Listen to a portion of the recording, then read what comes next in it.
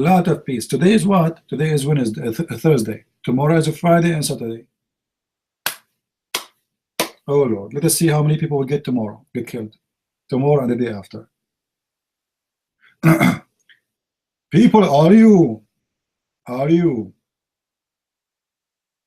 taking care of yourself and your security? You better do. You better do. Those scumbags, they attack civilian, specifically women. So you better be careful. This is why I say, women, you have to arm yourself. I have one question. How about 100 imams in Britain which decline the funeral to do the funeral prayer? Isn't it unlawful to worship murder? Hey, come on, man. What about they say that the one who did that is a kafir? Say it. Say it. They cannot. The Sheikh of Al-Azhar, the highest authority of Islam in the world, he said that ISIS are not kuffar and they are Muslims, and nobody can say they are not Muslims. And the fact every Muslim is proud about them. This is the truth.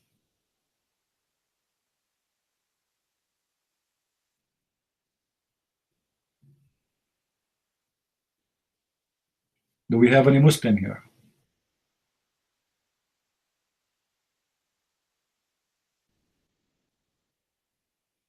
You see, me, myself, I'm not worried about my security. I am heavily armed. I take always in my pocket ham. Like today, I was going to pay for my grocery. I wanted to grab my wallet. I grabbed some ham. The woman, she said, "What is that?" I said, "Sorry, this is my ham." "Where's your ham?" She said, "I don't have a ham with me." "Why you have a ham with you?" I said, "Because ham is for security. Muslims are attacking us." Guys, what is it preventing an angel from entering inside the house? Anyone remember? According to Muhammad.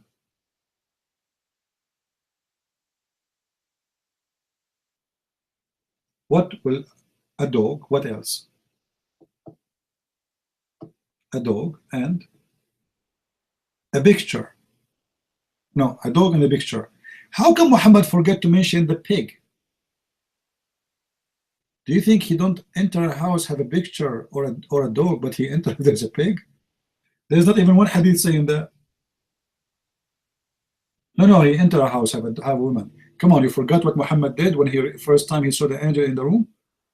Khadija, she did striptease for him.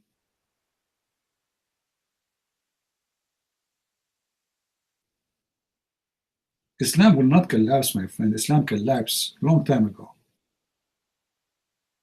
The violence of Islam you see today because they are desperate, not because they are victorious.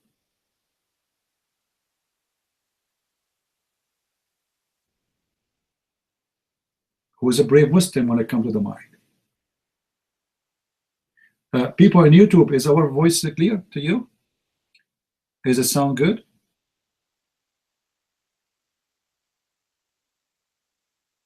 No, in YouTube. I'm asking people on YouTube. CP fan, you are on YouTube in here? I noticed, CP fan, yet you have double personality. This is why you sign in Paltalk and YouTube. You have two people in you. Do you imagine yourself like the Prophet having sex, but in fact you never did?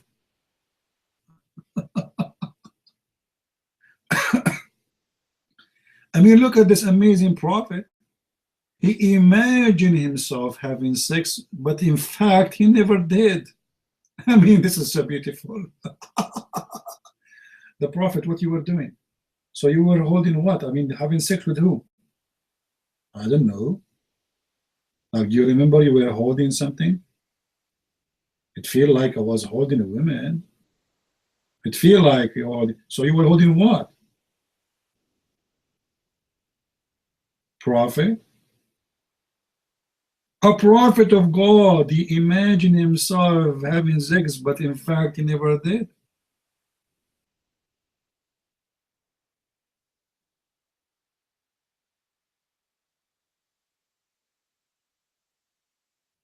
Teach you, somebody's asking, Aaron in YouTube asking, teach us about the chapter of An-Najm.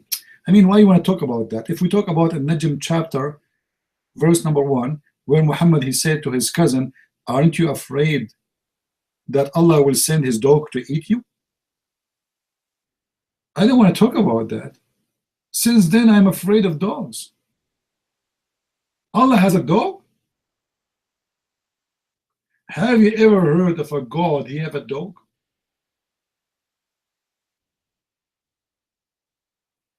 Why Allah have a dog? I thought dogs are dirty. Do you think he is a black dog?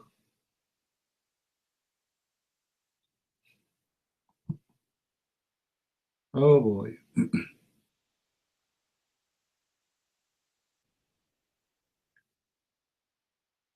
Do we have any Abdul?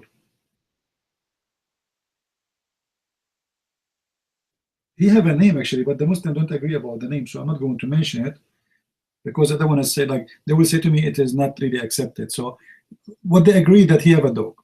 What his name? It's not important. But you can call him something like fancy, you know. Let us say, let's call the dog of Allah. I don't want to use any name to insult anyone, you know. So I have to use something more practical because Allah is God of the world. So let's call him Falafel.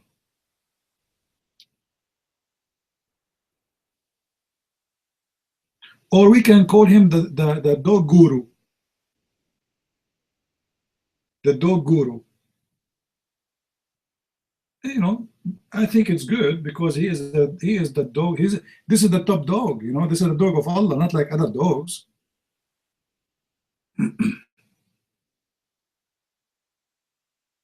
Yoga, absolutely Allah does yoga. I can prove it to you from the Quran right now. Who is a Muslim here in the room? Hey Muslim, if I prove to those Christians that Allah he do yoga, are you going to give me a reward? Right now. I can prove it. Any Muslim want to give me a reward?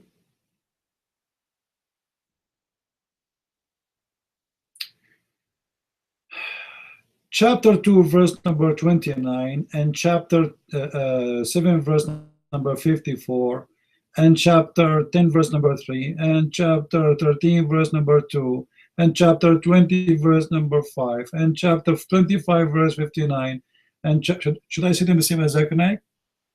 The chapter 28, verse number 14, the chapter 32, verse number 4, the chapter 41, verse number verse 11. All of them say that Allah, he is doing yoga. He elevates himself in the top of the throne. Now you tell me how he is sitting. Any Muslim can tell us? And I can give you more. Huh?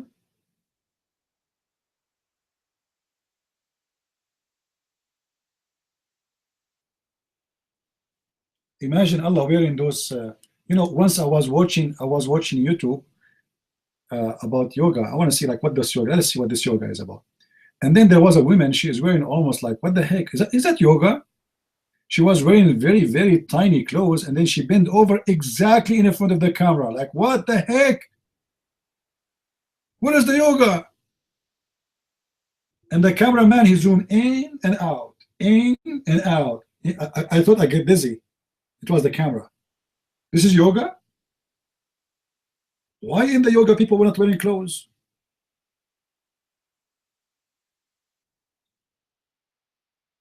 I hope nobody is doing yoga, by the way.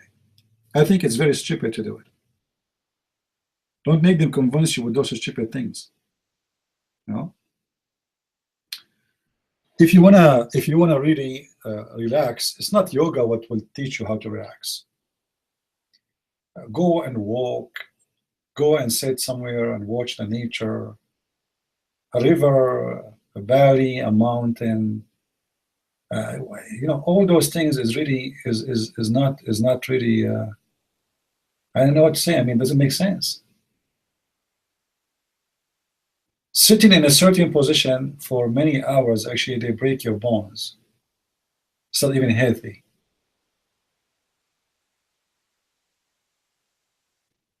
Sound like an Arab Christian? Tasbiyah, Afzal, mashallah, brother, mashallah.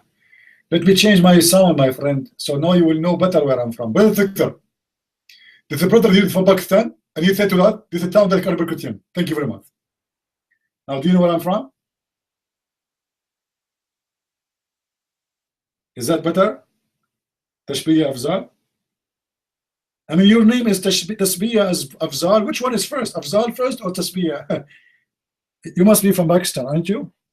Or Bangladesh? A terrorist? Ah. You are an Indian. All right. Well, we are terrorists, what I can do. Actually, you know what?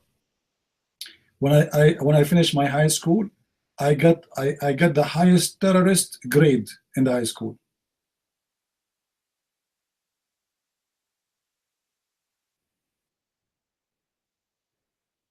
Do you know how they do exam in the Middle East? They terrify the teachers, or the teacher, he give them the exam questions. So second day, everybody get 100.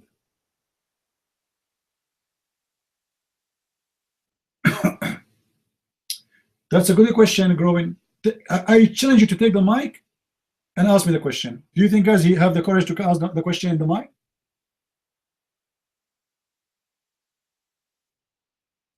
Islam, do you have the courage to ask the question in the mic? I challenge you. Go ahead.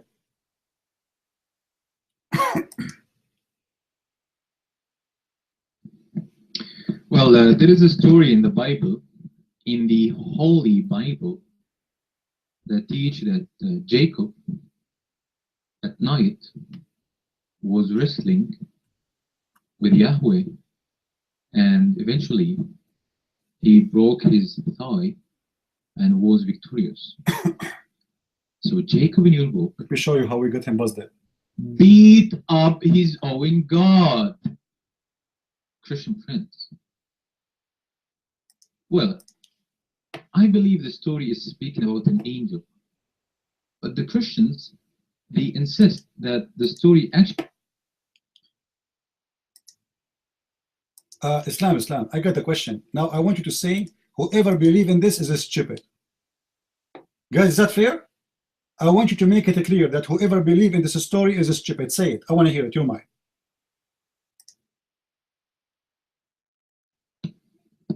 Whoever believes that God wrestles with humans and lose is stupid. Thank you. You just confirmed to me that your prophet is stupid.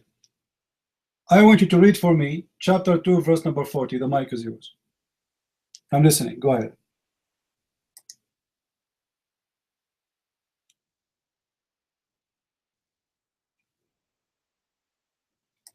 Let me Google. What do you mean, let me Google?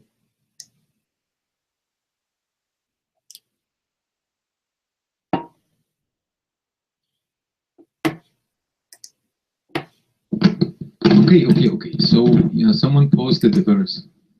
Okay, can we read it together? O children of Israel, call to mind my favor, which I bestowed on you, and be faithful to your covenant with me. I will fulfill my covenant with you, and of me alone you should be afraid. Okay, what about this verse, Christian friends? Go ahead.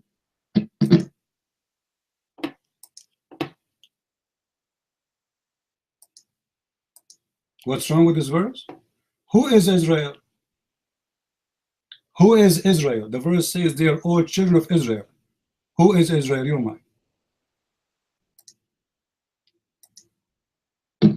Israel is the name of Jacob, the other name of Prophet Yaqub. Go ahead.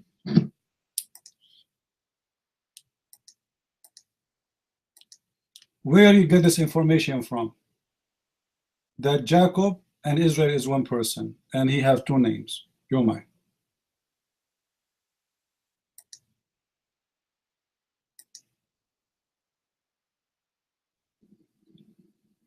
From the Prophet Muhammad. Go ahead.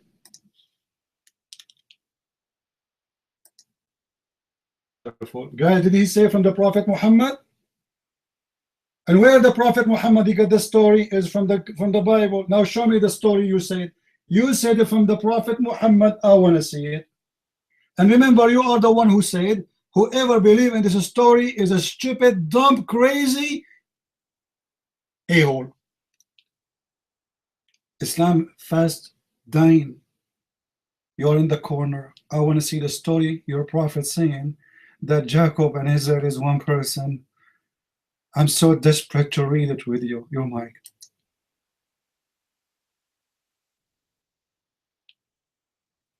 Well, I don't see how my prophet believed that Jacob was able to beat his own God. Don't change the story. You said you heard that from your prophet that Jacob and Israel is one person. Give us the story. Guys, did he say that?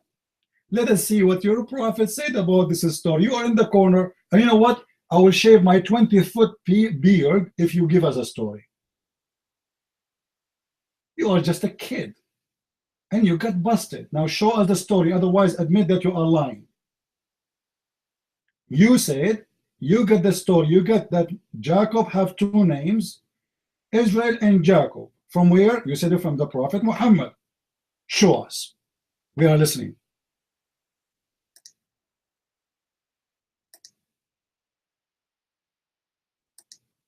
Well, I'm repeating my question.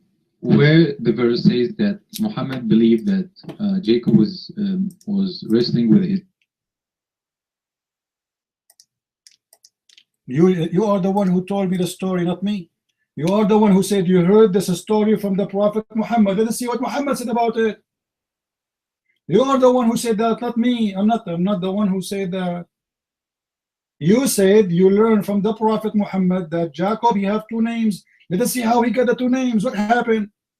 The guy he sleep, he opened his eyes, he became Israel. He was Jacob yesterday. So where the name is coming from? So tell us what your prophet told you. Everybody heard you saying that you learned that from the prophet. Show us the story. Otherwise, apologize and admit that you are a liar and you got busted. You're mine. Well, let me read something for you.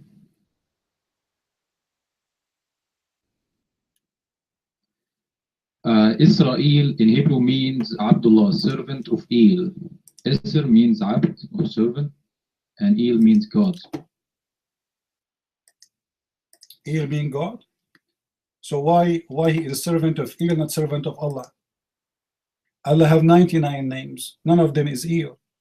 You got busted again. But don't change the topic, Abdul. Everybody heard you saying. Remember, this is your question. This is your topic, and you are the one who said that you heard your prophet saying that Jacob and Israel is the two names of one person. I want to get this story from you. You don't mind. Well, can you repeat, Prince? Because I ask you to fix your accent a little bit because you're not being clear here. Can you take the microphone again and repeat? Brother Sister, the question is, how the stupid prophet of Islam, he found out that Jacob is the same as Israel. Thank you very much. Here we go. We make it clear, Zakir. Now, do you have an answer or you will run? You got busted and you are as stupid as the rest of the Muslims. You Muslim, you make accusation. You have no idea. What are you talking about? I never saw a Muslim is smart. Oh, sorry, I saw one. I saw one. I have to be honest. He was very smart. I'm not going to tell you his name. His name is Jacob. Now tell us, are you Googling? Are you Googling, Abdul? Tell us where you get this story from, you liar, or admit and apologize for being a stupid fool. You're mine.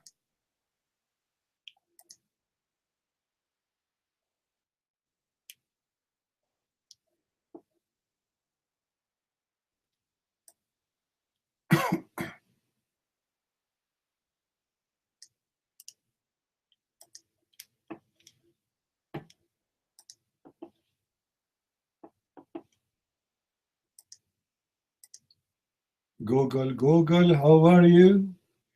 Every Muslim waiting for you. And here we have another scumbag. Shame on Muhammad, shame on you. Google, Google, how are you? Shame on Muhammad, shame on you. Islam is fat. Islam is fat? Is that fat or fast? Abdul, do you think I am David Wood? Do you think you are talking to Christian Prince? You are talking to someone who knows Islam very well, not someone who learned about Islam from an English yellow pages, like Shabir Ali and those stupid, the crazy ones. This is what is your religion is about. You Muslims, you have no idea. You can do those lies for the naive one who do not speak Arabic, who do not know what Islam is about, who did not make your prophet falafel a long time ago. So what is the answer? I'm waiting.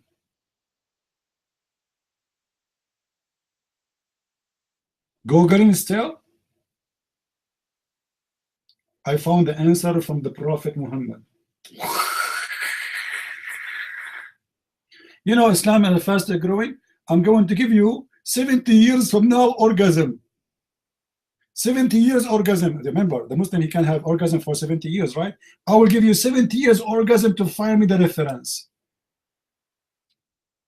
Can we do that?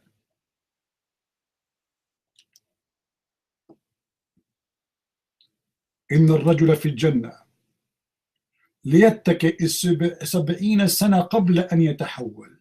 حول.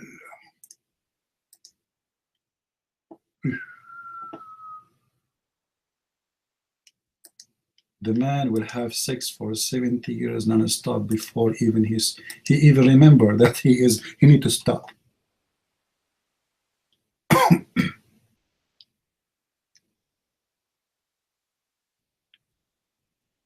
Are we going to wait forever here, Mr. Islam is dying?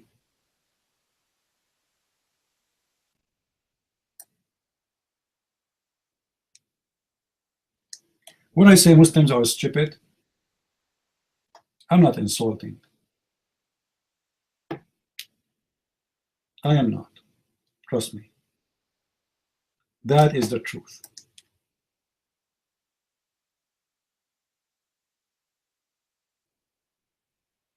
Who is next? Who is the next victim will be? Oh, your hand is up? I don't believe it. I can't believe my eyes. Your mic. Okay, do web links appear in this room 1 minute? Let me copy and paste some. No, it doesn't, so I have to add a number. Let's read. Israel is a biblical name.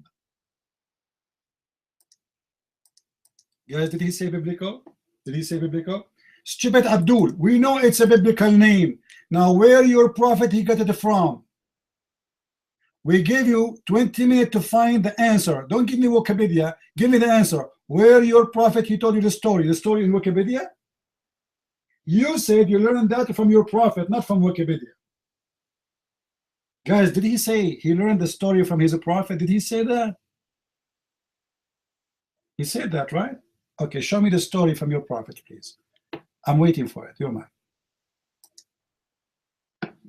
Okay, I will try to give you the source, but wait a minute, Christian Prince. Don't use the red dot. You want to give impression that Israel means someone who defeats God, so using the word Abdul, none of your business what it's mean for now. Show me the reference. Show me the reference, and then we will speak about the meaning. No problem. We can talk about the meaning, when he celebrated his birthday, how tall he was, how many, you know, whatever you want. Show me the reference about your prophet saying that Jacob and Israel is one person. You're mine. Okay, I will do. I promise, Christian Prince. I will promise. Okay, but just one. No, I don't believe you. I don't believe you. I want to see the reference right now. No, don't promise. I want it now. No. Give it to us now. You're mine.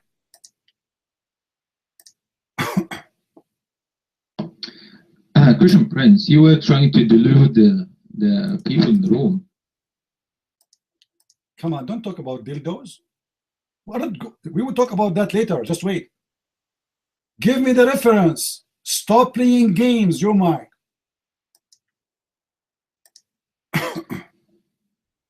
Here is Wikipedia. It says that Israel has different meanings. Allahu Akbar, Wikipedia. Allahu Akbar. I witness there is no God but Wikipedia, and Allah is a shish kebab, and the Muslims are screwed. Allah Shahada. Like, are you stupid or what? You said you learned that from your prophet, you scumbag. Shame on you.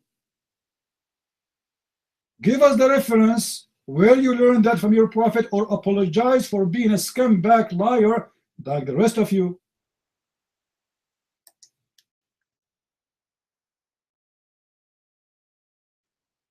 I will, but give me time. But before I go and search the hadith, can I continue? No. I want you to search the hadith first. I will give you 70 years, the same as your prophet he gave you for orgasm. 70 years orgasm? Are you serious? You know what? I will cut my hand if you can even have orgasm for 5 seconds or 7 seconds. 70 years orgasm. I mean, how big the lies of Muhammad, man? In your way, I want you to search for this hadith where your prophet said that you will have orgasm for 70 years. Now give me the reference. We are waiting. We have time. Guys, do we have time? People in the room, do we have time? We have time. Don't worry, I'm here. I'm here, they are here, we are waiting for you. Everybody waiting for you. You are lucky, really, you. Abdul is stupid, you are you. Stupid. You come to Christian Prince to book his, not my eye, my nose. Don't ever try to touch it.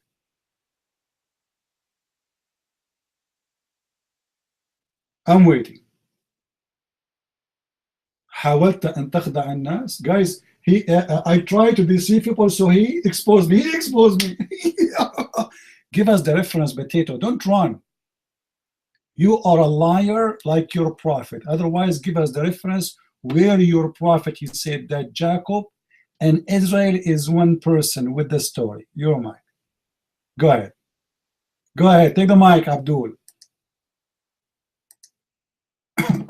You tried to give the impression that Israel necessarily mean wrestle with God. So when the Quran uses... I did not say that. Guys, did I say that?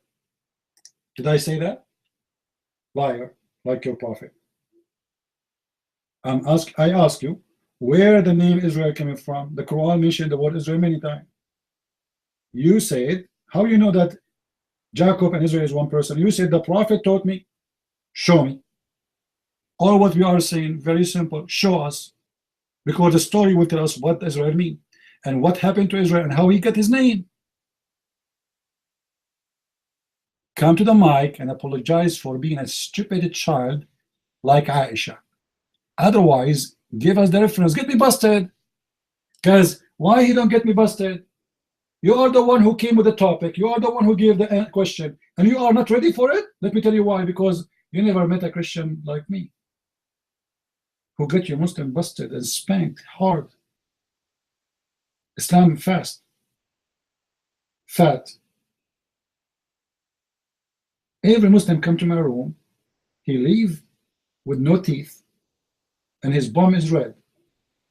And then the Muslim, they stone him to death.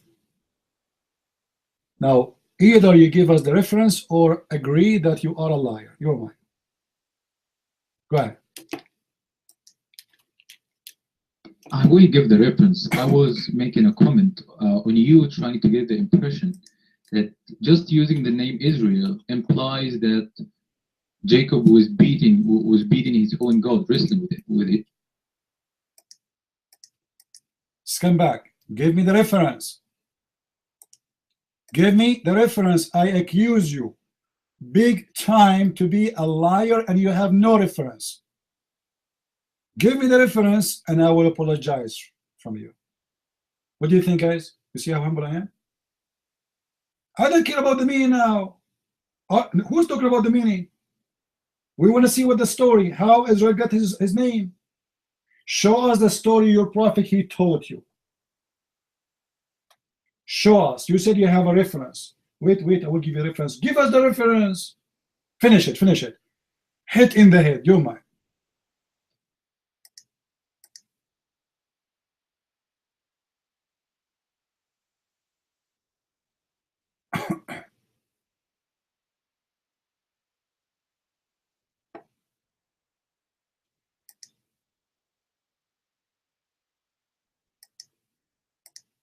Every Abdul is stupid until he proved the opposite. Every Abdul is a liar until he proved the opposite. Every Abdul is a shish kebab, dumb, stupid until he proved the opposite. By the way, I have copyrights over the song, by the way.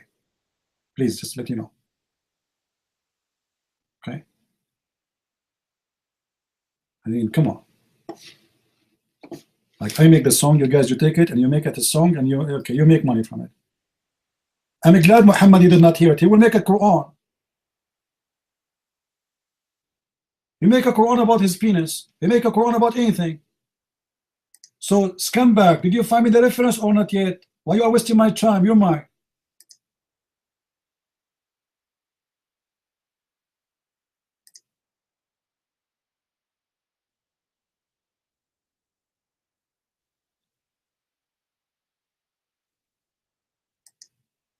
Okay, guys, we are going to give him 70 years orgasm vacation.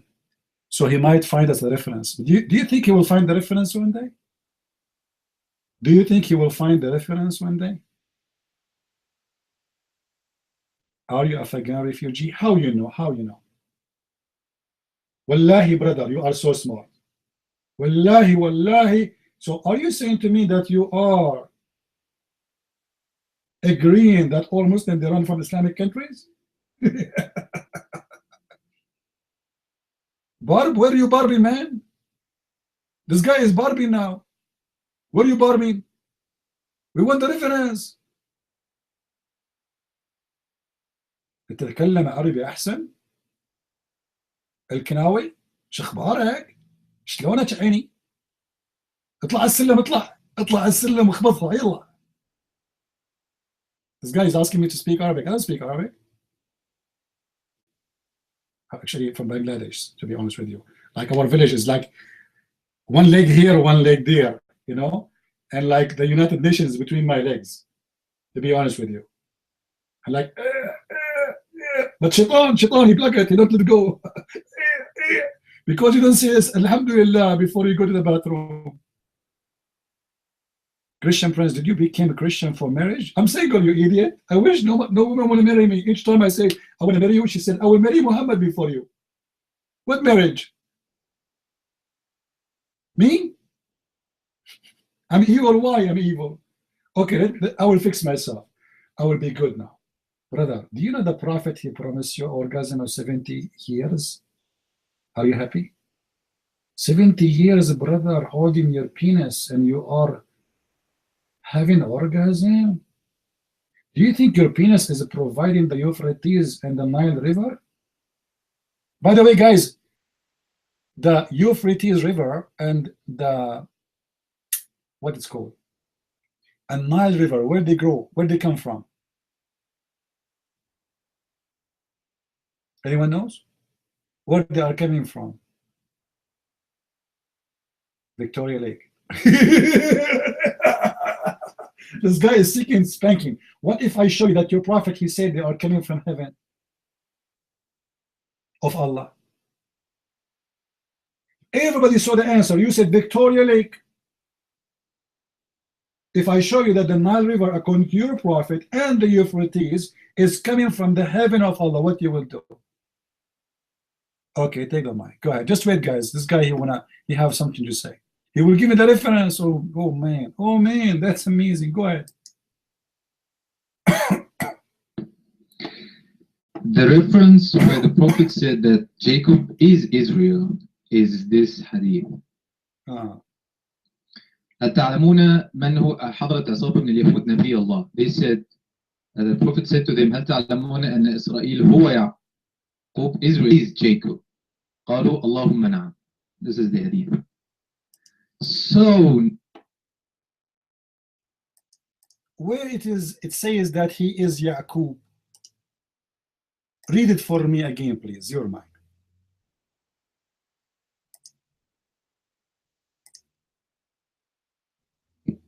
Where it says, here it is. The Prophet said, هل تعلمون أن إسرائيل يعقوب? Israel is Jacob. Where is the word is in the sentence? Your mic.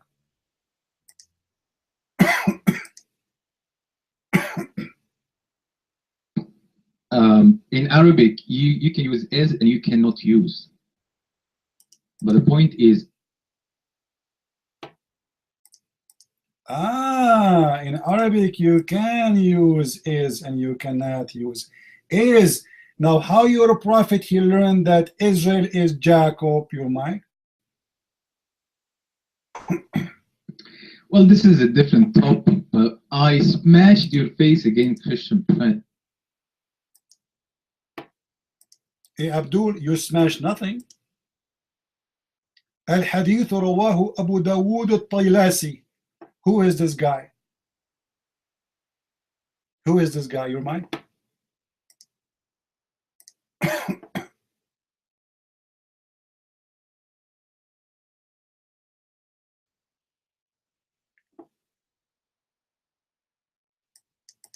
I gave you the reference, Christian Prince, and now you are arguing about. You see, Abdul, just to show you how dumb you are, you just gave me a reference proving that your prophet is a scumbag. Do you know why? Because if your prophet he mentioned that Israel is Jacob, that's mean he believed in the story of the Bible. Otherwise, he had to give us where he got the story from. How he got the story, how Israel became Israel. The story of Jacob becoming Israel, how it happened, your mind. Well, this is what I was telling you about. Israel does not come from the story, the fake story that you believe in. It doesn't mean necessarily fought with God. It has different meanings. And as I copied from Wikipedia, it could mean someone who is victorious with God, someone who became prince by God, someone who is a leader by God. There is different opinions. But to limit the meaning that. Hey, Abdul, we are not talking about the meaning. Where your prophet he learned that Israel is a given name to Jacob, and how Jacob he got the name. Who gave it to him? Who gave it to him? Your mind.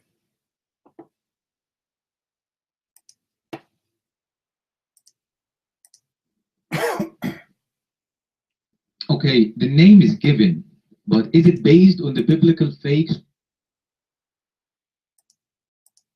It is based in the biblical true story. Otherwise, give us the opposite. Where the name is coming from? Your mic.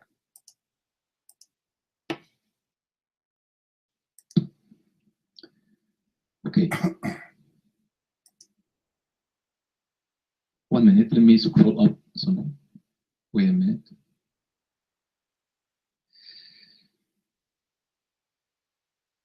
Israel might mean God rules or God judge. Other possible meanings is the prince of God. So if Jacob is prince of God, why not? Make sense? If it means God judge or God rules, why not? Allah's. All right, all right. Listen, the same hadith you mentioned, it says that the children of Israel, they inherited the earth. The children of Israel, they inherited the earth.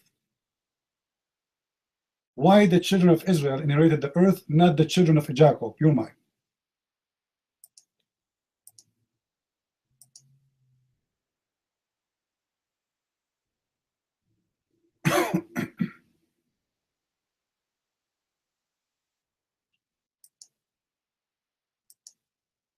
He ran away. He ran away. You see the Abduls, and the funny, by the way, their prophet, the whole point, when a Muslim he asks you this question, you lead him to show him that his prophet is stupid, because whoever said that this story is a true story, according to him, is stupid. So his prophet is copying the name of Jacob from where? And the name of Israel. He never met them. He never saw them, and the Quran never mentioned how Israel. And who is Israel? If you read the whole Quran, you will not find one verse in the Quran saying who is Israel. So when a Muslim he says to you this question, you need to ask him the following question: where the name of Israel is coming from? And you will see how stupid he will be. Didn't know. Didn't know. The guy, his name is Jacob. Why he have an Israel right now? Why his name is Israel? And why Allah he stopped calling him Jacob? And why Allah in the Quran never said Jacob is Israel? And why Allah in the Quran never said I call him Israel? Who is the one who gave him the name Israel? Any Muslim can tell us?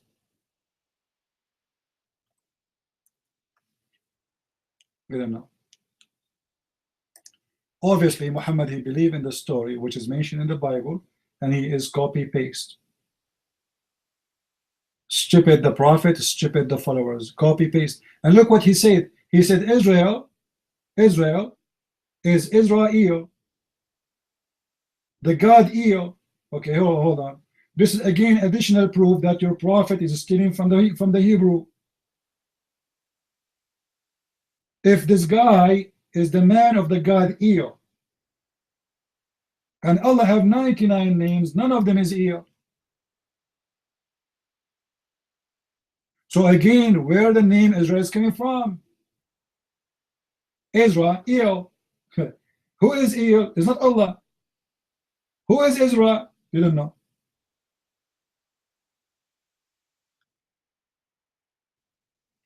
For sure it's not Arabic. Come on. El is an Aramaic word, and Israel is a Hebrew. So Israel, Ishmael, Mikael, Jibrael, all those names are proving that Muhammad is a thief. Because who is Jibrael? He is the angel of the God El, not the angel of God Allah. If Jibrael is the angel of Allah, his name should be Jibra Allah. You know what I'm saying?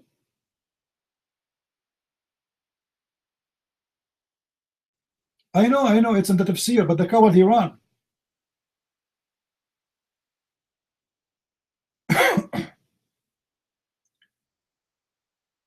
This is how you force the Muslims to show you the reference. Because if he show us the reference, according to Muslims, they say that he had a fight with an angel, as they understand it. But the fact, the word al-malak is a word about God. For Allah is al-malak.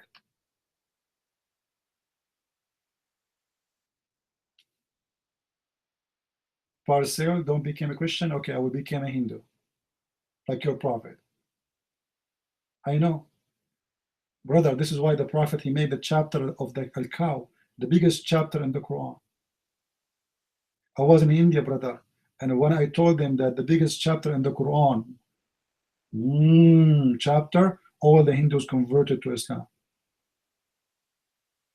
Put your hand up. So the Muslims, they copy the story from our Bible. And the only way to explain the story is if we go and read the interpretation. And when we go in the interpretation, we will see the same story. The same exact story in their interpretation.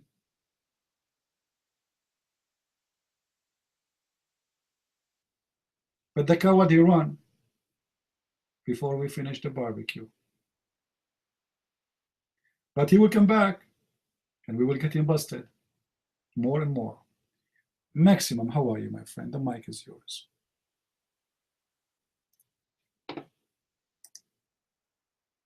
Hello, CB. It's amazing every time. It never fails. Every time they are put to the test or even try to show anything, it backfires on them. And you don't have to be smart. I mean, to understand that this is just. I'm just blown away that with all the information out there, I said this the other time today too, that with all the information out there today, that anybody could even be a Muslim. And, just boy, I was gonna say something else, but I lost my track of but that's basically what I was gonna say. Hey Darius, what's up? Cool. It's your mic, buddy. Hello, everybody. Am I here? Loud and clear? Yeah. I just had to laugh at how funny it was, you know. The irony of it, okay? And it probably escaped us in the room here, in the back and forth.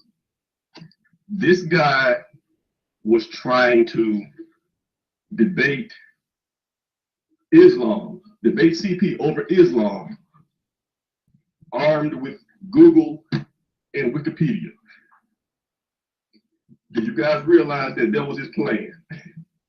He was actually quoting Wikipedia. I mean, of all people, of all things to do, he said to himself, I'm gonna go in here, I'm arguing with Christian friends. I wanna show him about Islam.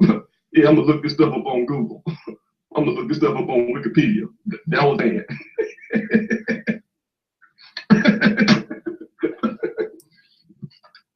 I guess it could have been worse. I guess. I guess he could have tried to fight Superman without kryptonite. I guess. Well, no, that actually would have been a better plan than what he tried. That's all it is. It was just funny watching him squirm and listening to him Google and hearing the pauses in his answers as he was looking up stuff. That's it. I don't have anything to add. It was just funny. The small treasures. We have to remember to savor those. Mike is free.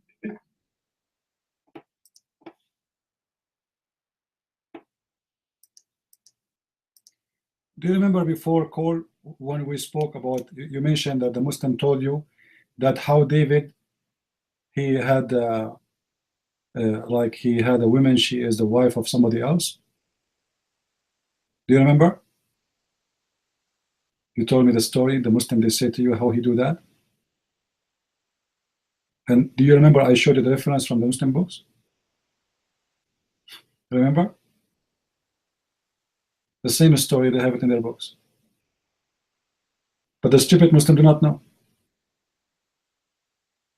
They accuse you with things they themselves, they believe in it.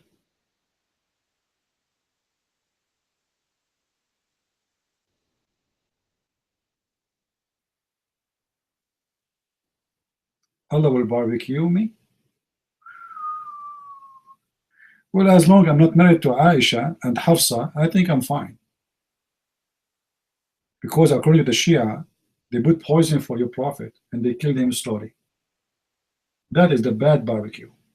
4 years dying by poison.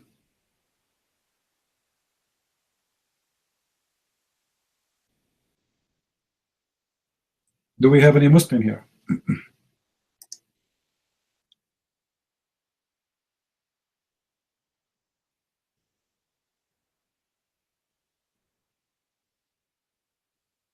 Any Abdul?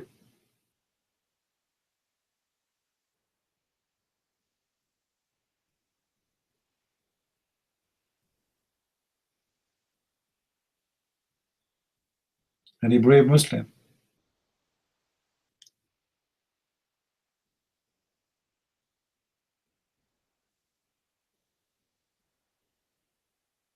You know, when Moses, Allah, he sent his angel to take his soul, which means to make him die. What Moses did to the angel, anyone remember?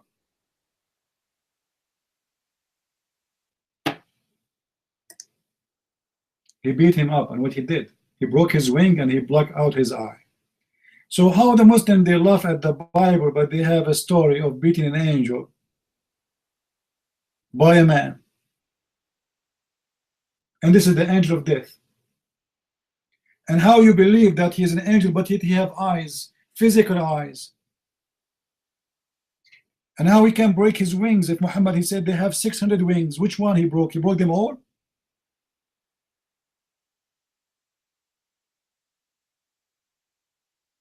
Jesus is a human. Well, your God is a beast. I have no problem with Jesus being a human. What's wrong with that? He's a perfect human. He can raise people from death. Can your God raise people from death? He couldn't. He can do nothing. If you are a human, you have to do pipi. That's meaning Allah, he have a pipi. Your God, Allah, he described by Muhammad that he have 2 eyes, he have 2 hands in the right side, and he have legs, and he have a foot. Now, if Allah don't have a penis, that's his problem. But you Muslims, when you go to heaven, you will be a human, you will not do pipi. See how, does that mean you will be God when you go to heaven because you don't do pipi? Is that right? Well, your Allah is cut off already. Look at your Allah, he said. He said, how I can have a son if I don't have a girlfriend? And according to Muslims, Allah never have used his penis, so he's cut off. If Allah don't have a penis, how he say, how I can have a son if I don't have a girlfriend? يا الكناوي نحن لا نعبد الصليب يا عباد الحجر اذهب وقبل بذر اللات. A black stone kisser speaking about worshiping the cross. None of us, we Christian, worship the cross. Liars. You Muslims kiss a stone, you bow down to a stone, you go around the stone and you throw stones. All your religion is based on stones, and they are black stones. And why they are black? Because of sin.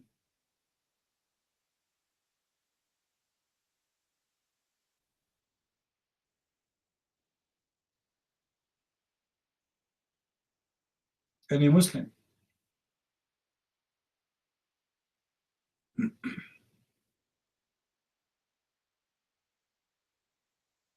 الكناوي, put your hand up. حط يدك, يلا تعال احكي معانا. خليك رجال. ها؟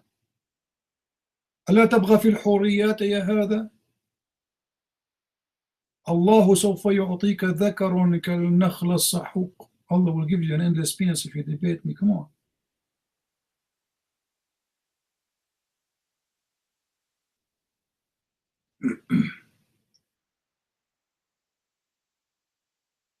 Zuhdi Jasser, I don't know who is this guy. I have no idea. I never heard his name before. أنت راجل والمحمد لم يكن رجل. اتهموه بأنه مقطوع الذكر. Don't tell me that you are a man. Prove it. Purcell, your mic. Go ahead.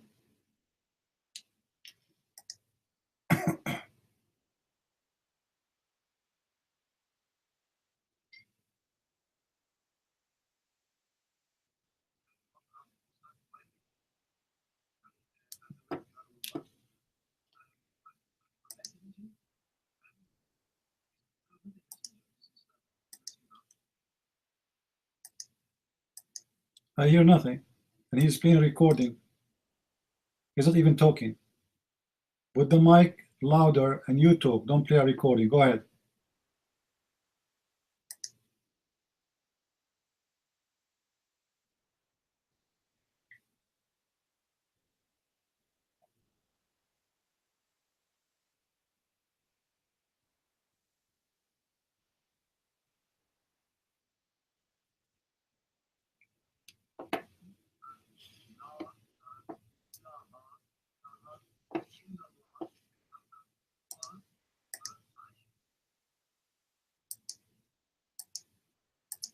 Stupid, sit down.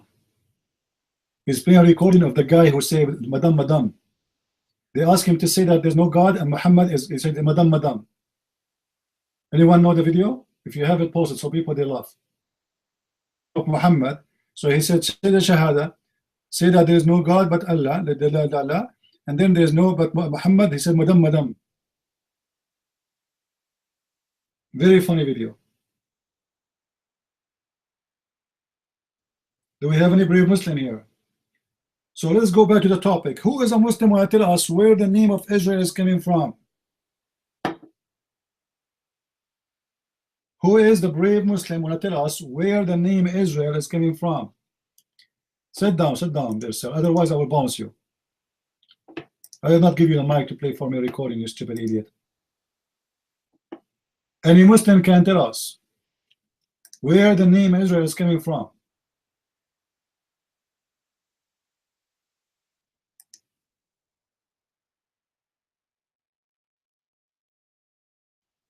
Any Abdul?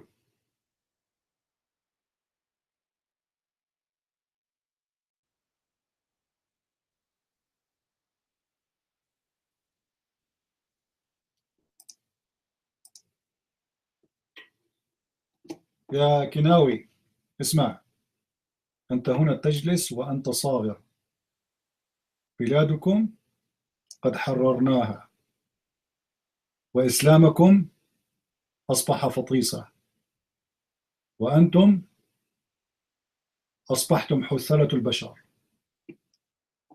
لاجئين مستلجئين والجميع يضحك على هذا الإسلام السقيم. It's good.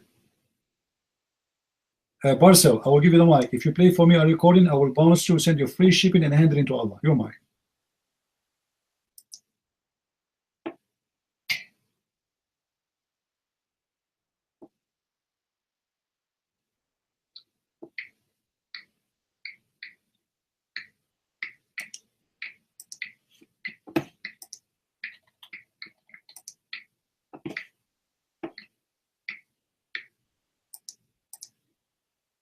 No problem. Here I am me myself. Who are you? You still a Shia? I am me myself? Or you became Ahmadiyya? Or you are Ahmadiyya and became a Shia? What's your news? You're Shia, still Shia. Okay, did you beat yourself lately? Did you beat yourself lately? Do you have any cut in your head and your face? I want you to take some selfie, man. Why you don't post yourself selfie in my Facebook page when you beat yourself and your family? I am me myself. I want to ask you a question.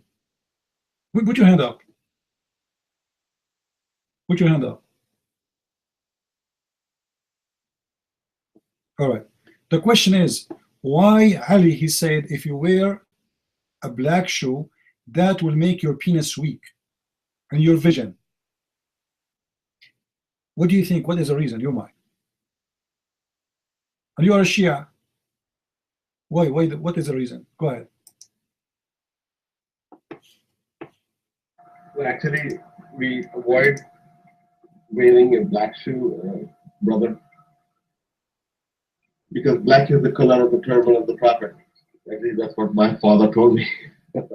I'm not a scholar, but this is why we don't wear that. I have a phone call. I have to go for a minute, okay? I'll be back in just a minute. Thanks. Anyone understand what he said? Why he don't wear black shoe? He said what? What is the reason?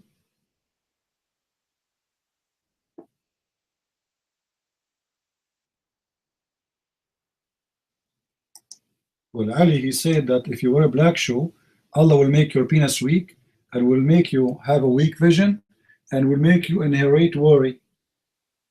Like you will be always worried.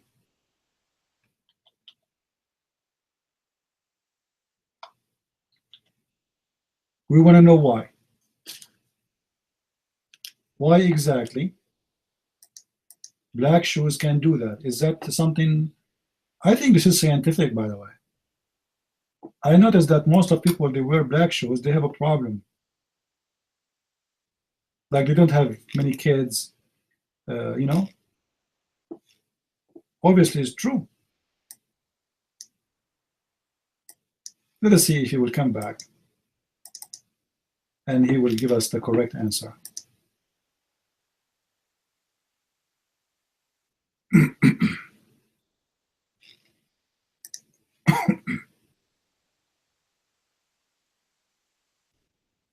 Who is a Muslim when I come to the mic?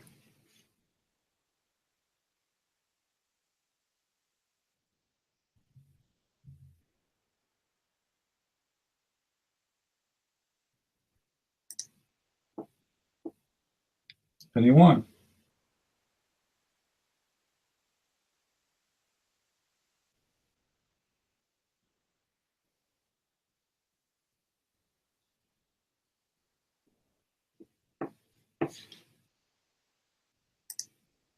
No one.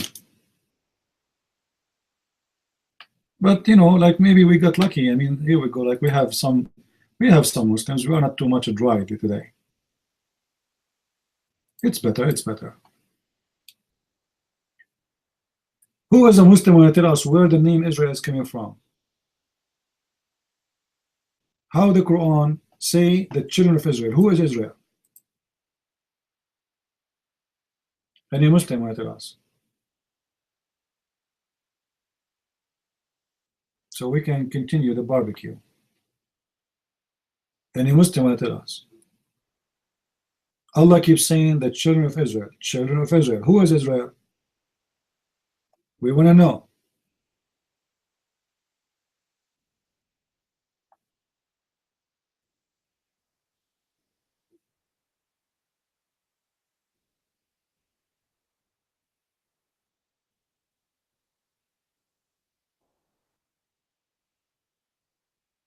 Hello? Any Muslim can tell us where the name is coming from. What is the story behind the name? If Jacob, his name is Jacob, how Jacob became Israel? Who is the Muslim when explain to us the story? No Muslim. Unbelievable.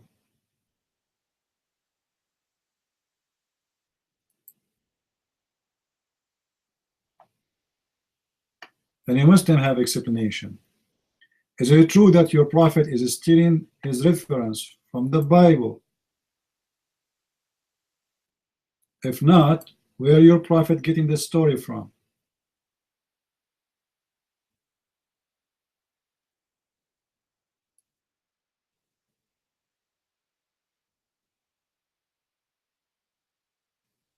And Abdul, Jesus is not God, you idiot. Okay, Allah is not God, you idiot. What kind of God is God? He have two hands in the right side, man.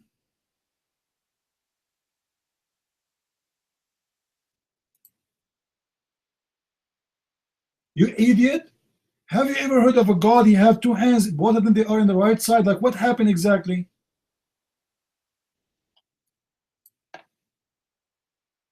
Two hands and both of them they are in the right side. Like why? What is the problem exactly?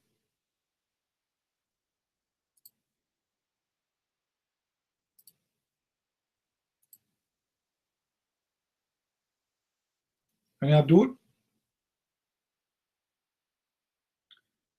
يا أنديرا ليس هناك في العالم تجار مخدرات أكثر من المسلمين. دينكم كله دين النكاح.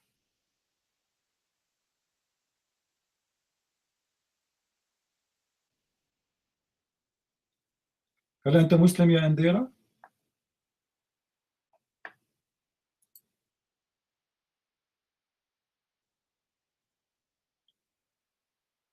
Or religion. Okay, so what the problem?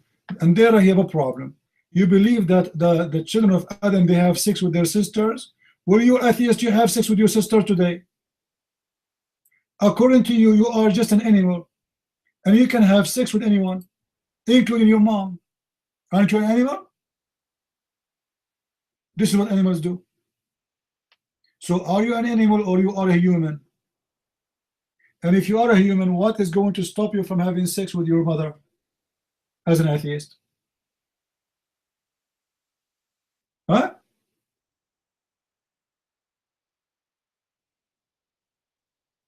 Stupid. Who is a Muslim when I come to the mic?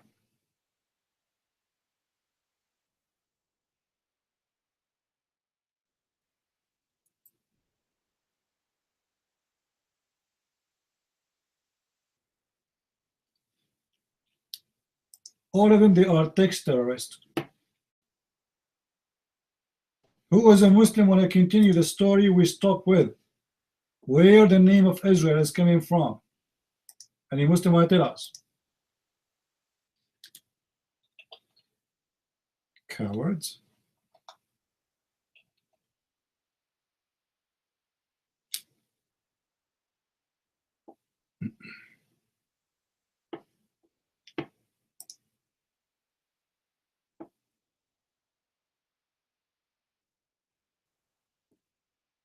Any Abdul?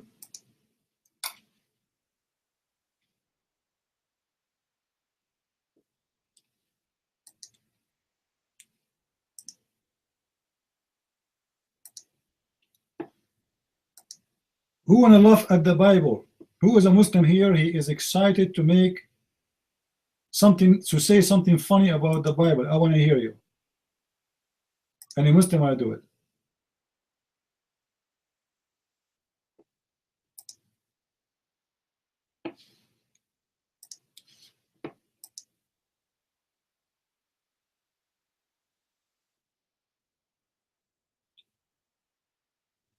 Well, Isa is more powerful than your God, Kiyan. Your prophet, he could not make Muhammad live, but Isa is alive for 2,000 years according to Muslims. Your God is dead. Nobody heard him. Your prophet never spoke to him. He never heard even his fart. He could not make a miracle.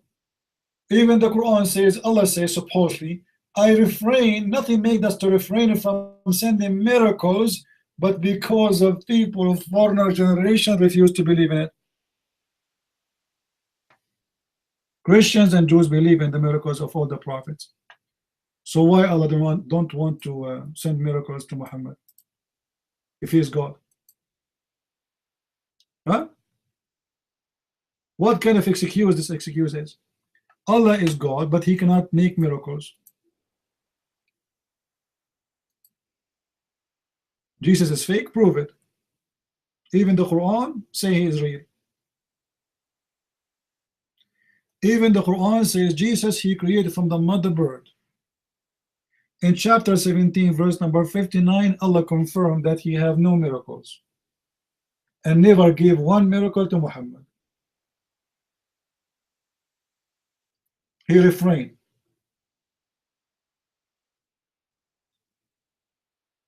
What kind of God he cannot give a miracle to his prophet? And how people they will believe in him if you don't have a miracles? Yeah, I said the Quran is a fake. But even the fake Quran, even the book of the devil, admit that Jesus is God. What I can do? I can't help it.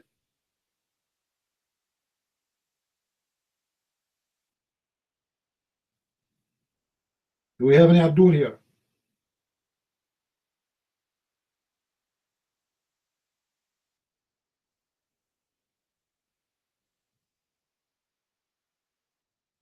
Kian, the one who suck blood is the Muslim. I can show you where you Muslims do practice eating flesh of a human being, literally.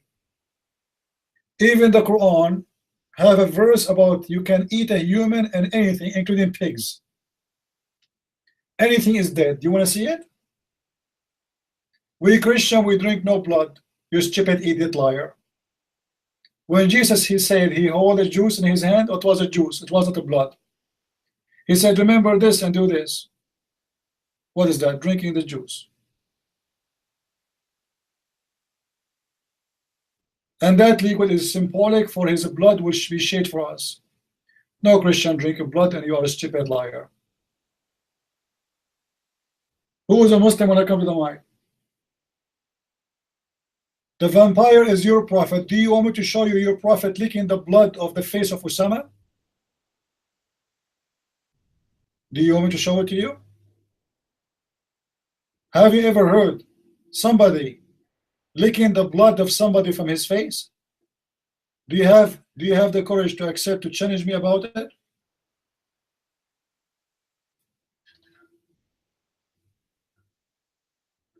Andera, I have no time for a stupid talk. You want to come to the mic and talk to us? Feel free. Andera, you want to come to the mic? You want to come to the mic?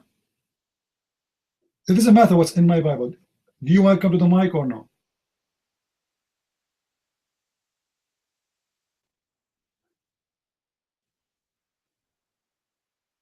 Okay, well, I'm giving you a chance to talk to me and to take the mic, but you don't want to do it, then shut up. Next, Kian, do you want to come to the mic and prove to me that your God, Allah, is God and Jesus is not God? Do you want to do that? Do you have the courage to come to the mic and do that? I don't remember you. I think you are too small to be remembered. So do it again. What you will lose? I'm sure you will win. Allah will make you win. Take the mic. Okay, well, here we go. I will give you a dot until you come to the mic. Coward. I have no time to waste with talking to myself. I want somebody to talk to me. Talk to me. You want to talk? Put your hand up. Who is a brave Muslim? Have the courage. Allah will give you 70 years orgasm for each time you have sex in the heaven. That is a very clear, convincing proof that Allah is God. If Allah is not God, how He can make you have orgasm for 70 years?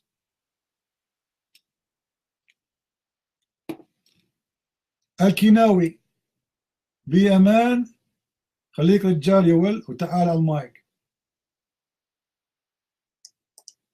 تراك صرصار تراك زي رسولك.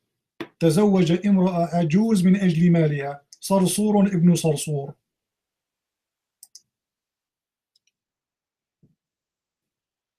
الإنجيل تم تحريفه. Guys, the stupid Muslim in Arabic is saying that the Bible is corrupt.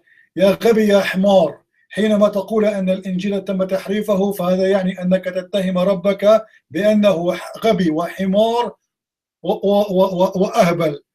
كيف يحرف كتاب الله؟ أليس هذا كتابه يا غبي؟ هذا ليس كتابي.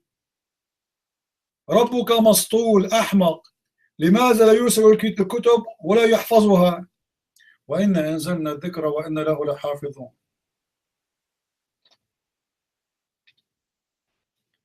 ملح. No camera in our room. This is not a dating room. Who is a Muslim when I come to the mic?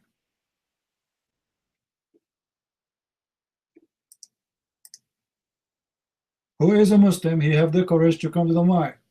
We have to force them to come to the mic.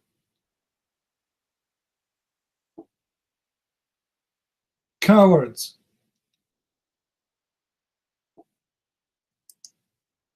A God who not even one Muslim, not even their prophet, he witnessed him. A God who has no miracles. A God who have tons of stupid mistakes in the Quran. History mistakes, scientific mistakes. A God who don't even remember which one he created first. The trees and the substance of the earth or the stars. Once he said this one first, and the other one he said this is the second, and then he contradict himself. God who say a woman she have a sperm coming from her ribs. I want to know what kind of God he says stupid things like your God. Any Muslim? Yeah, ملح الأرض, your mic was or your camera did open by maybe my mistake. Any Muslim?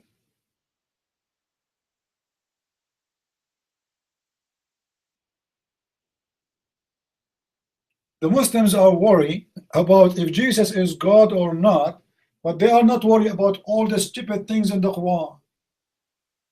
About the sun setting in the murky water. How you believe in such a garbage? Let us say, for the sake of argument, Jesus is not what you want to follow. Forget about Jesus, no problem. How you follow Muhammad, you idiot? A child molester, a criminal, a rapist, a liar, a thief.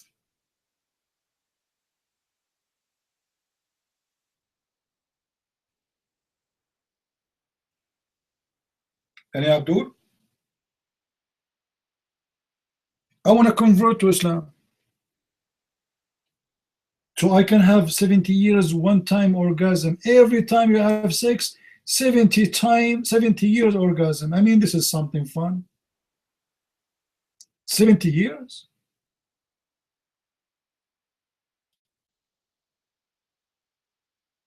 For every orgasm.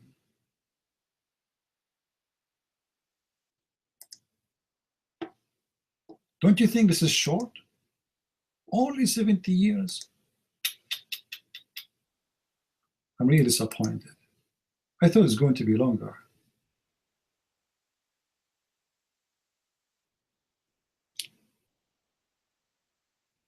And Abdul.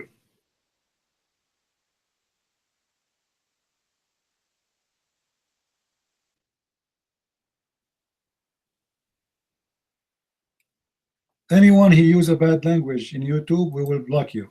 Just be careful.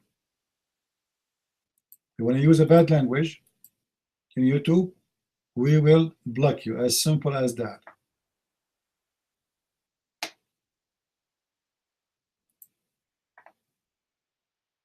So don't use a bad language in YouTube.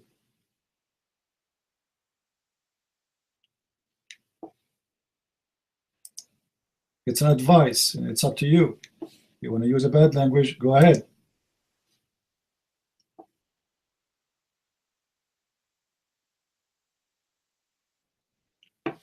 Any Muslim here?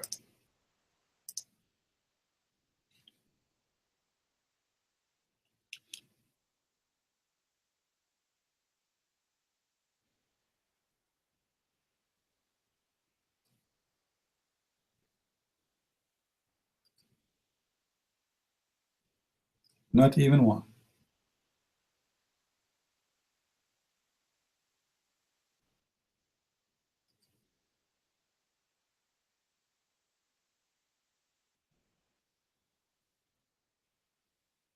Simwan, you are a Muslim? You are a Muslim. Okay, do you like to come into our chat room and debate us? Montana? Why you are calling yourself Montana if you are a Muslim? And you speak Arabic. Alhamdulillahi ala ni'matil Islam. That's wonderful. So why you don't come and debate me?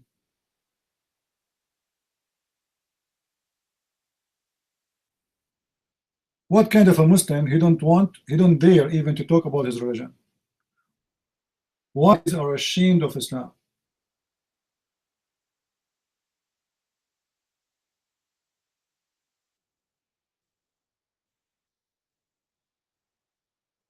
Anyone want to debate me?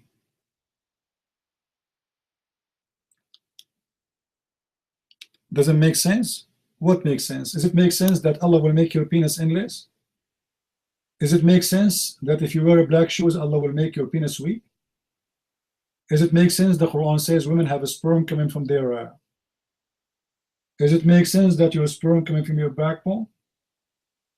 Does it make sense that the Quran says that the thunder is an angel? And you are talking about sense? Sense of a humor.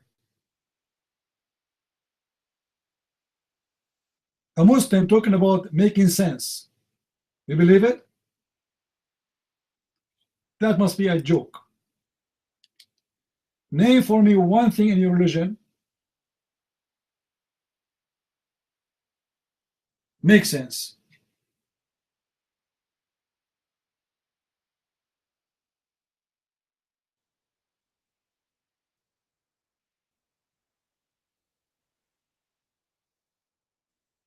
And look, just to show you how filthy this God is.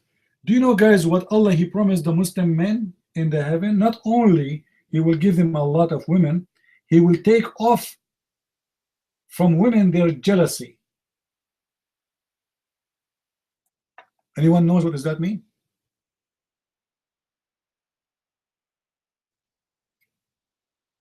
Anyone knows what does that mean? Allah will take their jealousy from them. Sex party, number one. Number two, there's no feeling. Correct? He will make the women nothing but a plastic sex toy. She have no feeling. What jealousy mean? Jealousy mean that women, she love a man and she don't want to share with him, anyone. That's mean there's a feeling. When you say I'm going to take off your jealousy, regardless how you will take it off, doesn't matter. That's mean you are saying women in the heaven of Allah, they have zero feeling. How that can be God and the act of God? Making women pure sex toys with no feeling.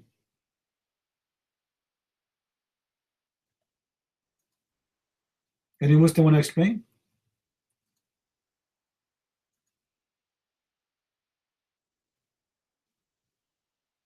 Any Abdul?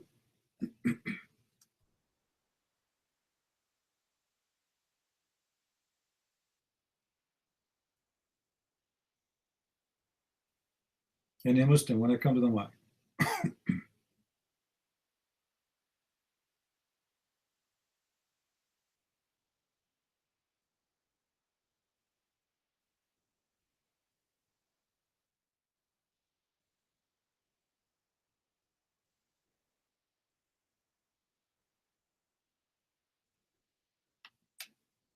Any brave Muslim?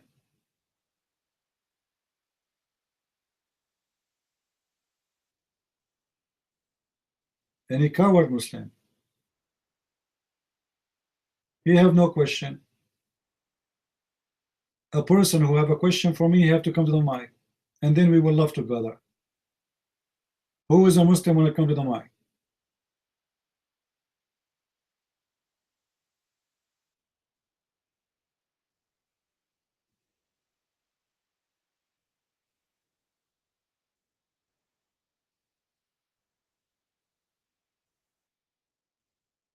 Are you Kurdish or Iranian or Egyptian? This is how stupid the Muslims. We talk about the religion, they ask you, where are you from? Any Muslim when I come to the mic? Zionist CB, your God is a Zionist. The Quran says in chapter 5, verse number 21, that Allah, He gave and assigned the earth for the Jews. And He called it specifically the Holy Land. Your God, Allah, is a Jew. In the Quran, Allah, He said in chapter 2, verse number 40, Ya Bani Israel, O people of Israel, remember my favor upon you. What is the favor? He made them the favorite people for mankind.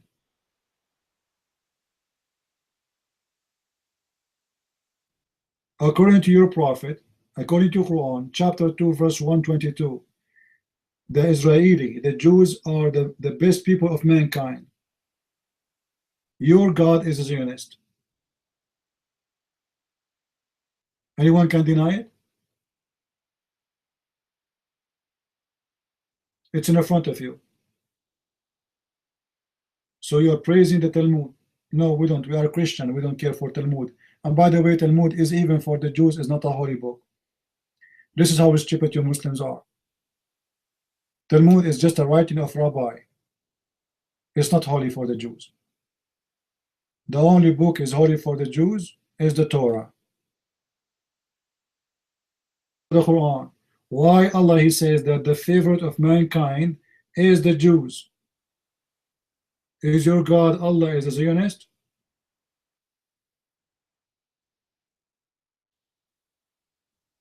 Go Muwa and tell us what your name means, please. What Muwa in Mecca? What does that mean?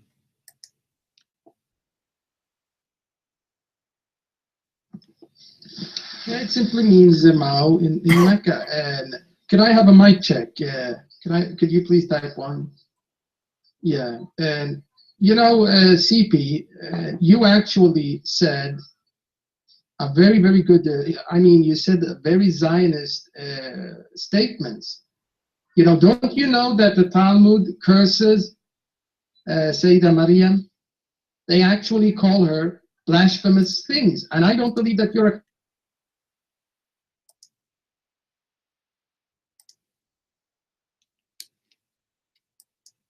Don't change the topic.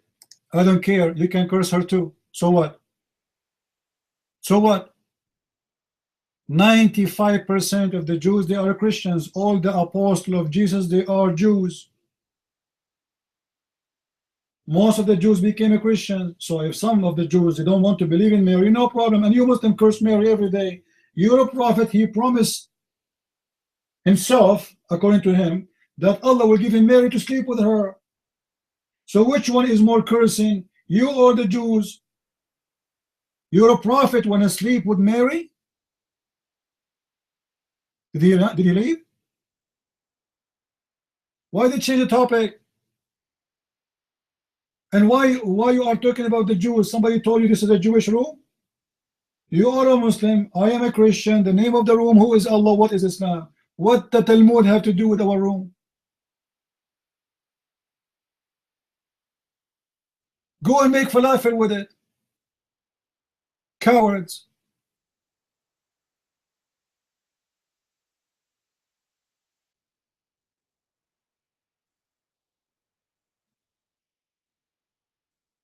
Get him back, get him back. What a shame. Mo. The Talmud. So what the Talmud? For me, the Talmud is not a book of God. Even for the Jews, it's not a book of God. So what the problem? And what do you want us to do, supposedly?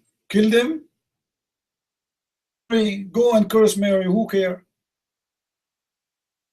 People in the movie, they curse Jesus, who care? God is God. I'm not going to kill people because they curse Jesus. Atheists, they curse Jesus. Muslims, they curse Jesus. If you Muslims, you love Jesus, you don't kill his followers.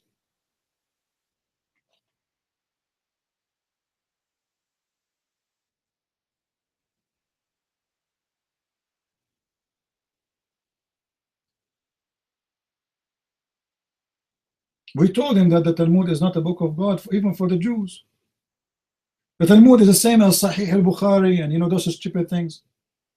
But for the Jews, it's not even equal. We as a Christian, we don't have Sahih al-Bukhari. Do we?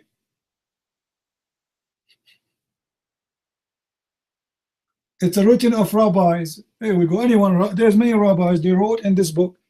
And there's more rabbis, they wrote books after that. This is of the heritage of the Jews, but who care?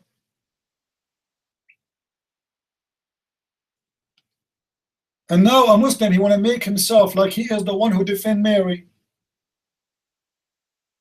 But his God is promising Muhammad to sleep with Mary, and the wife of the Pharaoh is fine. Like imagine I respect you, so I want to sleep with your mother.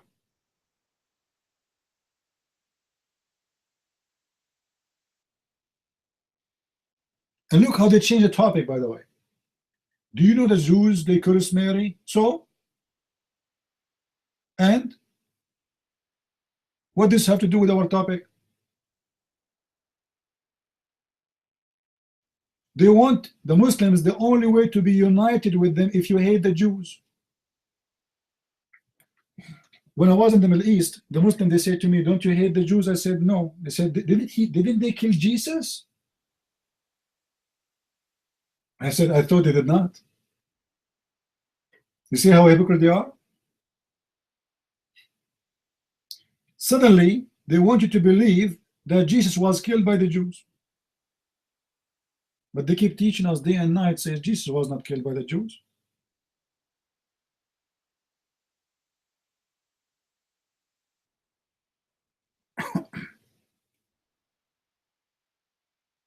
Do we have any Abdul here?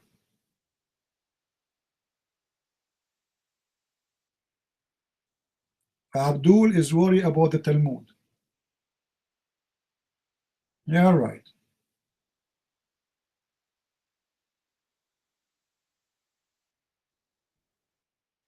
Any Muslim?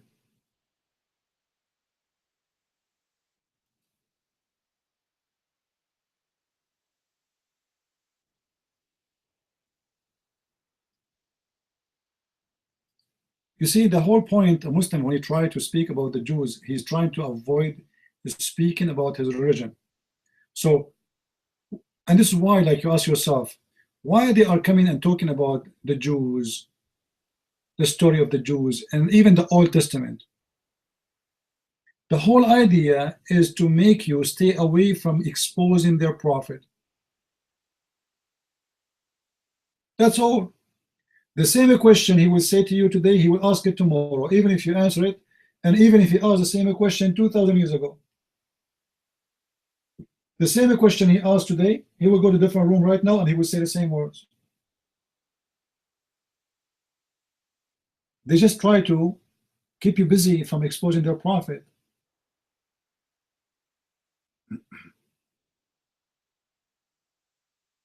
Not only this, you know, they say to you, just to show you how stupid even the Muslims. The Quran confirmed that the Jews, they killed the prophets.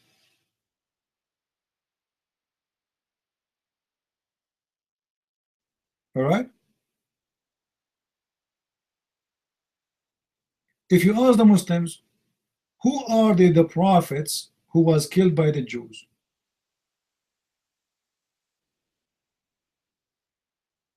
Question we ask, where the name Israel is coming from, they don't know. If the Quran confirmed that the Jews, they killed the prophets, then you need to explain to me, who are they?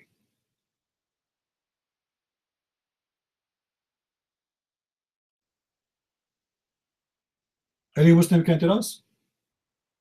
In chapter 5, verse number 70, someone is asking. Chapter 5, verse number 70, it says that Allah, he's saying that the Jews, they accuse of some prophet of lying and they killed other prophets. Who are they, the prophets were killed by the Jews? Here we go. I'm going to take your side. You hate the Jews, don't you? All right. Tell us, prove to us that the Jews are bad. Who are they, the prophet were killed by the Jews?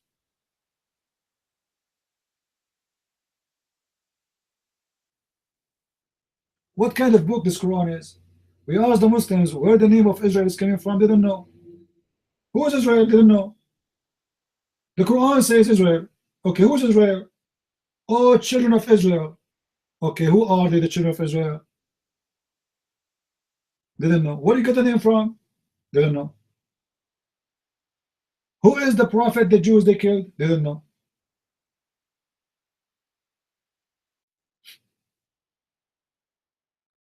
And Abdul.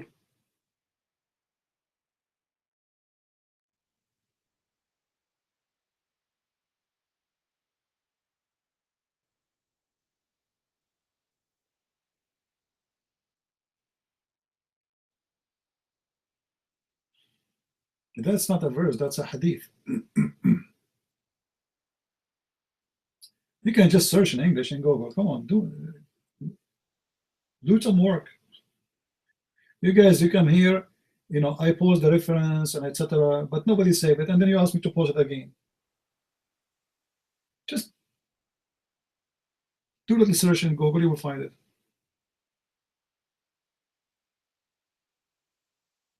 And Abdul.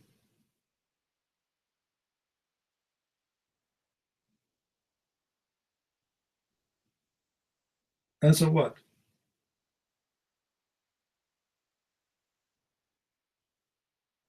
How can Moses say that Jews killed Jesus when the Quran is saying? No. The Muslim, they will say to you. No, the Muslim, when they say to you that, like I was talking about, the Muslims, they want you to hate the Jews. In order to do that, they try to motivate you. You know, they say to you, "Don't isn't it the Jews they killed Jesus?" Because they're hypocrite. They don't believe in that, but yet, in order to make you hate them, they have no problem to play taqiyya. Shouldn't you hate the Jews? They killed Jesus. Come on, because they are liars.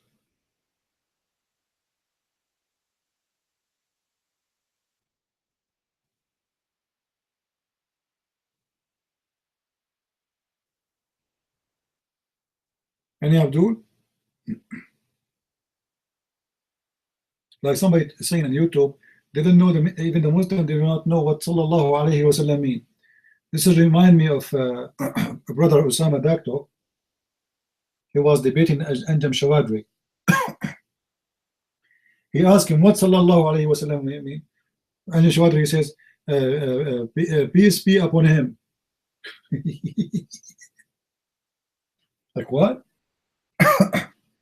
Let me get some water, hold on.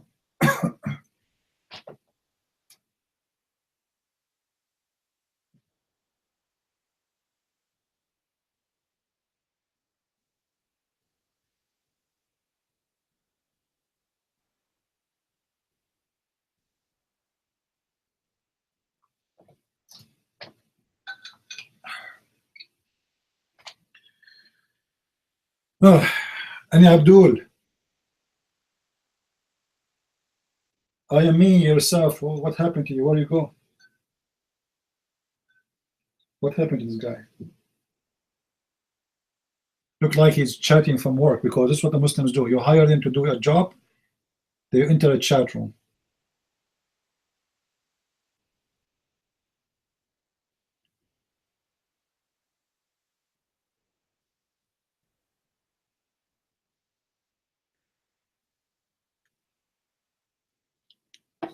Any Muslim?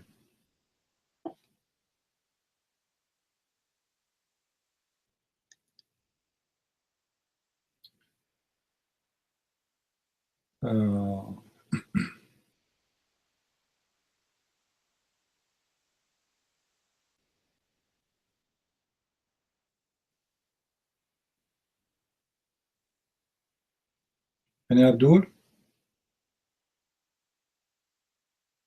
You know, simple, certain questions about the Quran, you will find that the Islam cannot stand a second.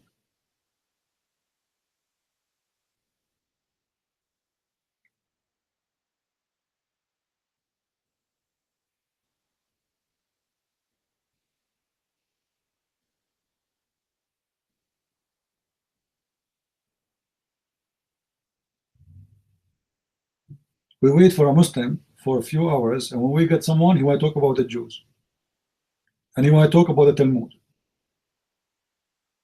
This is how lucky we are.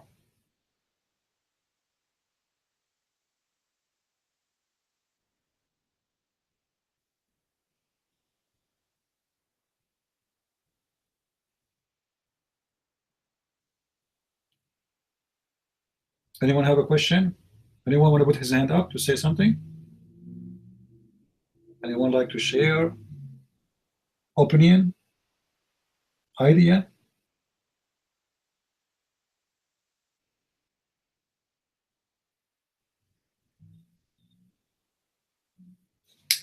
Actually, I wish I can find the hadith in English, the one where Muhammad, he said that a Muslim man, he will have sex, he will have orgasm for 70 years. The only way I can do it, I can share it with you in Arabic. I could not find the hadith in English, because some of you asking me. I tried, I look around. I don't think even the Muslims will ever translate such a thing.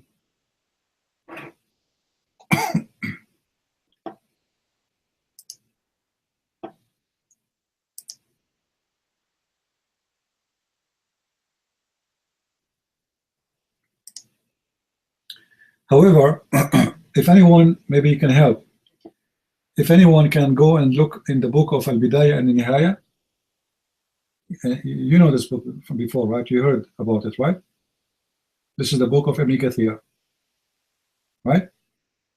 In the book of Bidayah and Nihaya, there's a value number 20. So maybe somebody can fight for us in English, if somebody can help. In volume number 20, page, I think, let us see.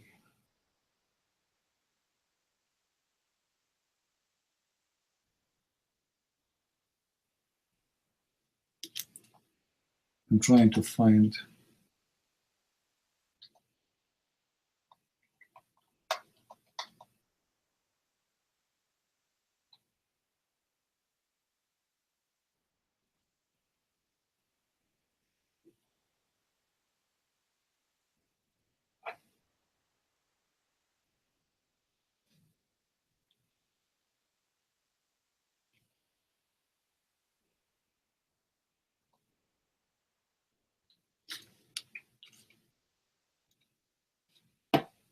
All right. In the book of Ibn Kathir,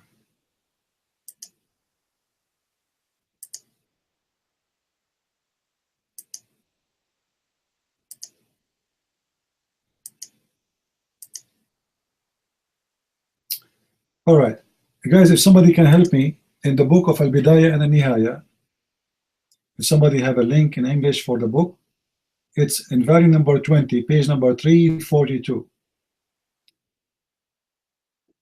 Page number 342. So the book of Al-Bidayah and Nihaya, volume number 20, sorry. Volume number 20. And the page is number 342. Now maybe in English it's going to be a different number, but it's the volume number 20. There it says, let me give you the link in Arabic. You can go there in this page. Go down where it says it says the number 342 in English.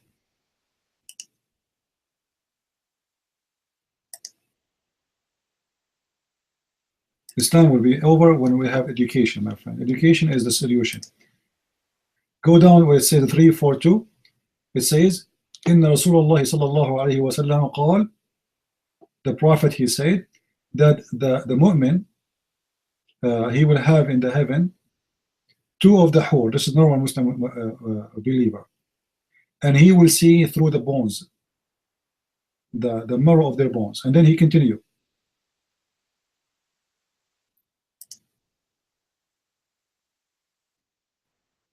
إن الرجل في الجنة ليتكئ 70 سنة قبل أن يتحول. The Prophet in the Jannah, he will be having orgasm for 70 years before he changed to a different woman. And this is the hadith.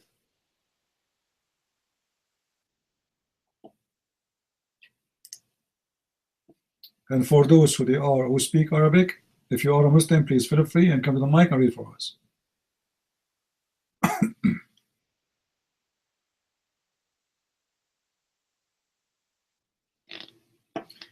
And this is in the book of Ibn Kathir too. It says,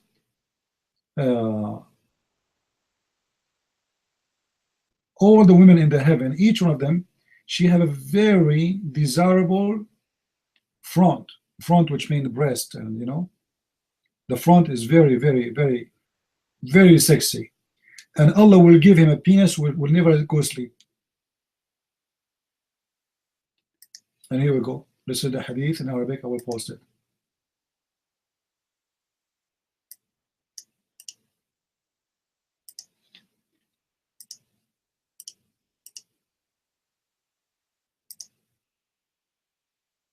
So those who they are watching us on YouTube, they can see the reference.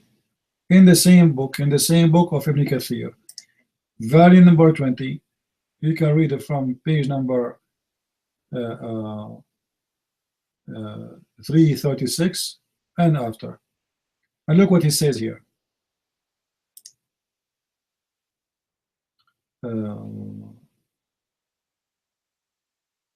the blonde, the hur in the heaven, they will be blonde. Let me read the description for you.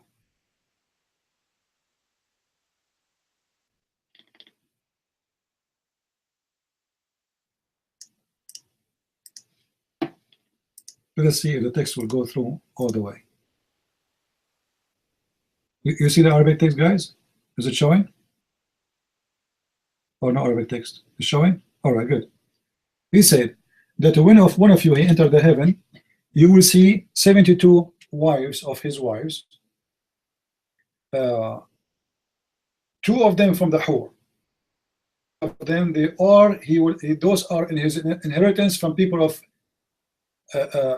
earth. So the Muslim man will provide 70 women from the earth and 2 from the heaven. So this is a different story. And then he says, not even one of them, but she have a very desirable front, which means she have a very sexy, hot front, like breast, etc. And he will have a penis, will never go sleep. And then he continue. They say, and he have different hadith, which is opposing this one. He will have 2 from the women of the earth, and then 70 from the hur. And he described the hur. The hur, they are white eyes, big eyes, and they are blondie. And you know, their hair is like the wings of the eagle. This is how, like, very nice, beautiful hair. And then he says, and they are going to be like pearls, and they will be like pearl and diamonds. It's okay, and very beautiful faces, very white.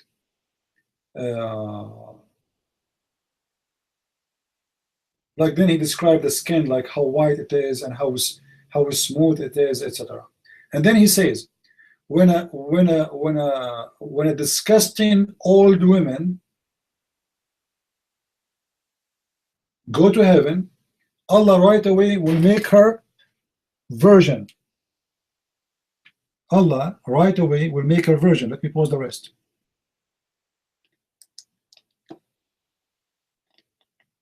And then he will make them youth. Those women, they will make them youth, or they are old.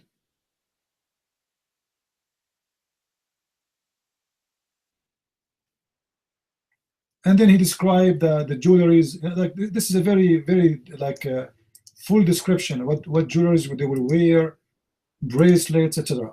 So the old women, the women who die in this earth and she is old, but she is a Muslim, when she go to heaven, Allah right away, he make her virgin. This is number 1. Number 2, he will make her youth. He will make her blonde. He will make her so beautiful. He will make her skin so smooth.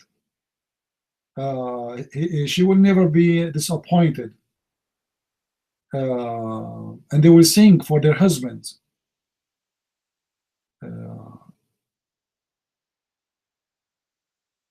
And he is saying there, and the man who married 2 and 3 and 4, they will enter with their husband to heaven.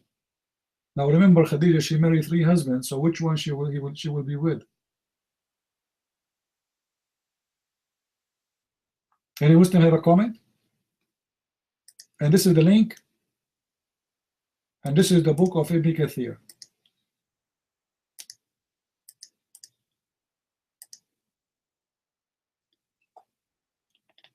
Very Islamic website. This is the book of Ibn Kathir. We give you the volume, we give you the page number.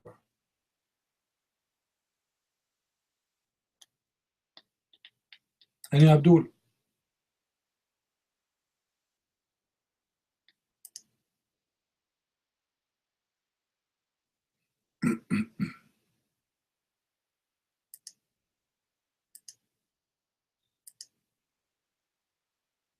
No? All right, go, Bibin, your mic.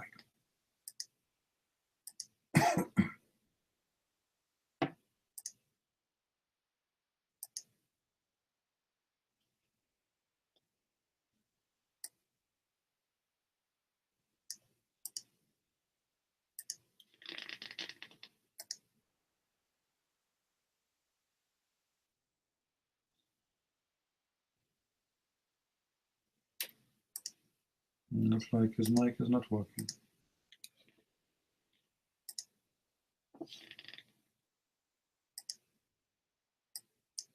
All right, maybe he's not there. Baby, are you there? I think his mic is up by mistake. See, if you are an old woman, when you go to heaven, Allah will make you a virgin again. Are you happy?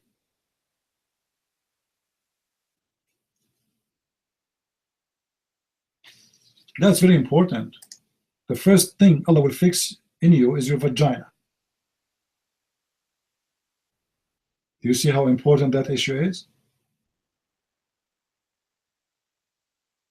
Right away you enter heaven, Allah, He will put His finger there, He will make your vagina virgin.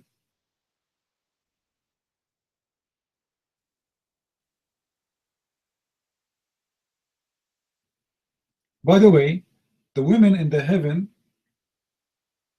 if she pass by people of earth, the whole earth will have musk. Do you see how strong her perfume is?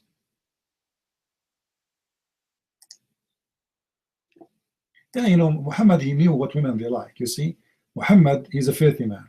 He knew that women, they like to be beautiful, and men, they like sex. So he promised each one of them what they like. You know what I mean? It's very simple. People like to get rich, so he promised you will be in the heaven 10 times richer than any king. People like gold, so he promised you gold. Like wine, I will give you wine. Milk, you know, grape, silk clothes. You will never have a hot weather there. Why? Because those are people of the desert, you know. So all the promises is the promises which is a Bedouin man he wished to have.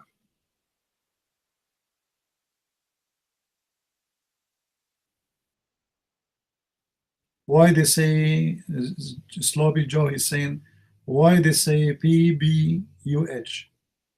This is a lie, by the way. I mean, the Muslim, when they say that, when the Muslim they say BB, it's not exist in the Quran. There's no such a thing. In the Quran it says Sallallahu Alaihi Wasallam.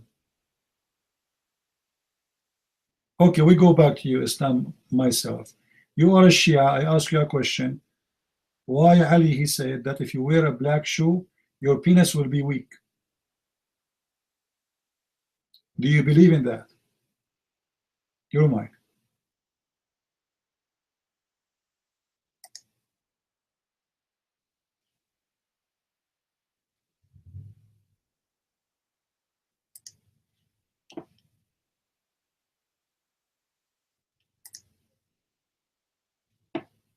I don't think he would take the mic.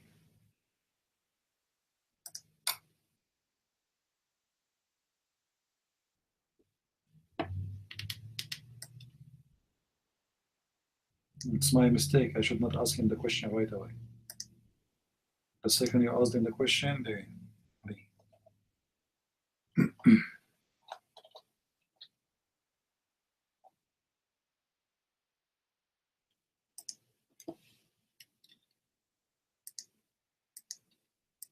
You see now, I and me, he will get busy again because he don't want to answer the question.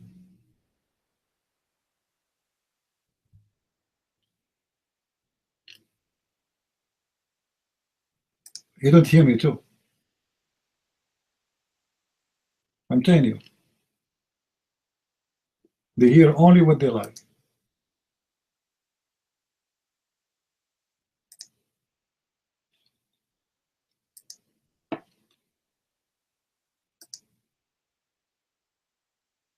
Are you there, Shia?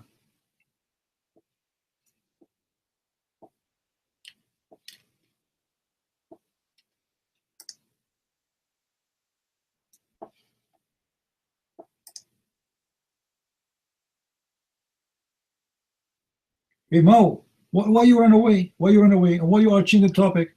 Why you are coming to tell me about the Jews? They curse Mary. So what? What does this have to do with our topic? What does this have to do with a room called Who is Allah? What is Islam?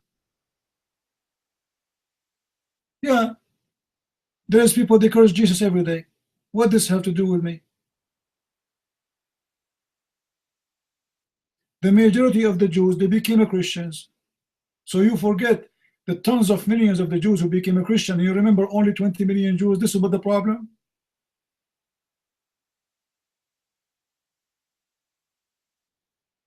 Your prophet, he said that Allah, he promised him he will have sex with Mary. Shame on you. Which one is better? A Jew who is cursing Mary, or somebody saying, I'm going to have sex with your mother, Jesus? Huh? Mo, I don't want to insult you. If I say to you, Allah, he promised me your mother, what you will do? Is that something you like, or you will get angry? Huh? Why a man who is born 600 years after Mary, sex with Mary? Not only Mary, the wife of the Pharaoh. What's wrong with this man? All the women he have is not enough? Even the wife of the Pharaoh? So he will go, I respect your mother, I'm going to sleep with her. What do you say? I respect you, Mao. May Allah give me your mother. يا 17 فصا كن رجل وتعالى إلى الله. هيا تعال كن رجلا يا أتباع التوحيد وليس في دونكم توحيد. نحن الموحدون ولست أنتم.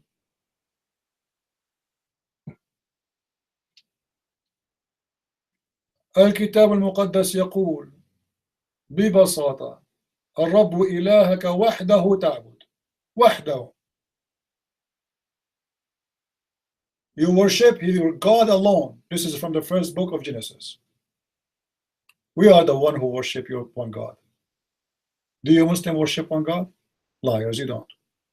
The true God of Islam is Muhammad. The second God is the Quran. The third God is Allah.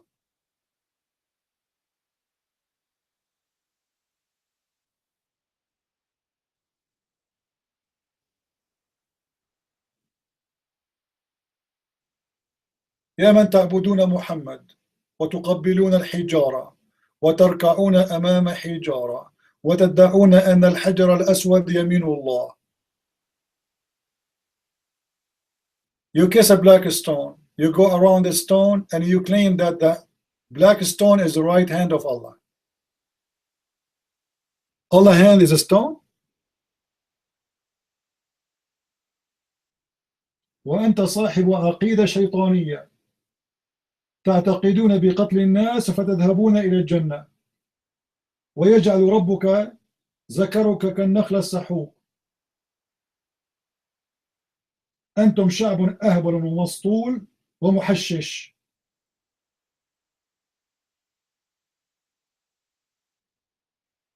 يا أمة الحشاشين. A nation who believe that God will make their penis is English talking about logic. We don't believe, we don't know. This is stupid. يا غبي. نحن لا نؤمن بالتماثيل. Guys, look at this stupid Muslim. He says to you that there's Christians who have a status, right? يا غبي. هل أمر الله بصناعة التماثيل؟ Sorry guys, I will speak to him in Arabic in a second, just to get him busted.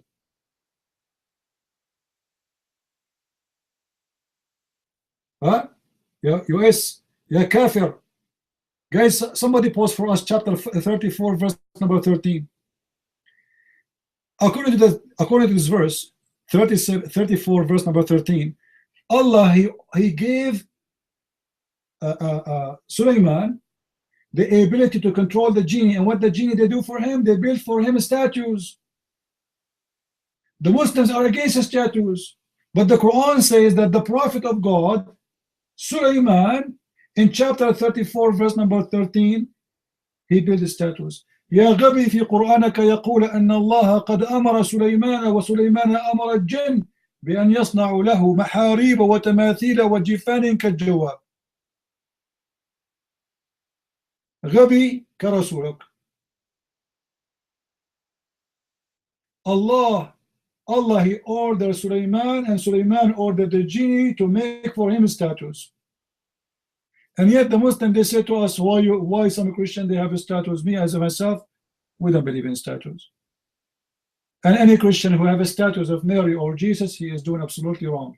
This has nothing to do with Christianity. But this has have to do with Islam.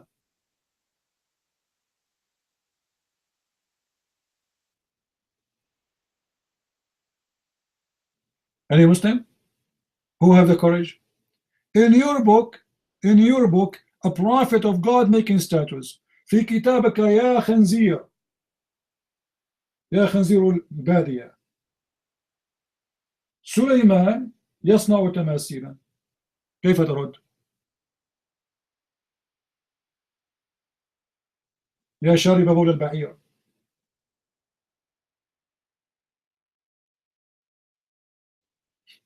You see how stupid they are? They refuse what exists in their book. But in our book, there's nothing in the book. It says you make a status of Mary. Show me where in the Bible it says you make a status of Mary. It doesn't exist. This has nothing to do with Christianity. ليس هناك في الإنجيل من يقول أو يعلم بأن علينا كمسيحيين أن نصنع تماثيل. هذا كلام فارغ ليس له علاقة بديننا من قريب أو بعيد. أما في دينك فهذا هو قرآنك ورسولك قبل الحجر. Why your prophet he kissed a black stone? Do you remember, guys, when I asked the Muslim in the website why your prophet he kissed a stone? He said because it's holy. I said why it's holy? He said because he kissed it. Stupid religion. We are not here to attack the Catholic. No, they don't worship idols. This is a lie. The Catholic don't worship idols. Don't say that. I will send you to Allah. Don't lie about others. The Catholic, they try to present themselves to God by having statues and icons. However, this is wrong. Because they love Mary, because they love Jesus. But this is wrong.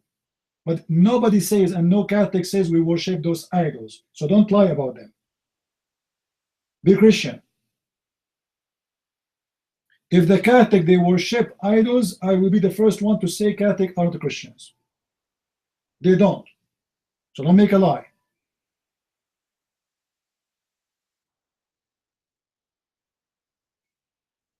But is it wrong to have a statues and icons? Absolutely. But if everyone who do wrong is no Christian, all of us, we are no Christian, all of us, we do sin. At least they are doing their sin because they love God, not because they are bad people.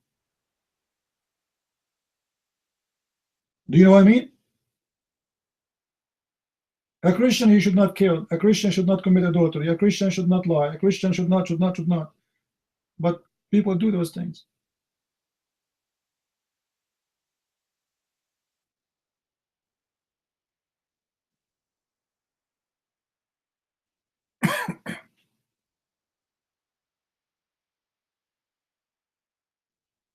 Always be truthful.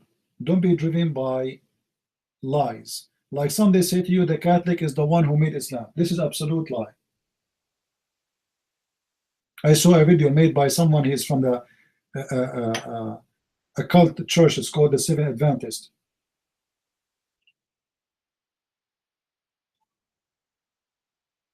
Don't make people, be truthful always. It doesn't matter what people say. I am not a Catholic. I don't agree with them, but I don't accept lies. You are the kafir, US. You are the one. أنتم عباد الحجارة يا من تقبلون الحجارة. أتحداك أن تشرحين لماذا قبل محمد الحجر الأسود. يا عابد الأصنام. Black stone kisser. And the black stone is what? Is the vagina. And the Arab before Islam, the women, they used to go during their period time. They touch their vagina with their hands, and then they place their hands with the blood and the black stone, and they pray on the front of it.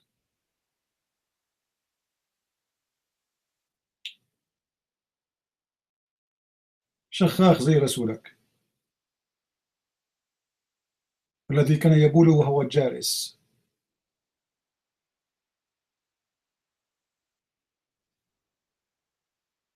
حط eyeliner حط. A prophet who put eyeliner, who pissed like a woman, who said, I never receive Quran unless I wear the clothes of Aisha, who color his hair blonde, who kiss men between their legs, who suck the tongues of boys, who lick the blood of their faces, and then the Muslim, they say to us, this is a prophet of God. What is left? When his cousin and his son-in-law, they came to visit him, do you know what he said? Regarding my cousin, he refused to see them. He raped me. He what? He raped him. قد هتك عرضي فأما ابن عمي فقد هتك عرضي. He was raped. He was accused of stealing underwear. He's a child molester, marrying a 6-year-old child. He's a thief, killer, liar, hypocrite. What is left? Gay. Name one thing left about this man. BBN, you're mine.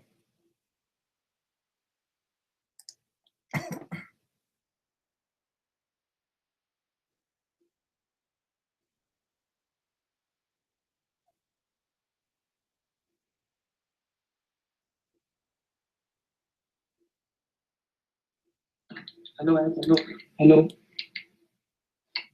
Hello, 1 2 3. Hello, 1 2 3. Yeah, okay, guys. I was trying to say is that I have my own Catholic friends. They do pray to Mary and do pray to Jesus. Actually, I want to tell you guys that it is completely wrong. We should only worship Jesus as our Lord, God, and Savior. But these guys don't know this. They actually follow the tradition rather than following Jesus Christ. And few more things I have to say about my Muslim brothers and sisters. That the Jesus you are trying to follow is completely wrong. As far as I know, and according to the history, we all know that Jesus did die on the cross, and there was lots of witness for his resurrection. So even without Bible, if we only use history, even then we can completely prove that Islam is lie. Even with history, we can prove that Jesus did die and rose from the dead. We have witness for it. But with Islam, we don't have history. We only have proof from their Prophet Muhammad. So I can tell that Islam is a complete lie. The mic is yours. Thank you.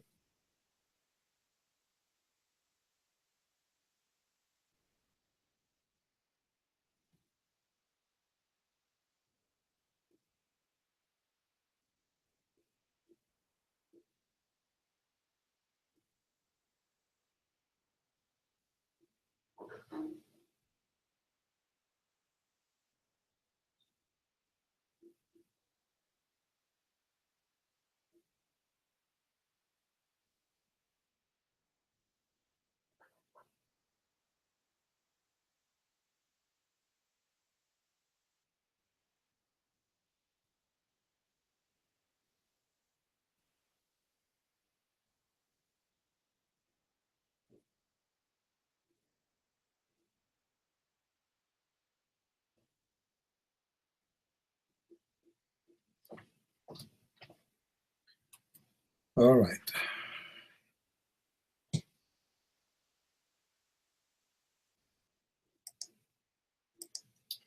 All right, I'm not sure what Bibi was saying exactly. Do you guys understand what he was saying?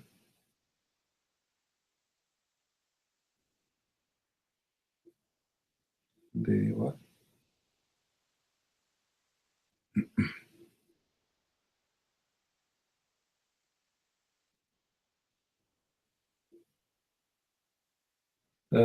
يا مسلم يا واطي زي رسولك كلب بن كلب أتيت بالشتيمة لرسولك يا كلب.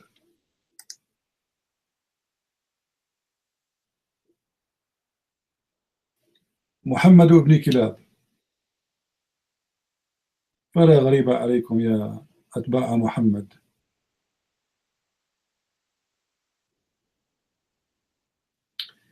When the Catholic they pray or Hail Mary, this is in the Bible. This is not a new prayer. What the angel he says to Mary when he came to her?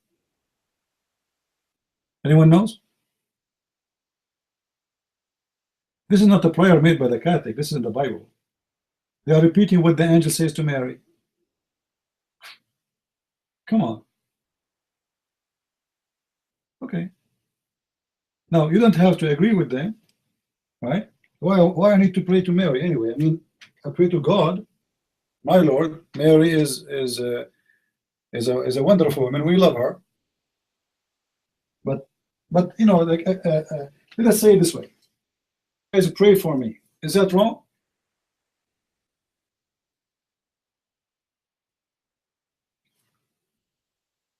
If I say to you, pray for me, is that wrong? No. We're not praying to Elijah. If we ask Elijah to pray for me, this is what they are asking. I ask you to pray for me. They say, Mary, pray for us. That's simple. They are not praying, not praying to Mary. They are asking Mary to pray for them. So don't make things upside down. Am I heard, guys?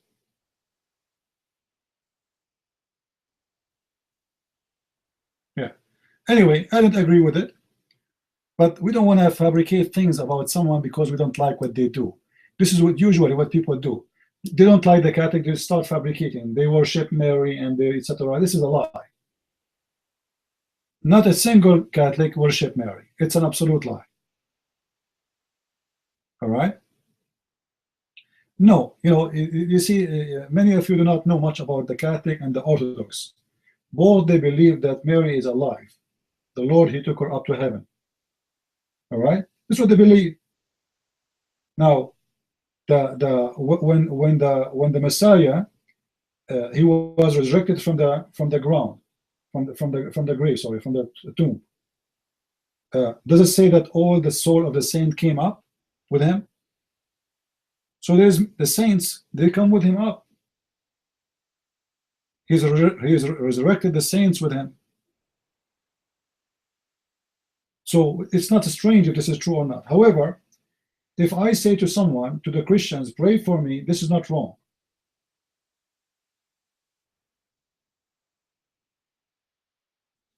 There's a huge difference between asking someone as if he's God and asking him to pray for you, which means pray. Why they say Mary is her prayer is accepted? Because simply she is the mother of the Lord. What is the first miracle Jesus he did? Anyone remember? What is the first miracle Jesus he did? The wine. That was a request of who? Mary. This is why they say, well, Mary, even if it's not his time, remember he said it's not my time yet. Remember? So it's not his time. It's not like this is not what he do. Like, I mean, this is not, I'm not the Messiah. You're asking me for this. Even though it's not his time, but he did what she asked for. So this is what they you know, they believe, that because she asked for something, not yet it's time for it, but yet he did it for her. So they say, let us ask Mary to pray for us. So let us understand what the Catholic and the Orthodox believe in based on love, not based on lies. The Catholic are Christians like us. The Orthodox, they are Christians like us. The Protestant, they are Christians. I don't agree with things they do, the Catholic or even the Orthodox, like icons and pictures and etc. But that will not make them Christians. As simple as that. I have a question. Is calling priest in our church as a father? No, it's not the same. Why? You see, you need to understand the tradition of the Middle East too. At the end of the day, the Israeli, the Jews, they are Middle Eastern. And what Middle Eastern tradition is? Anyone who's older than you is like your father. Anyone you want to show respect to him is like a father. All right? If I see a woman today, I told you when I opened the room. Anyone remember today what I said when I opened the room? Anyone remember? I told you I hate a Muslim. She was a Muslim woman. She's an old woman. Anyone remember? She was going from the grocery store. I called her mom. Honest to God. I called her mom. Even though she's a Muslim, but she's an old woman. Does that mean she's my mom?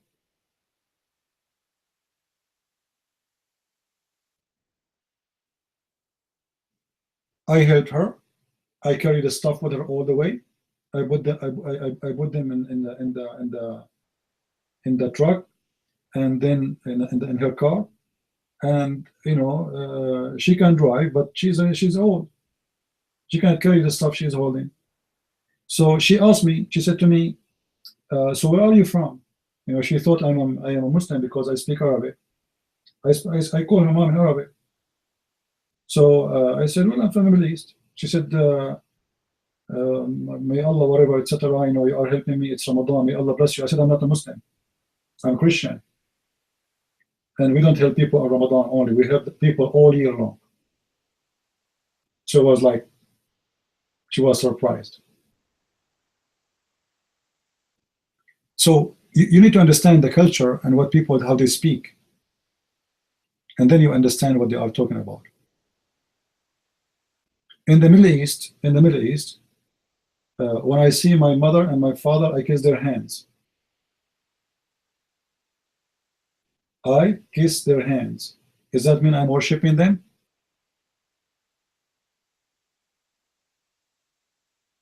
You know what I'm talking about? Does that mean I'm worshiping them? No. I'm thankful for them, for what they provide to me. Show respect, appreciation. All right? So, I am me. You Muslims, you are a copy of the Arab. You have nothing of yourself. Everything you Muslims have is a copy of somebody. And most of what you have is a copy from others. Now, I am me. Would you end up look like you are trying to avoid my questions? Okay, I will not ask you questions. Prove to us anything you want from in any way you want about your religion. As an example, we are in the month of Ramadan. I am me. The Quran says that in Ramadan there's a night. It's called the night of power. Laylatul Qadr. It is better than 1,000 months. Can you explain to us how this happened?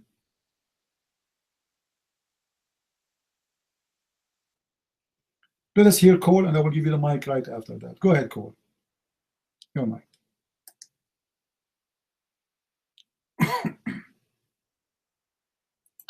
Okay, everybody. I had to step away for a bit.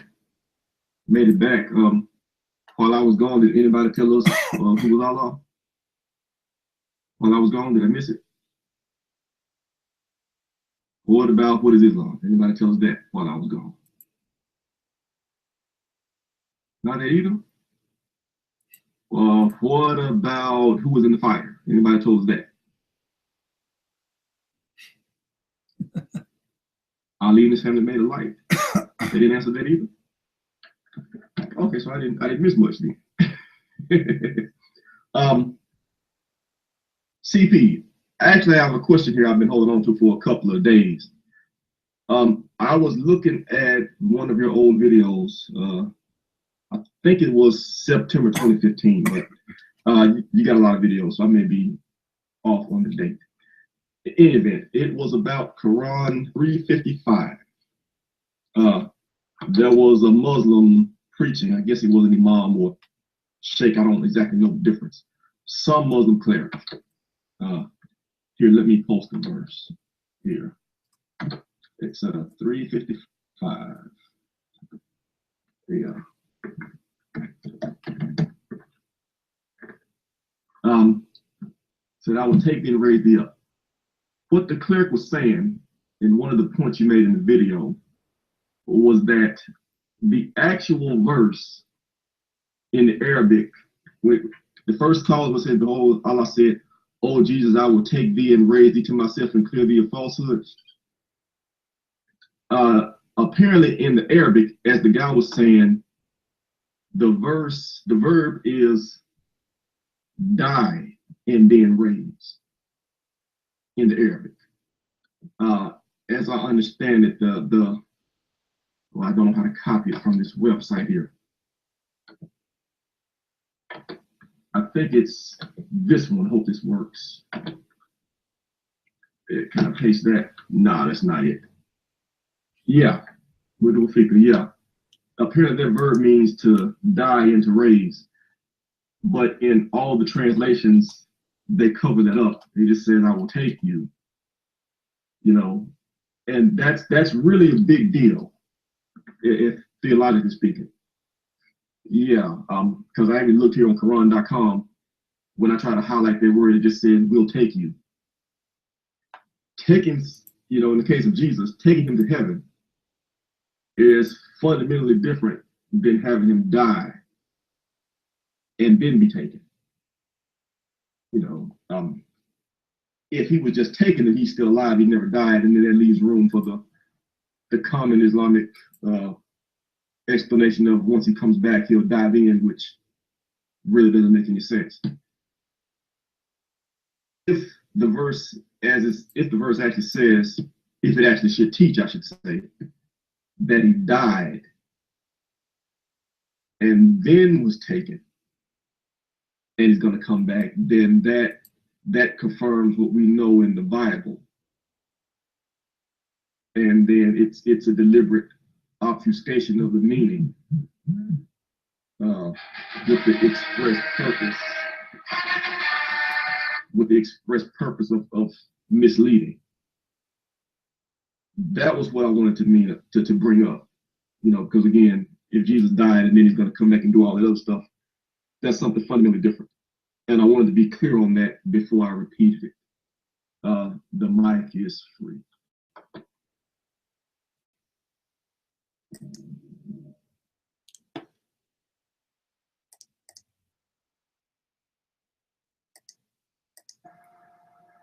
Okay, I guess the question, Prince, wants to answer the black shoe issue first, or would you like me to talk about my understanding of why the Laylatul Qadr is equal to 1,000 nights or 83 years? I can start with the black shoes. Again, this is my understanding.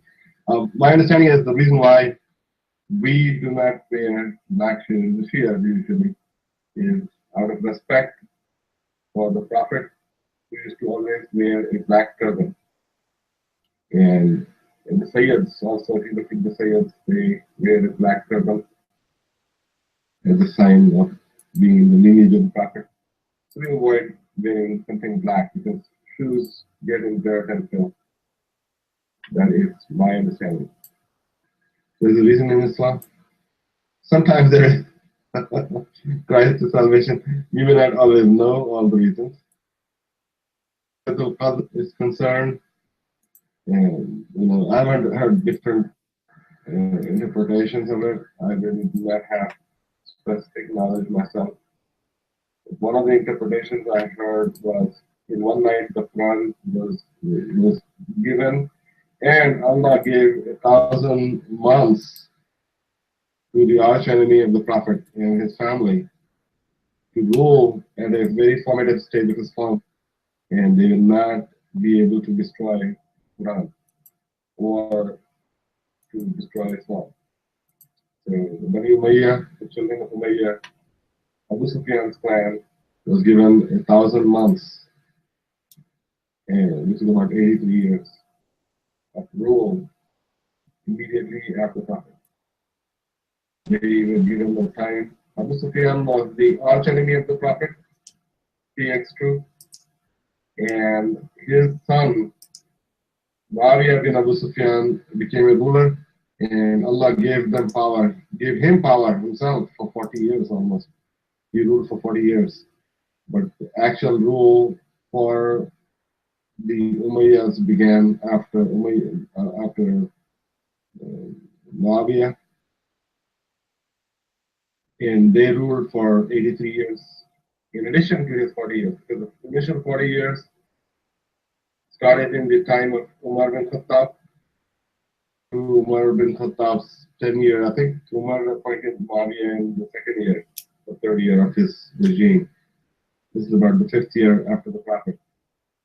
So about 100 years were given to the enemy of the Prophet, the highest power in Islam, and his father had fought against the Prophet and was defeated, and he felt that if he had the power, then he would defeat Islam. So there is a connection between the 1,000 months and the one night in which the Quran came. Again, this is my understanding, my explanation. Bibin, the mic is yours. Thank you so much for giving me the time.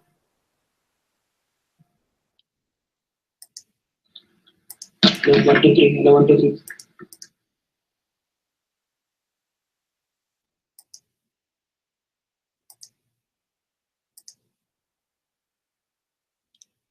Okay.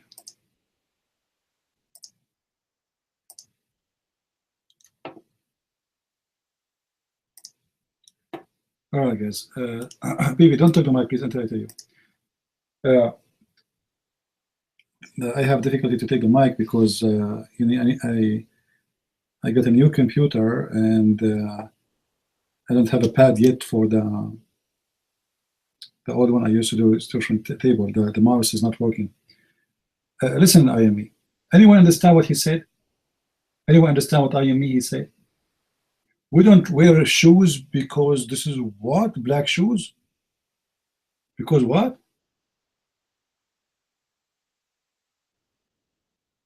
IME. You don't wear black shoes because of what? Showing respect to the Prophet? The turban of the Prophet was black? I mean, this is funny. Well, the underwear of the Prophet was white.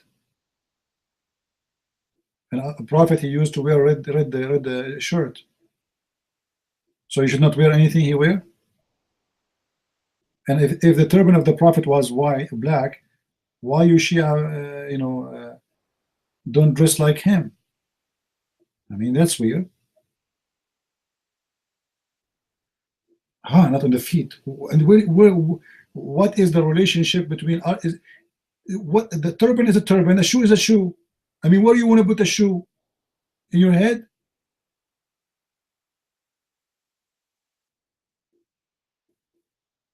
Do you wear a black trouser? I am me myself. Do you wear a black trouser? Okay, is there a trouser that's going to touch your balls and your ass? Here we go, Muhammad, he put the black on his head. I mean, this is the most funny, stupid answer ever I heard. However, the hadith is totally different. Let me show you some of the hadith coming from Ali. Let me show you. Obviously, you're trying to come with something that doesn't exist. Ali, he said, not me, remember. All right?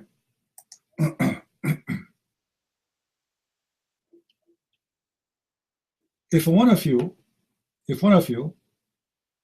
had sex with his wife and she is pregnant with the 4th month, he should make her face the Kaaba when he's having sex, and he should read the chapter of the chair, and he should spank her in her ass. And then he says, may Allah give me a boy and call him Muhammad. And this is the hadith.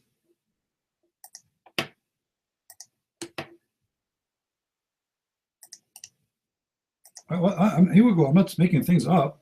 I'm giving the reference. But what please? I'm not the one saying that.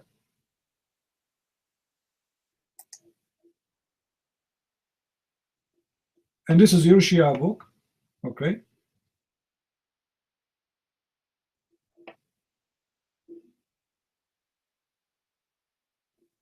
The book name Makarim al-Akhlaq, and it's about the hadith or the hadith of Ali. It's the same as the Muslim Bukhari. So what do you say? Do you want me to give you more? I can give you more. This is nothing actually. We did not even start. Look what he says too.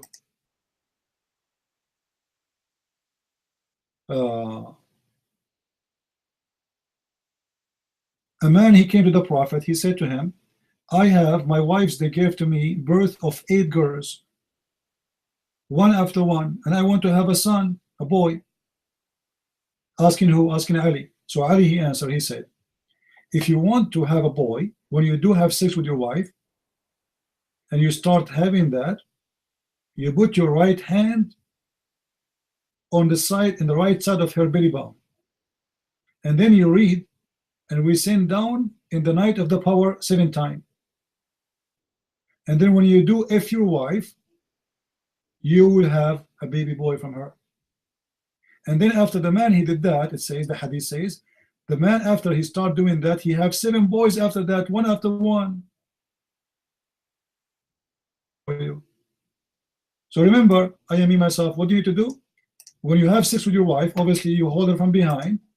I'm not speaking bad language now, but describing the hadith. And then you put your hand, right hand, in front of her, and you touch her belly button. And then you start saying 7 times, oh Allah, you send it down and send it down in the night of the power. 7 times. And then the guy, he gets 7 boys after that. I mean, this is a miracle. Ali, he can make miracles. So when the Shia, they make fun of the Sunni, they say the Sunnis, they have stupid things, crazy things. You Shia have more stupid. Let me show you more. Ali, he said, don't talk when you have sex, because if you do, your son will be mute.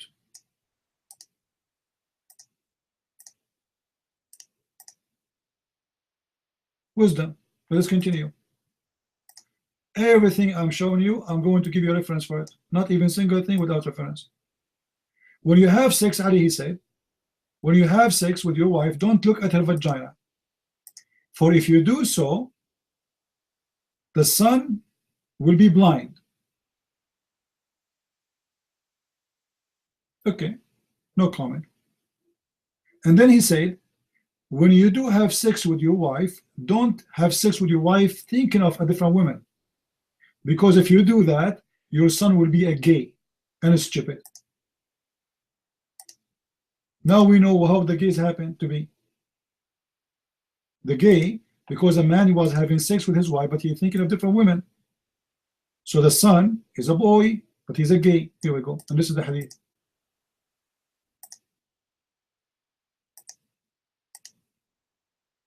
This is what Ali is saying. Are you making fun of Ali? I am me? Are you making fun of Ali? If you have sex with the women and you are thinking about, you are having sex with your wife, but in your mind there's different women you are thinking of. If you do that, your son will be a boy, but he's a gay. And he is going to be stupid, not only a gay. Guys, is my voice clear? Is my voice clear? I don't know why he's saying that. By the way, I am me. I am blind, but I did not look at any woman vagina. I mean, maybe my dad, when he had sex with my mother, he did look. I mean, I don't know how to prevent him from doing that. So, you know, like I remember this guy, he come and he say that the Sunni, they have a funny, stupid stories in their hadith, but usually I have a lot of more stupid stories too. Look what Ali said. لا تجامع امرأتك, don't have sex with your wife unless you have a towel in your hand. and a towel in the hand of your wife. So when you finish, each one of you wipe himself with it. For if you use one for both of you, you get divorced. I mean, this is wisdom. Why people get divorced? Because after they have sex, they use one towel.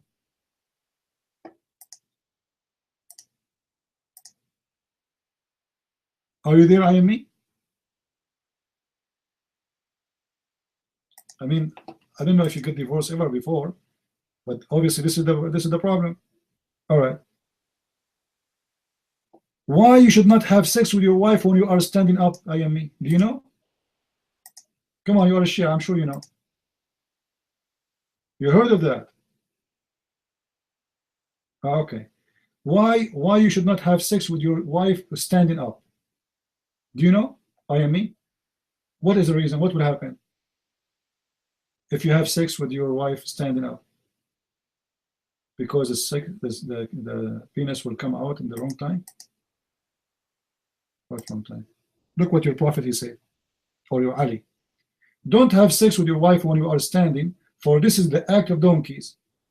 And if you do that, your son will be a guy who piss a lot like donkeys. And his piss will be all over. I'm not the one saying that. This is Ali. All right?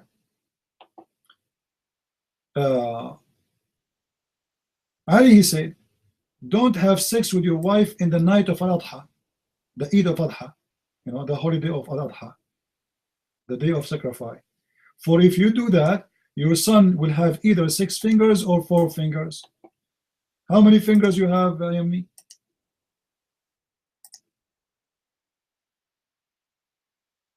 Six. I have 7. All right. Should I show you more? I mean, are you poor or rich? I am me. Are you poor or rich? I am poor. Are you rich? Okay, let me tell you what happened. According to Ali, the one who is poor, his father and his mother, they have 6 under the tree. Sorry, they have 6 under the sun.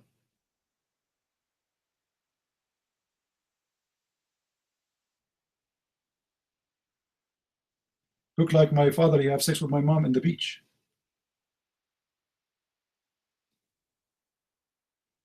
I mean, come on, can't you wait until they go home? I'm really upset. Now I know why I'm poor. So what do you say, I am me? Your comment.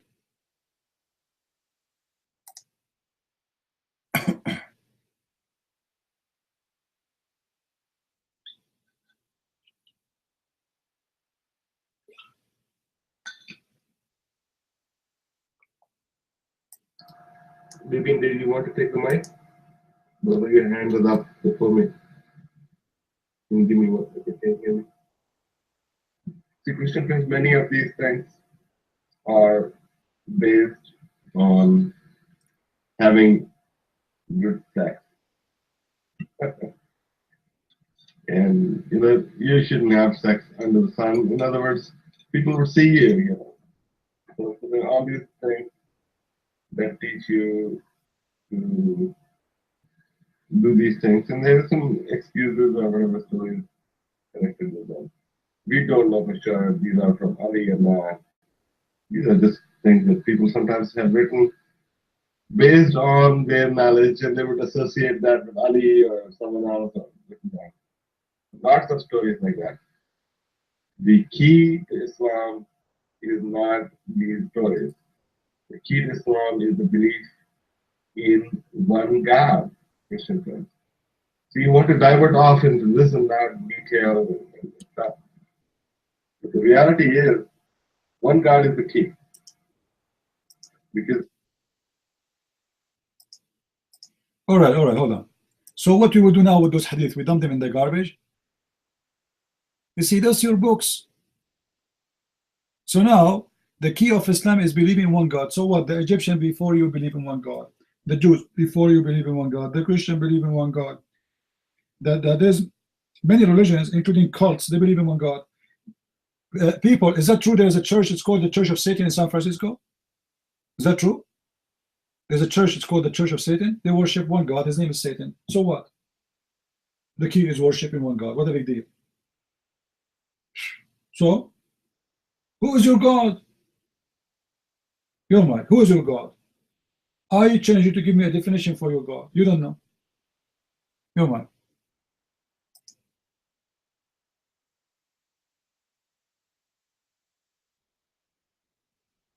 Do you see BB 007's hand up, or is it just me? Because I'm jumping him, it seems like. Or I can go out of the room and come back. To me, the creator, one who made, yes, I am, well, rich and poor is relative, partisan. Rich and poor is relative. If you're in the construction business for any given time, usually you are rich. To me, the God, the creator, is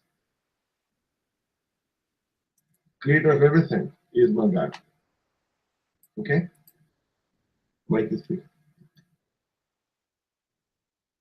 Really?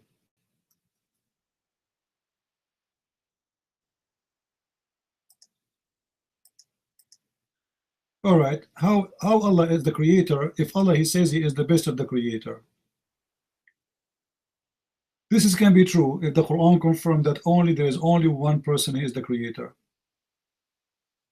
Not only this, the Quran admits in chapter 37 verse number 125 that Allah and Baal are creators, but Allah is better creator. Who is better than Baal? Allah. But Baal is a creator, and Allah is a creator, but Baal is better. How that can be? No, not true. My grandfather is not a creator, my friend. This is a lie. That's a lie. A creator is someone can give life, and the life is not coming from you. God who created you, he gave you ability, male and female, you can reproduce, but this is not you giving life. Still, God is the one who gives life. However, the Quran says Allah is the best of the creators. So take the mic and tell me who are the creators. And if you want to say to me that your grandfather gave you life, are you saying that Allah comparing himself to a human being he created himself? We know what a creator means. Creator means somebody can create from the dust a human being. Creator. What is the definition of a creator in the Quran, IME? What is the definition of a creator according to Islam? Your mind. خالقين. أحسن الخالقين. Allah is the best of the creators. خالقين. So what is the definition of a creator according to Islam? Who is the creator in Islam? Your mind. Someone he make a bicycle? Someone he have sex with his wife? Is that the creator? Or someone else who create a living creature by his own? Your mind. Well, the Khaliq, Al-Khaliq, is the ultimate creator. If not, there are many Khaliq, many people create many things, but none of them can create anything without Al-Khaliq allowing them to create. So many people can create many things. You can create a painting, right? I am the Khaliq of that. But in the end, the ultimate Khaliq is the creator, the creator. Then you've got other creators that he has allowed people to have the power to create, is what my understanding is. Mike is free for. Let me go out of the room for just a minute and I'll come back right in. Because I keep seeing Bibin's hand up. Hold on. Don't worry about him. Bibin, put your hand down for now. IME, listen. This is false because the Quran in chapter 22 verse number 73 say clearly who is the creator, the one who can create a fly and above.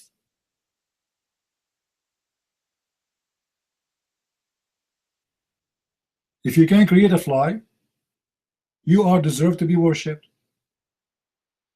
The Quran saying that. Are you going to worship people who create not? So what is the condition is? If they can create, you worship them. You said to me that the grandfather is a creator. That means it's okay to worship your grandfather if this is true. But this is not what it says. It says, it is, are you going to worship the one who create not? They can't even create a fly. So if you can create a fly, you are a creator. As simple as that. So the definition of a creator is somebody who can create a life and give a life. He can create a creature, whoever that creature is. Your mind.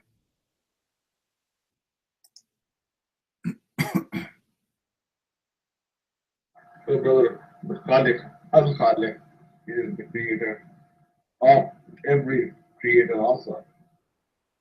And what we worship is the creator of everything, without whom nothing would exist. He has allowed creatures to make other creatures. He has allowed seeds to make plants. But the ultimate Al-Khalik, the creator, is the ultimate creator who has allowed all these things to exist. And this is what my understanding is. May Allah expand my knowledge and may Allah. Hold on. When Allah, he says he is the best of the creator, he is comparing himself to someone. He himself, he created, and he considers himself a creator like the same as they are, but he is the best. Are you saying that, you mind?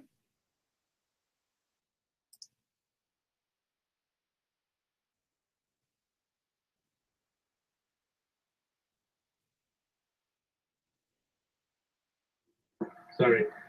Well, yeah, he's the best of creators. He's the ultimate creator. He is created all the creators.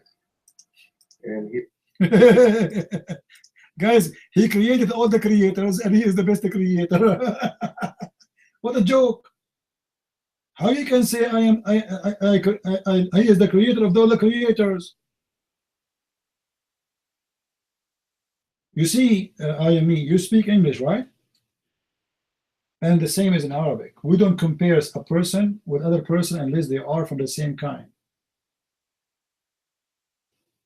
This camel is more beautiful than this girl. In order to compare a camel, we have to compare him with a camel. تفضيل الجنس من نوعه ومن صنفه. So we say this is the same kind but higher quality. Cat is better than a cat, dog is better than a dog. But when Allah he say he is the best of the creators, this means they are creators. And the Quran gives definition, the one who can create a life of a fly or above. Not someone he gave birth, because this is not a creation of you. This is a creation of Allah supposedly. Isn't it Allah who says, when we made the water, the sperm, we make it a clot? It's Allah who made it, not you. So stop fooling yourself and changing your religion. Who is the one who made the clot? Allah. Who is the one who made the sperm? Allah. Even your sperm is not yours. So you are not the creator, and everything you said, it's a lie. So we go back to zero. How Allah, he says, خلق الإنسان من نطفة, chapter 16, verse number 4. He is the one who created the human being from a sperm. Who is the one with that? Allah. So your creation does not exist. You are no creator.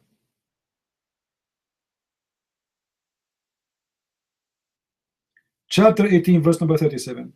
He is the one who created you from dust and then from a sperm. And he made you a man.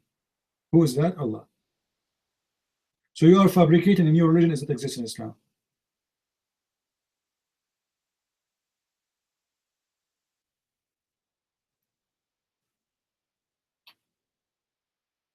A Muslim, because he is so confused about those verses, how Allah he says he is the best of the creators, so he have to come to you with all kind of funny definition. Oh, you know what? The one who created the computer, the one who created the spaceship. This is false. Creator is somebody give a life, and the Quran confirm that the creation of the man is the creation of Allah alone.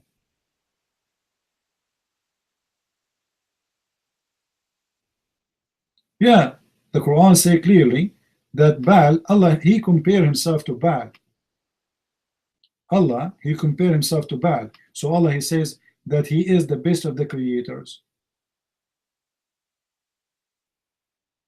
He says, are you going to worship Baal in chapter 37, verse number 125, and you leave the best of the creators? So here we have who? We have two gods, and we have to compare between them. What is the compare between them? Is about who is the best creator, which means Allah admitted, if this is Allah talking, that Baal is a creator, but Allah is better. The verse in front of you.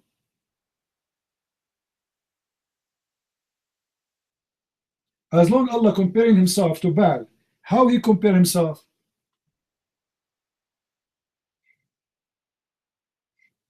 What he compare himself to? To Baal. In what? He says he's the best of the creator. He didn't say Baal did not create.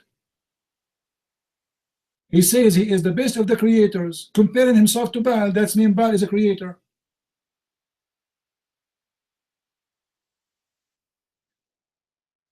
Are you guys following with me?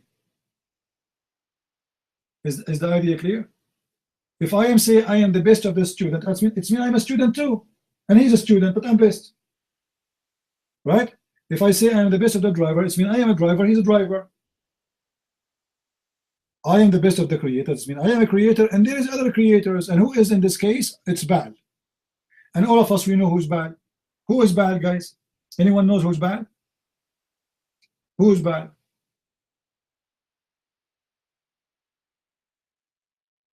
The moon god, the god of fertility, is the creator. The Arab, they believe that he is the one who gives them babies. This is why women, they used to go and touch the black stone with their hands full of blood from their vagina when they have period, praying to the black stone, kissing the black stone, that the black stone will give them babies. So Allah, he compared himself to Baal, specifically Baal, to prove that Muhammad, he is an ignorant. Why? Because Baal is just another name of Allah. La is the moon god, Baal is the moon god, Yasin is the moon god. Chapter 36, verse number 1. Yasin, sin is the moon god. Go and search it in Google. So Muhammad, he do not know that those are three names for one god. Depend in the location.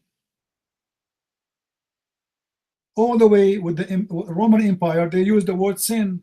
All the way in the Babylon, they use the word Baal, and Syria. All the way in Arabia, they use the word La.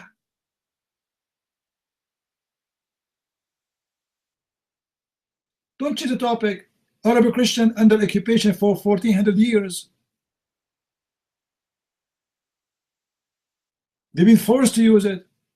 Imagine if you go right now and live in under ISIS and you are a Shia. They will make you say whatever they want you to say. Be honest. The Arab Christian, they are living under ISIS for 1400 years. Now don't change the topic. Why Allah who compared himself to Baal, and he is saying he is the best of the creators? Now we go back to the question. In the beginning we asked you about the night of Al-Qadr. You said it's better than 1,000 months. Which night is the night of Al-Qadr? I am me myself. Which night is that night? Do you know? Do you have a proof? Do you have a proof? I have many proof. It's the opposite. And let me show you how stupid to say it is in the 27. Because your prophet himself, you do not know. Let me show you. I know you will say to me, it's based on Abjad. What Abjad? Come on. First of all, guys, let me show you how stupid Islam is.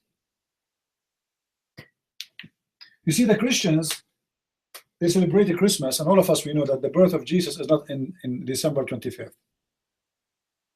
That is not the birth of Jesus. As simple as that. It is just a symbolic.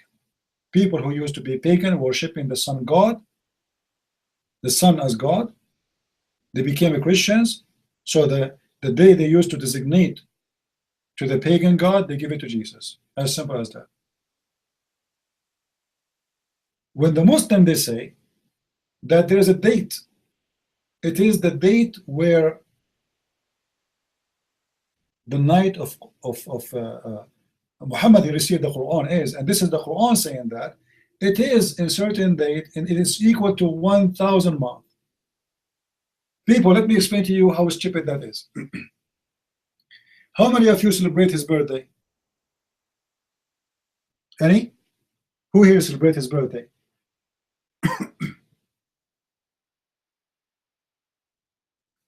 All right.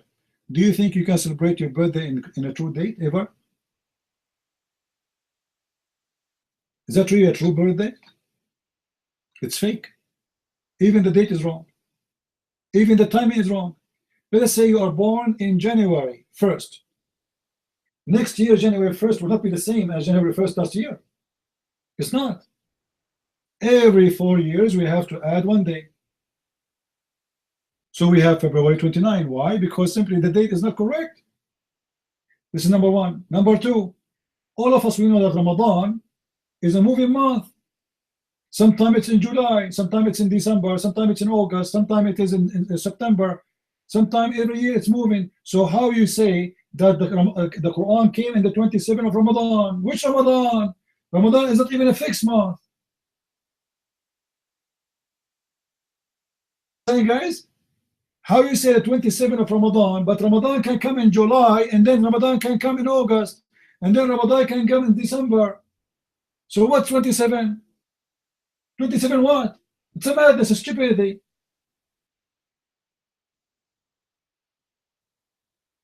What numbers are the language of Almighty? What are you talking about? Your God never mentioned the number anyway. Now, let us talk about numbers. Your God, he says that this night is better than 1,000 nights. How that can be? One night is better than 63 years of a prayer.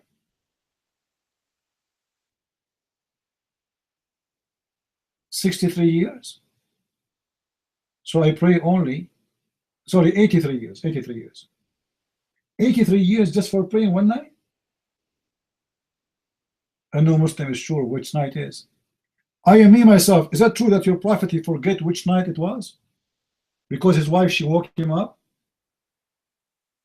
No? Are you sure?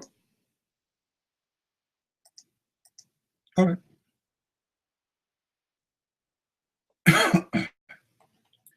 Hold on.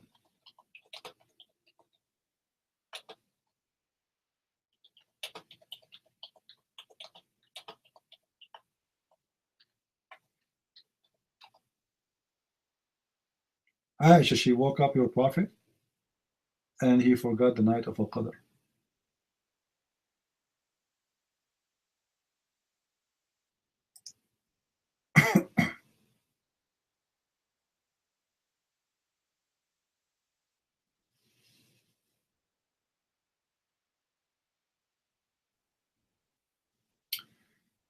All right. This is a Shia website. I am me. Look what the Shia are saying. You said it's 27, right? Okay. Open the website with me. Your prophet, he said, seek the night of Al-Qadr in the last 10 days of Ramadan. Remember, this is Shia. In the last 10 days of Ramadan. Why in the last 10 of Ramadan? Because Muhammad don't remember when. And why he don't remember when? Because his wife, she woke him up, so he forgot. And look what the Shia, they say.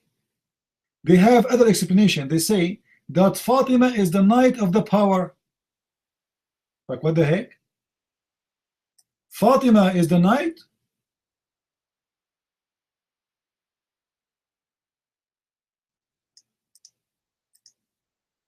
So Fatima is the last 10 days of Ramadan. How Fatima can be the last days of 10 days of Ramadan?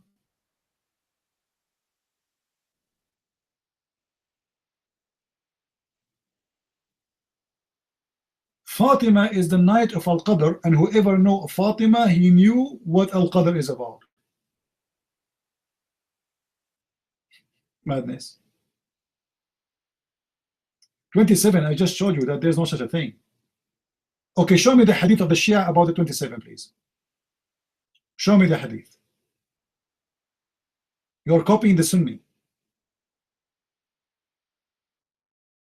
The hadith. No, you know the hadith, you just mentioned it. You said the 27.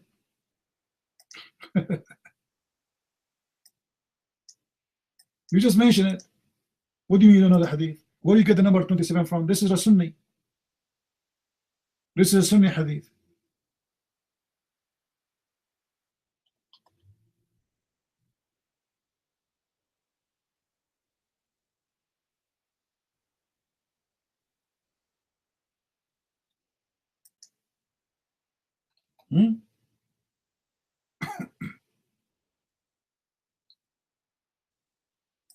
Guys, look what this what this hadith is saying. Sunni, but you don't know. One of the hadith says that Muhammad, he wanted out to tell his followers when the night of Al-Qadr is.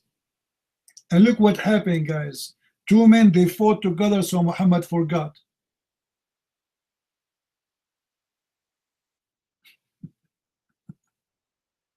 Like, what the heck? Two men, they fought together, so Muhammad forget when the night of Al-Qadr. Have you ever heard of a prophet like this? One night is equal to 83 years, but yet because two men, they fought, the guy, he went out to tell us when the prophet is coming to tell us, but he saw two men fighting, so he forgot when the night of Al-Qadr is. That's funny.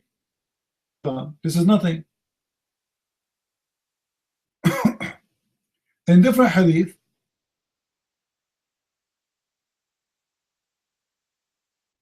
and look what it says. Look at it says. So seek the night of Al-Qadr in the 9th and the 7th or the 5th. What does that mean? What's 7 and 9th?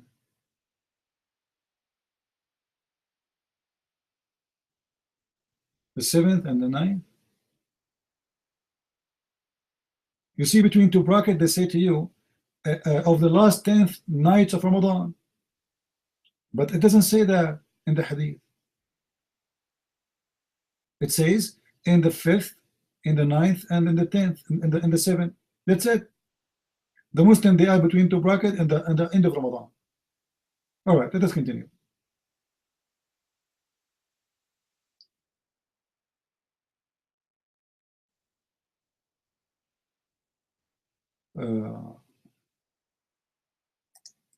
Guys, look at this hadith. Just to show you how funny. Muhammad, he recited the Quran word by word. Muhammad, he never forgot anything. And look what happened. No, the text is not coming. Hold on.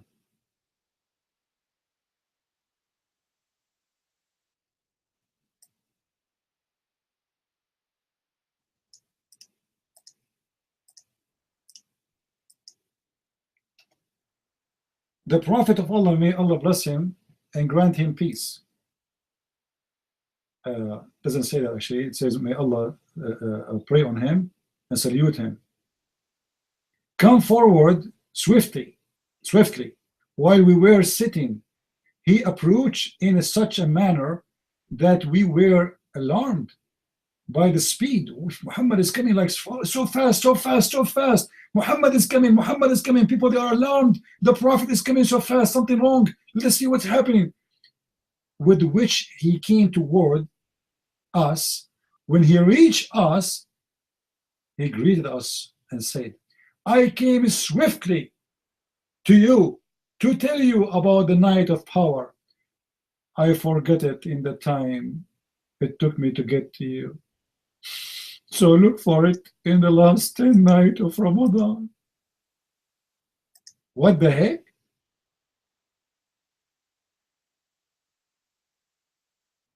What? The guy, he forgot by the distance. He was talking to them, coming to them. He know it. He know it. He just arrived there and suddenly he forgot it. What preserved now? What are you talking about? What preserved? How can your prophet remember the Quran if he cannot remember even the date? He just forgot the date. How such a thing can happen? You might. Well, actually, my question was going away a bit from your topic. Musa alayhi salam, Moses, has the entire Torah in the mother tongue of the language of Musa. Quran is preserved in Arabic. Excuse me. However, the words of Jesus that exist today that are preserved in his mother tongue are Ilai lama sabaqtani. Why? Can you answer, brother?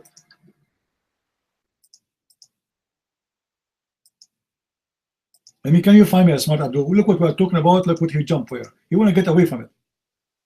Jesus was quoting the Old Testament. There's a prophecy about the Messiah. When he come, he will say that they will divide his clothes. A bone of him will not be broken. So all of this was a prophecy about Jesus. So Jesus is reminding us of the prophecy of him. That's why he said it's completed. He was quoting the Old Testament. Now we go back to zero, Abdul. Why you're a prophet, he forgot. Just because you walk by, the guy is coming, he is in a rush.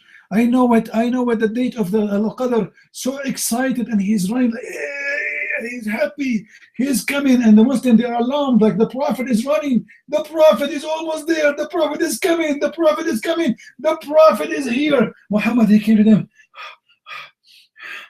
Okay, I came to tell you, when the night of Al-Qadr, shit, I forgot it. What the heck? I forgot when. Hold on. It is Thursday? No.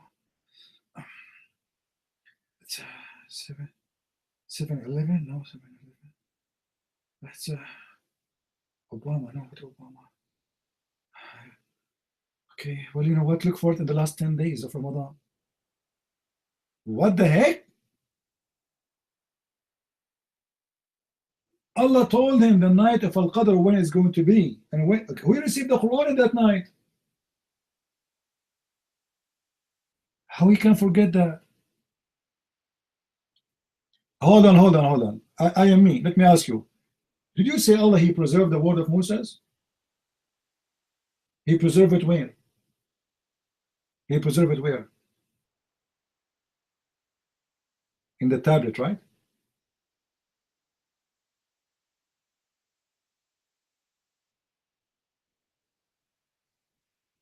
Why did Almighty preserve only?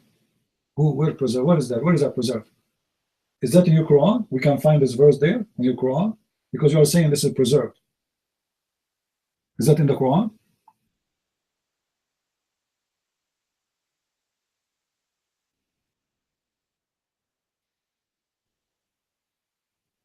You see, I am me, I just answered you. Don't be stupid with me. Do you know what that verse is saying there? I changed to come and read it. All of it is about chapter about the Messiah, the coming Messiah, and what will happen to him. It's a prophecy about the Messiah. And if you read it, you will be amazed. It's exactly the same story as what happened to Jesus. So stop being stupid. And let me ask you a question here. As long as the night of Al-Qadr is equal to 83 years,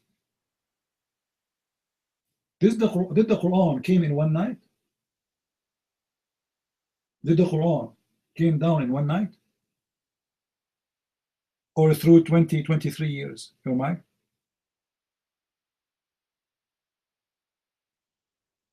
No, Jesus is not begging for a sake. No, he's not. Jesus, he said, let your will be done. Let your will be done. And he said, nobody can take myself from myself, but I lay down myself by myself.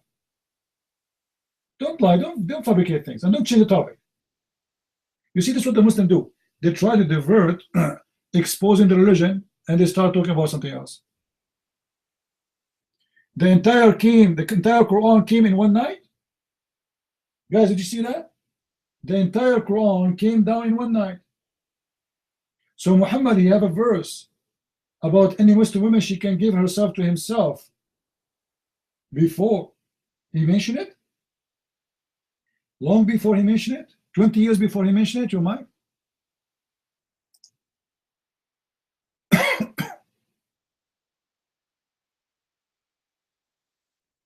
You want me to jump? Christ's salvation has his hand up. Well, in my understanding, Quran came in one night, actually, way before, even before the Prophet was born. Meaning the Quran was, he was ordered by Gabriel or Allah subhanahu wa ta'ala through Gabriel to give which verses where, and he always told them where to be first. And this is how it was written. So, but my question was more basic Christian terms. You know, you're going into the fine detail. I'm asking you broad questions. The entire words that Moses uttered, Musa uttered, are there in the Torah, 5 books. No discussion, no, all the Jews believe in it. They know the Torah by heart, many of them. Many of them know the whole Torah in Hebrew as uttered by Moses. The same thing for Quran. The entire Quran, the Shia Sunni, they all have the same Quran pretty much. The Christians don't have any, unified version of what Christ said, except one sentence of Christ that he uttered, which is on now. Ila ila lama sabaqtani. Why have you forsaken me, my Lord? Why is the Savior saying that I have been forsaken? I don't have a Savior. I need to be saved. Isn't that a coincidence, Christopher? It's a point to ponder for you to think about. That the only thing. You see, the Muslims, this is what they do. From all the story of Jesus, they take only one sentence. How come you did not say it's complete? How come you did not quote that? How come you did not quote Jesus saying to the guy next to him, today I say to you, you will be with me in heaven? How come you did not quote? You quote only this one. This is the only one is important for you, right? Because all the verses together, they make a lot of sense, not one sentence again, alone. Jesus is promising a person to be with him in heaven for what? In which authority?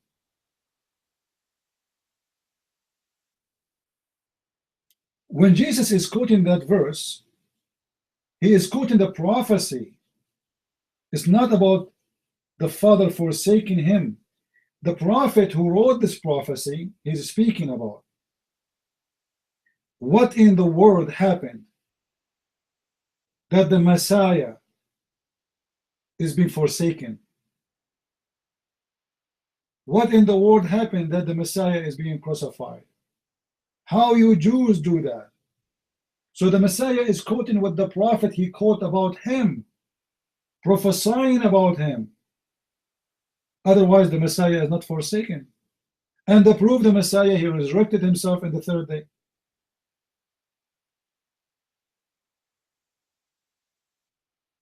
He's alive, my friend. He is not dead.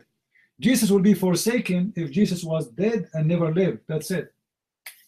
That's forsaken.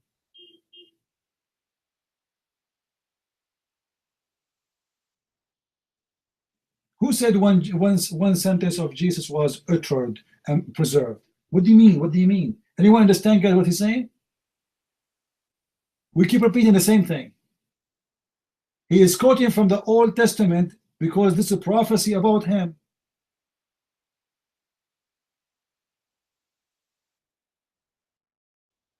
Repeat again the same question. Why the rest of the sentence are in Greek? What do you mean in Greek? Are you stupid or what? Are you stupid or what?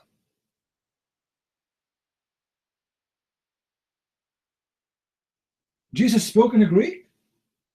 Well, Jesus speaks languages. So what if he spoke in Greek? But this is not a Greek, my friend.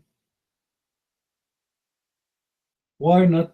Why only one sentence of the man in his mother tongue? Who told you he spoke in a Greek? Who told you he spoke in a Greek? Abdul. The Old Testament is not written in Greek. The Old Testament is written in Aramaic and in Hebrew. There's no Greek there.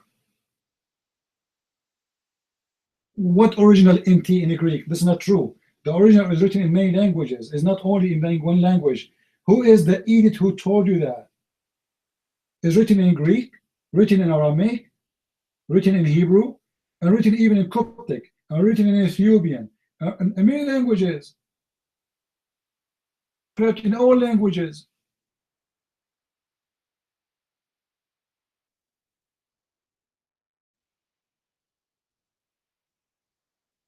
And the statement you are quoting is in Hebrew, which is born from the Aramaic.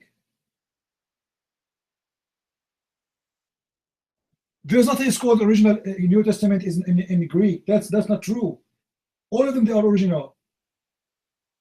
All the books are original and written in many languages. You are talking about manuscript.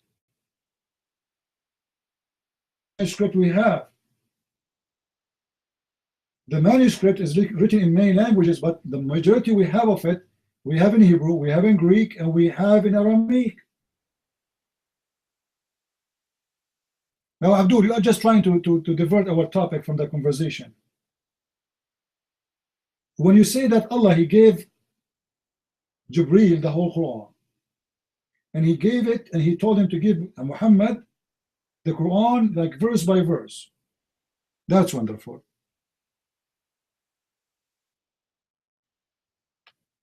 In chapter 2, verse 106,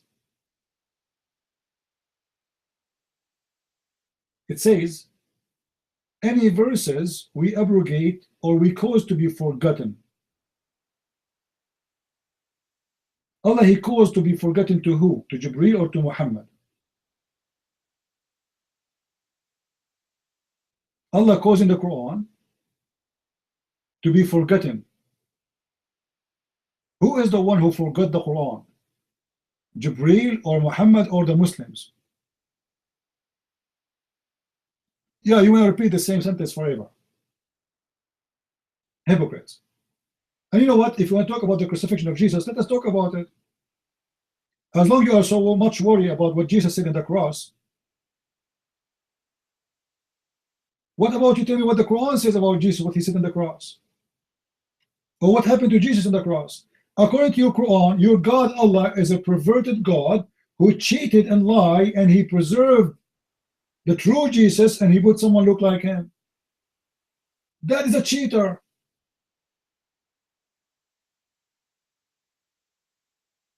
That is a cheater.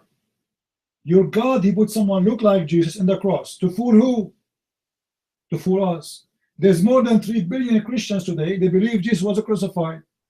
But according to the Quran, Jesus was not. Allah did lie to us. Allah made us see someone in the cross, but He was not there. Who is the stupid in this story? So a Muslim is worried about what Jesus said in the cross, which is nothing but a quotation of Old Testament, but he's not worried about his God faking Jesus, cloning Jesus. And you know, when we ask a Muslim any question, he try always to change the topic. When we say to them is that the Jews, they killed prophets, and who are they? If Jesus was saved, who are they, the prophets, the Jews they killed? Any Muslim can tell us? No answer. But they will go back and they will say to you, why Jesus said that statement in the cross?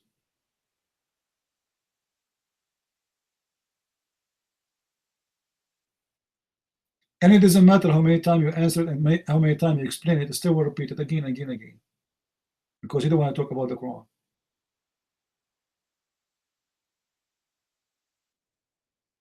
Any Muslim can tell us in chapter 5, verse number 70. Who are the prophets the Jews they killed? I mean, what's wrong with this Quran? The Quran mentions things, but there's no explanation, and there's no proof of it. And we do not know who. And those are prophets. You see, Allah, He have time to tell us about the ant and Sulaiman. Allah have time to tell us about the genies diving for Sulaiman. Allah have time to tell us about the seven steeples, which is a funny story. Allah have time all the time. But God's prophets was killed. Allah have no time to tell us who are they. Who is Israel? Allah did not tell us. Who is the Holy Spirit? Muslims do not know. They guess, and they guess it is Jibreel. The whole Quran never say who is the Holy Spirit. He have no time, but he have time to tell us about boogers and vagina, and the prophet is horny, and women they want to give themselves. He have time for that. The crucifixion of Jesus, all of it is in 2 lines in the Quran. Explain what happened. The story of the ant took you more than 20 verses, and the story of Jesus took you a verse. The story of the she camel who gave birth and who she is born from a rock took you more than 20 verses, and the story of Jesus took you a verse. Allah have no time. Christ is salvation, you might.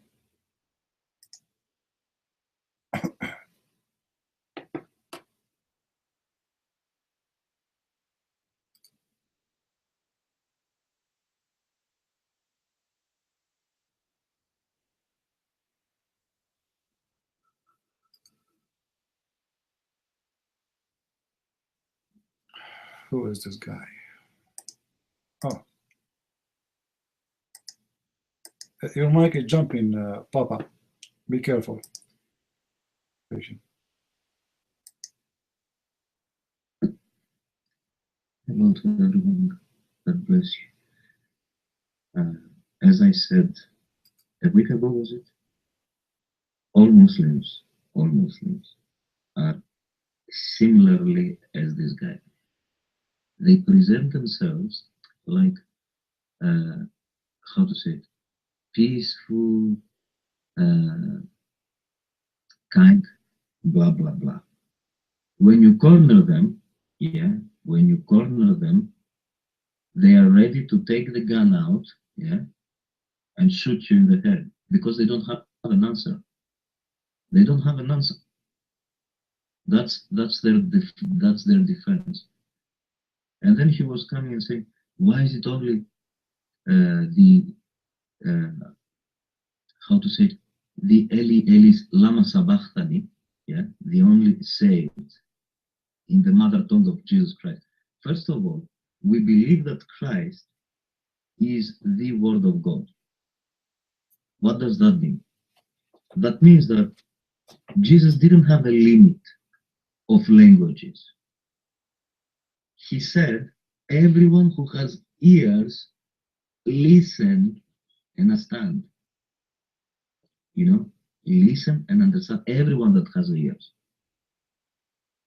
Either it was Roman soldiers, or Jew soldiers, or peasants, slaves, or anyone. Either they were Galileans or whatever, yeah, they could listen and understand. As he was saying Ephatha to people when he was giving hearing and voice, and he was giving sight to the blind people and arms to people that they didn't have arms. Similarly, he was having the same with the language.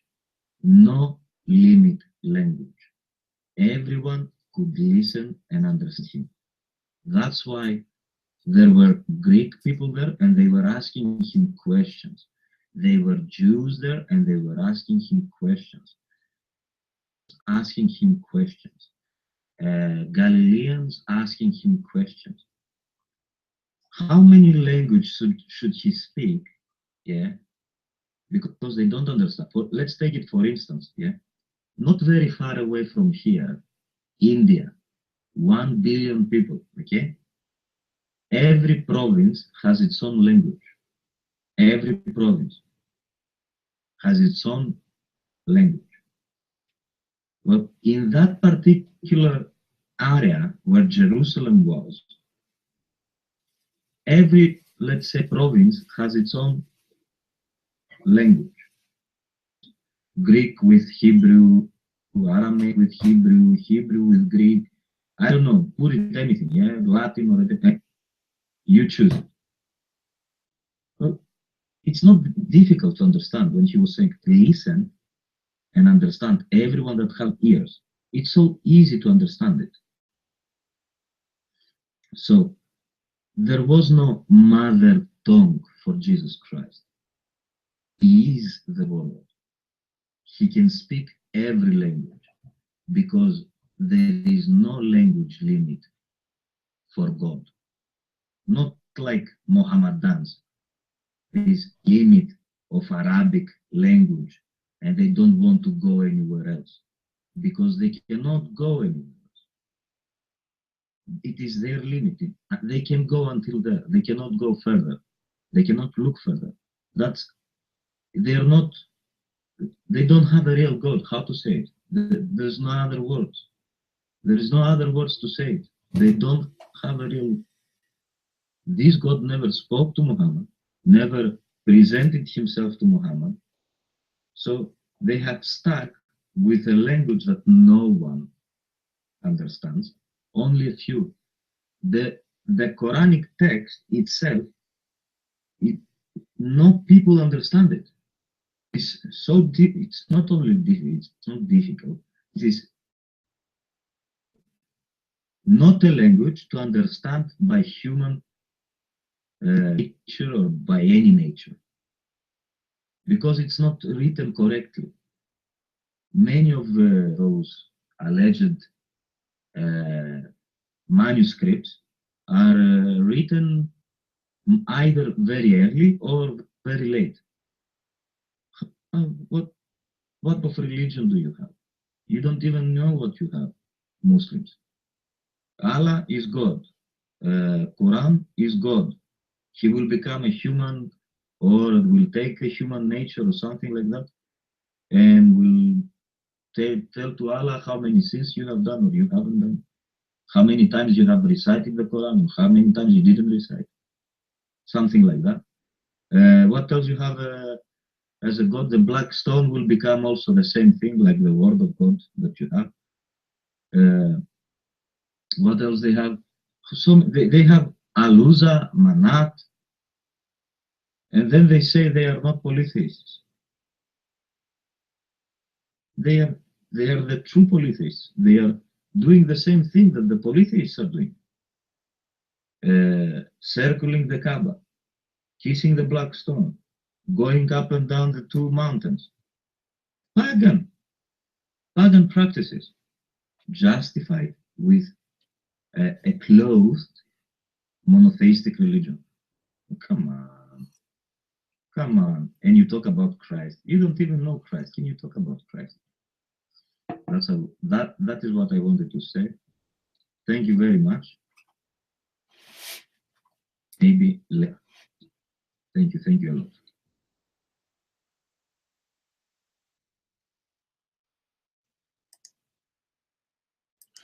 All right. Well, you know, the whole point of Muslims asking questions is not to really ask a question. The same question this guy, he asked me 1,000 times. But he will ask the same question when he come next week. The whole point is he don't want you to talk about his prophet and to question how stupid he is. As simple as that. So the purpose of those questions the Muslims they ask, not because they are looking for answers, because they heard the answer of the questions over and over and over, but they are trying to make you stay away from Islam.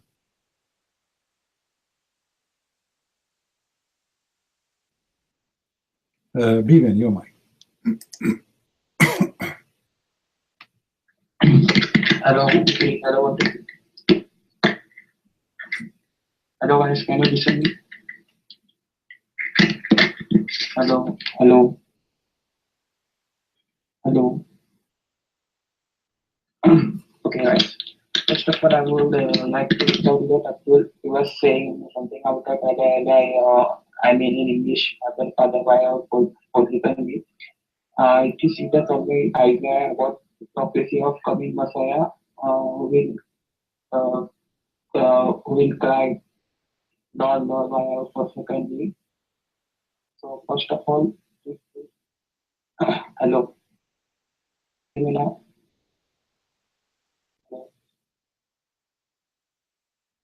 Yeah, okay. Okay. First of all, I would like to refer to that Abdul. Was saying something about that Jesus God, he was saying something that Lord, Lord, why have you forsaken me? This is about the prophecy in the Old Testament where Jesus, where the coming Messiah would say these words. This point is refuted by the Abdul.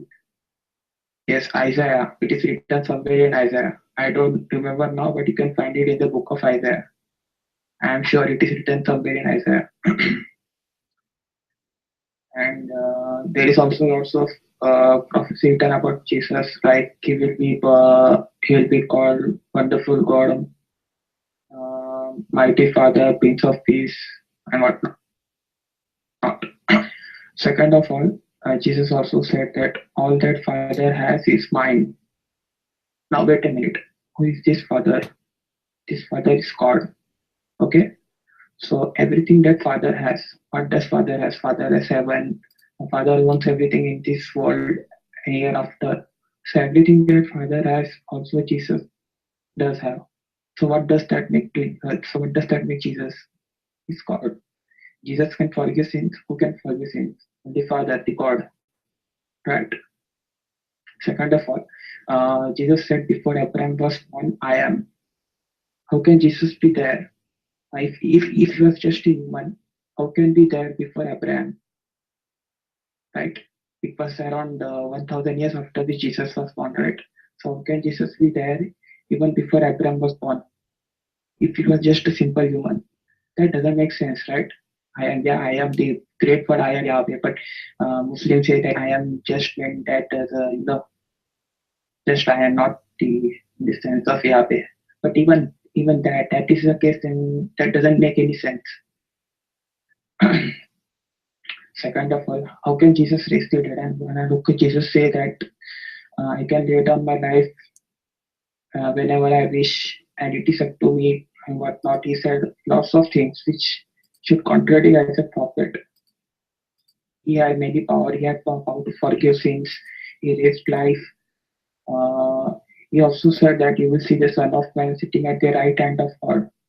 Now, which prophet sit at the right hand of God? This doesn't make any sense. And if you also read the chapters in Revelations where Jesus said, "I'm the Alpha and the Omega." Alpha and the Omega means first and the last.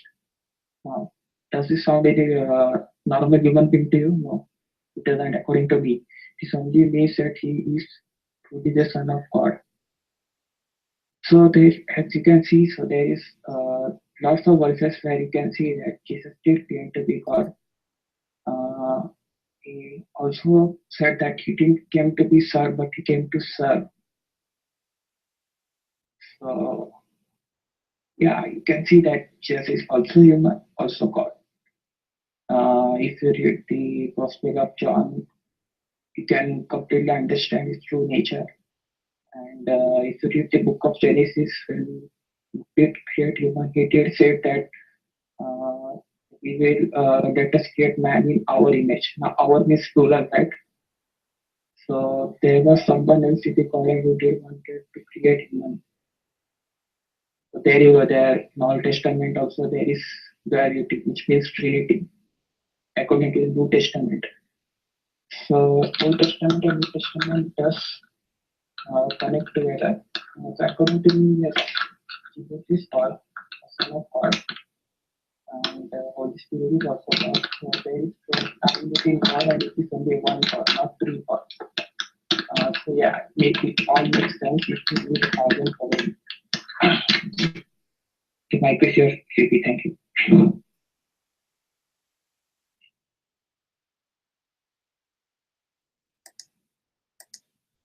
All right, thank you. Well, you know, the Bible is not a phrase you take and you place wherever you want. It's a book. So if you want to quote Jesus, quote what Jesus said. Quote when he said, "Me and the Father is one. Whoever saw me, he saw the Father." Quote him forgiving sin. Quote him ordering death. Quote him making people see after they used to be blind. Quote him. Quote everything about him, and then you will know Jesus. But you don't say a sentence Jesus said, and then you try to explain who is Jesus. Muslims are hypocrites. If we do the same about their prophet, they will say upset. They will say, no, you cannot do that. You should say what he said. All of it, not only this. Read 5 verses before and 5 verses after. Why you don't do the same?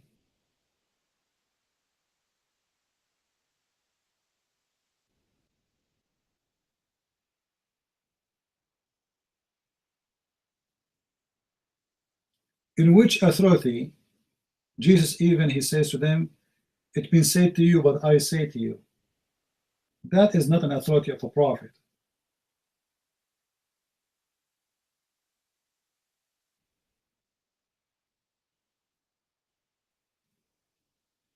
Do we have any Muslim here?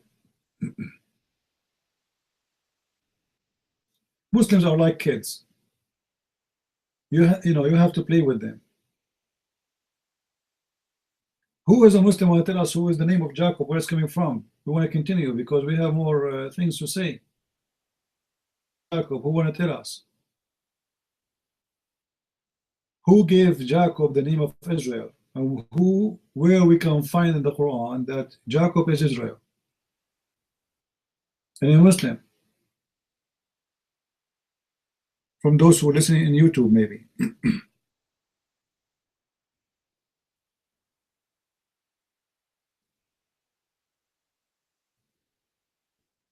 My friend, listen carefully.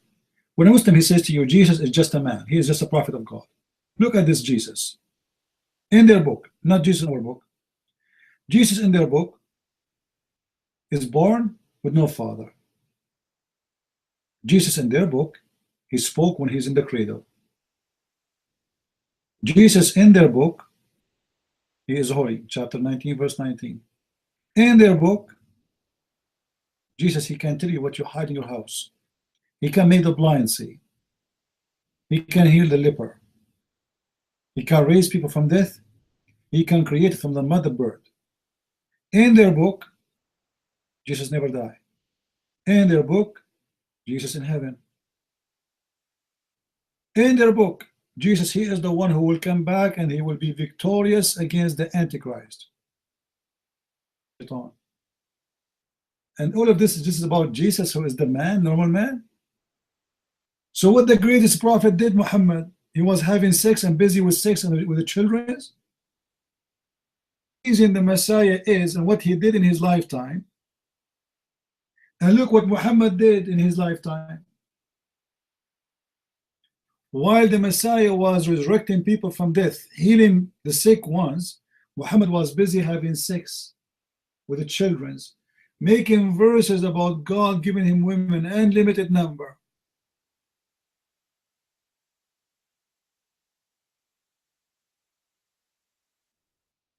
While Jesus, he was feeding thousands from nothing, Muhammad was asking people to feed him,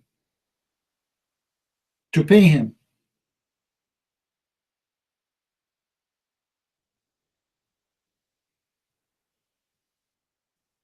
How in the world, like a Muslim, he forgot all those things about Jesus, and he remembered that Jesus said, Ili, Ili, lama shabaktani? This is the only problem you have?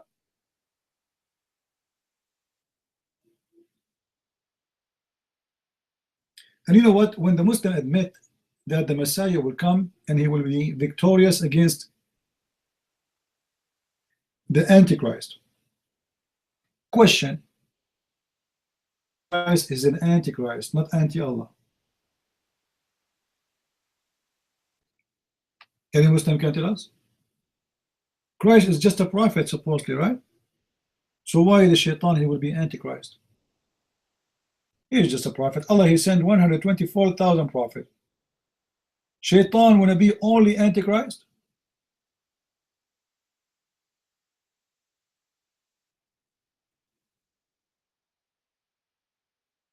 No, there's no Mahdi. Mahdi is a lie, my friend. When you say the Mahdi is an antichrist, meaning you believe in the Mahdi. There's no such a thing. This guy, he was one of the descendants of Muhammad, and he was killed by the Caliph and those stupid Shia. They are waiting for him to come back. He disappeared. Obviously, the soldiers of the Sultan, they kidnapped him, they killed him. And those stupid Muslims, they are waiting for him. Let them wait. Don't believe in any of the lies Muslims they come with. Mahdi and those things is all fabrication of the Muslims.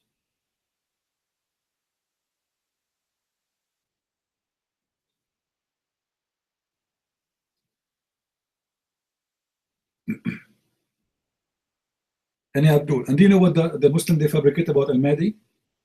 Al-Mahdi, they claim that his mother, her name is Maryam. And he is born from the side of her leg. Like what? From the side of her leg. I'm so glad she did not give birth to him from her nose. Why? Because he is Al-Mahdi, and there's no way Allah will allow him to get his mother to give birth to him from her vagina. He gave birth to him from the side of her leg. You know, all of Islamic stories is nothing but fictions, and amazingly, you know, why the Muslim don't make fun of you when you believe that Mary, she was a virgin? Have you ever heard of a Muslim question Mary to be virgin? Never. Why? Is that because it's logical? Is that because it's convincing? No. There's no logic. Based on the story of Islam, there's no logic. Why Mary, she will give birth as a virgin? Doesn't make sense. All the prophets before Muhammad, including Muhammad, they are born from a woman and a man. Why Jesus? Any Muslim can tell us why Jesus? What's the problem here? If you want to say to me it's a miracle, okay, I understand it's a miracle, but what's the point of this miracle? Nobody can prove this miracle. I can say, my mother, she can say, she gave birth to me when she was a virgin. Who can prove it or disapprove it? So what's the point of this miracle? Unless there is something behind the story that this person is not from this earth. He is not like us.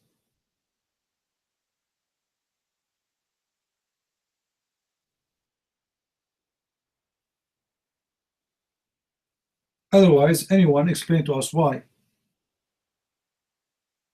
Why only Jesus? The Muslim, they say to you, the Quran says that the similarity of Adam is the same as Jesus.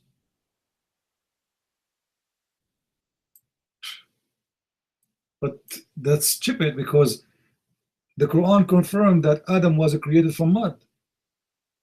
And then Allah, he breathed into the mud.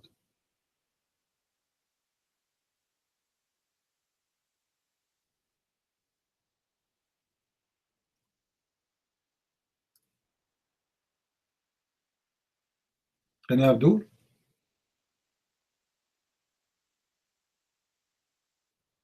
And you notice this guy, you know, the Shia, by the way, they practice taqiyya a lot more than the Muslim Sunni. All the hadith I showed him about Ali saying this and that, do you see the answer? He never answered. He jumped right away. He don't want to talk about it. All the stupid things that Ali he said, he have no comment about it. He is only worried about Jesus said, Ili, Ili.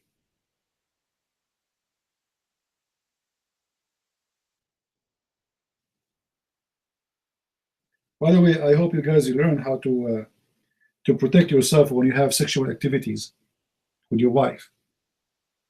Because, you know, remember, Ali is the teacher here. All right?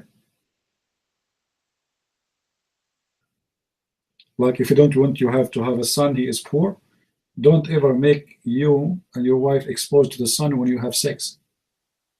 Because if you do so, you will become poor, and then they will make you like me. Imagine. God forbid, you don't want to be like me. However, if you want to have a baby, you want to have boys. Anyone remember what you do if to have boys? If you don't want to have girls, anyone remember how to do it? How? You have to place your hand, the right hand, in the front of her when you are behind her, when you are having sex, and you put your hands, your fingers in her belly button. And then you say, may Allah make him call him Muhammad. And then he will be a boy. And then the guy, he have 7 boys. 7.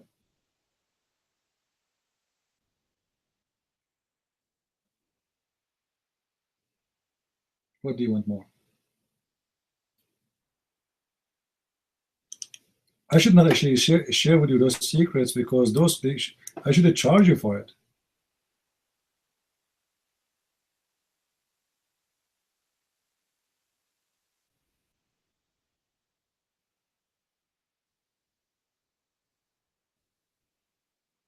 And Abdul.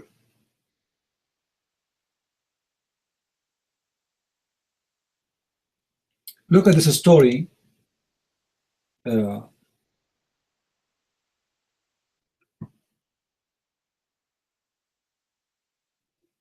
This is a story reported from Al-Hassan. Once Al-Hassan, he was eating. This is the family of Muhammad.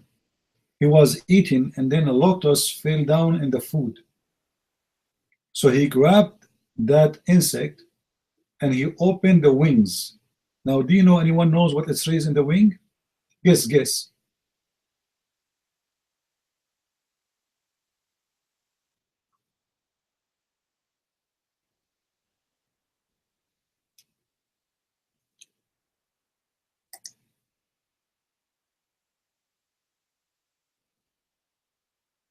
Let us see what those, we have names waiting, and we will continue.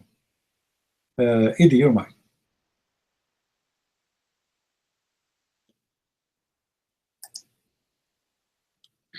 Okay, thank you, CP. Yeah, now, if I remember right, or is this a different sect of Islam, but doesn't the man, the first one, whoever discharges first, determine the sex of the baby? Mic free.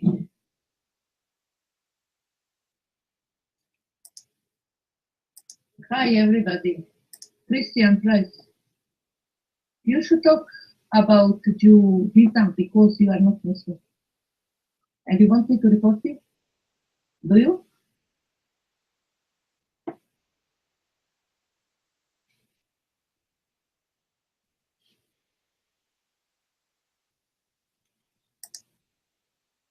She want to report me? I should not talk about Islam. She want to report me? Oh, please don't. Please. Come on. Don't do that. I will pay you. Don't hold on. Why you want to report me? You report me to who? Huh? Draga, you want to report me to who? Take the mic. Tell me. You want to report me to who? What's your problem? Go ahead. What's your problem? You should see a psychiatrist. Do not talk about somebody else's religion because you don't have one. And I think you are just, I don't want to be rude.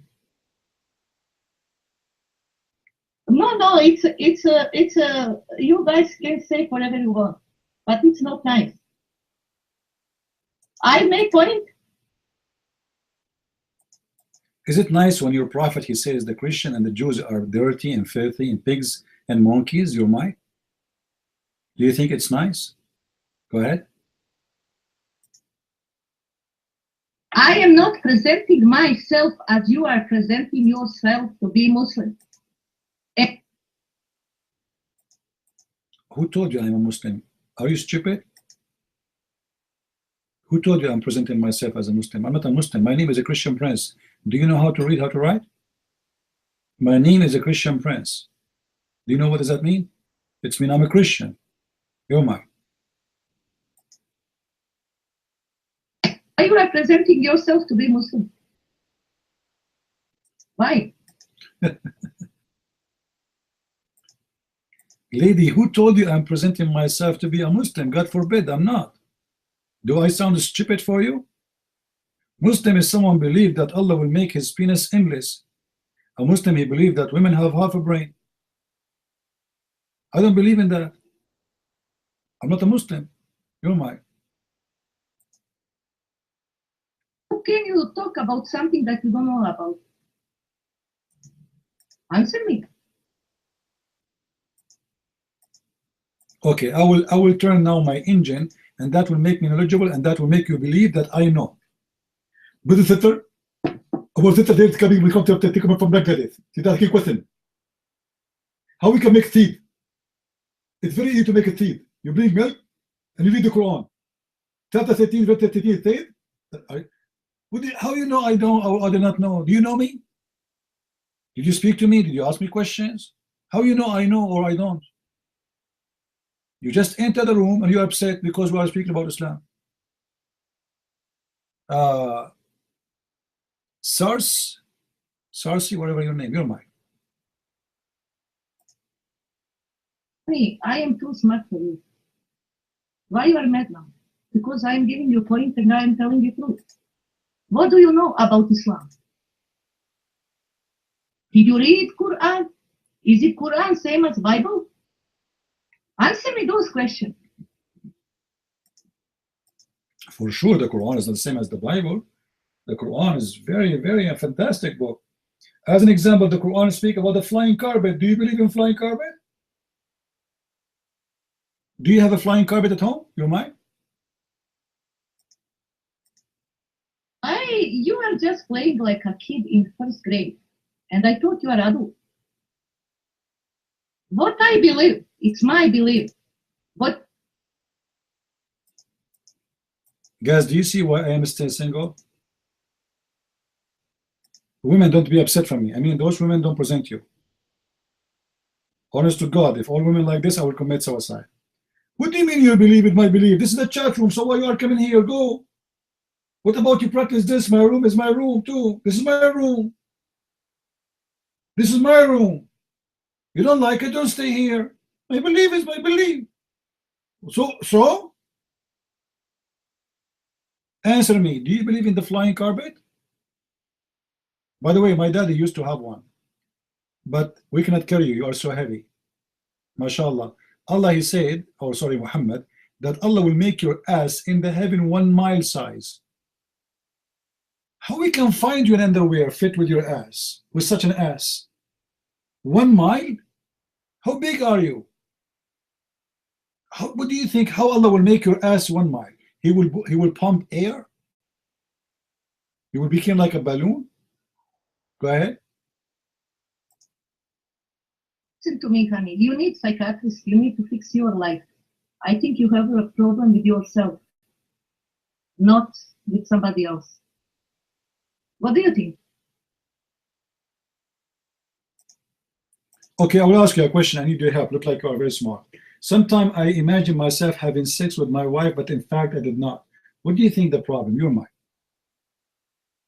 Help me. I think you are right. I imagine myself having sex with my wife, but in fact I did not do it. So what do you think the problem is? Is that illusion? Madness? What do you think? Honey, I don't care about your private life. That's your life. And you should think about your life. No, but I'm seeking your help because look like you are very smart.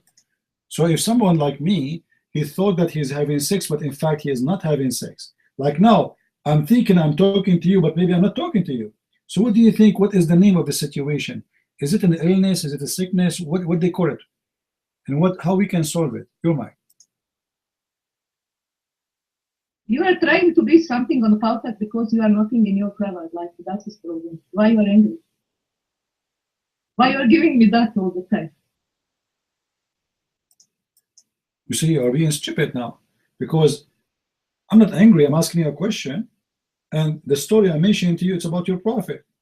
He imagined himself having sex. Guys, somebody post the hadith. You're a prophet. He imagined himself having sex, but in fact, he never did. He never did.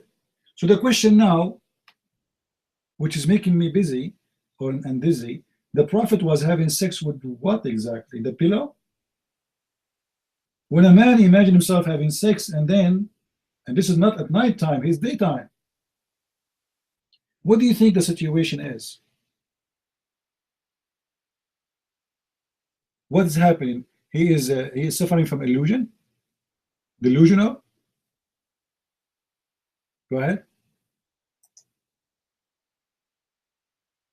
I mean, in my opinion, you have like a problem with the sex.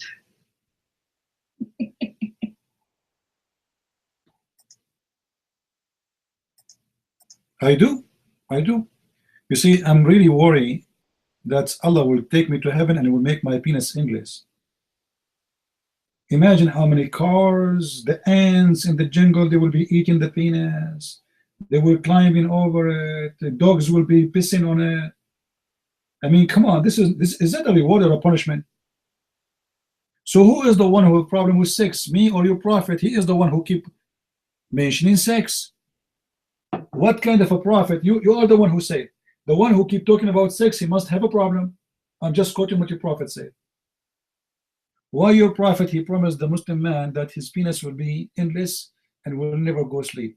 Do you have an explanation? Go ahead. How do you know? Have you been there in those times? What? How do you know something that you haven't seen with your own eyes?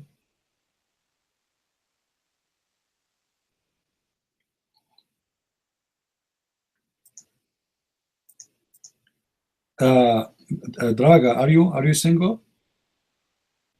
I want to ask you a favor. Please don't ever get married. Please. Okay? Just stay single.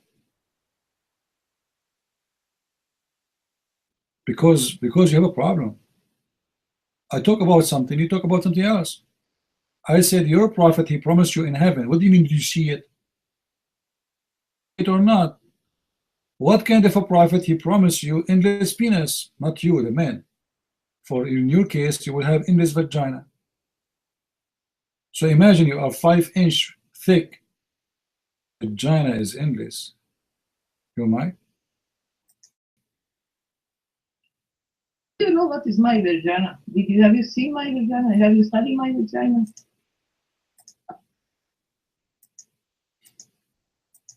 Oh boy. I don't want to see a vagina, lady. I mean, come on, I'm drinking my tea now. That's disgusting.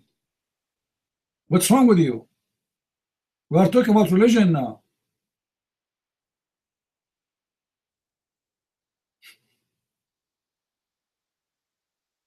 Let me see.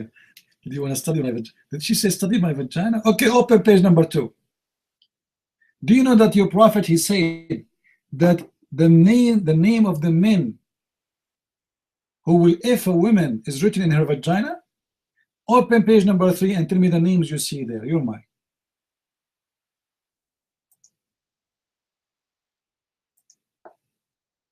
I am not talking about religion. I really don't care about religion. I'm talking now about you. I'm trying to help you. Just sit down, mad woman. We have enough of stupidity. Do we have any Muslim here?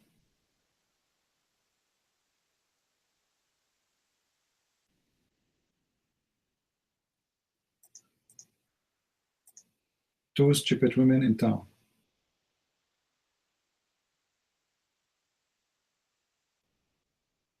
Imagine, guys, imagine those two women, they work with you, or one woman, she work with you in the same office, and she have a table next to you.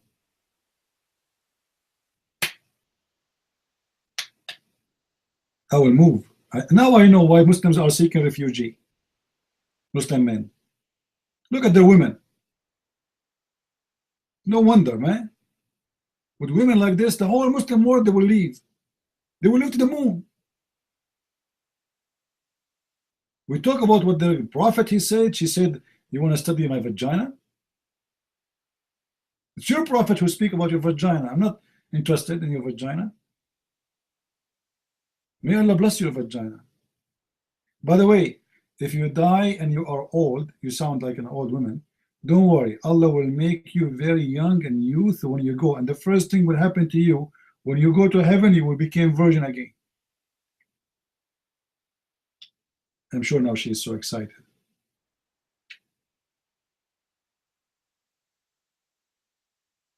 Any Abdul here?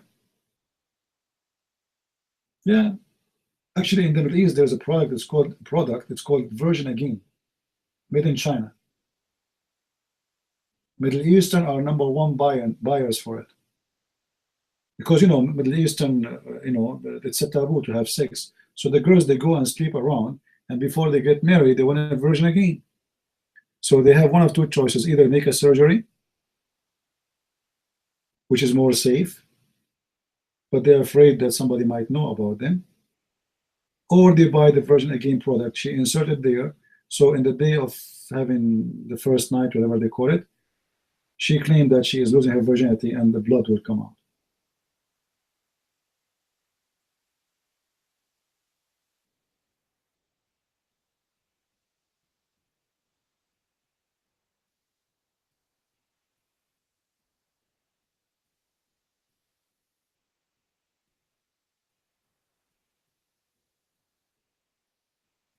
Do we have any Muslim here?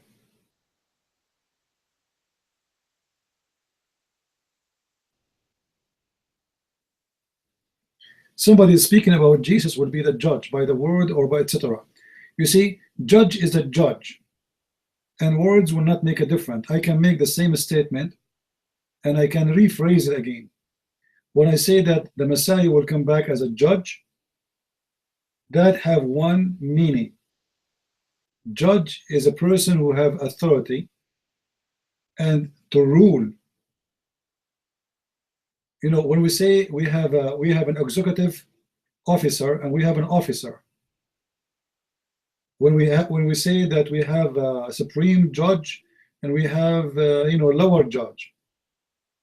At the end of the day, is that judge able to perform his judgment, or just a judgment of words to condemn?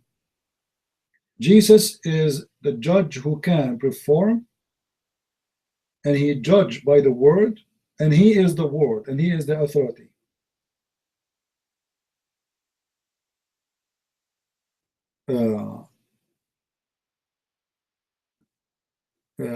We have a guy, his name is James. He says, you decide by Paul. We don't decide by Paul. First of all, Paul, he speaks for Jesus. He don't speak for himself. Secondly, you yourself, you do not know what you are talking about. Paul and the Messiah, both of them, they say the same, that the Messiah is the judge. When the Messiah, he will come in the cloud with the glory of his angels.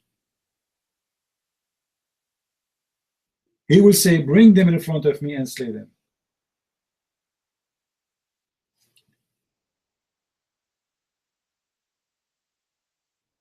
And don't call me brew, James. We don't brew the devil.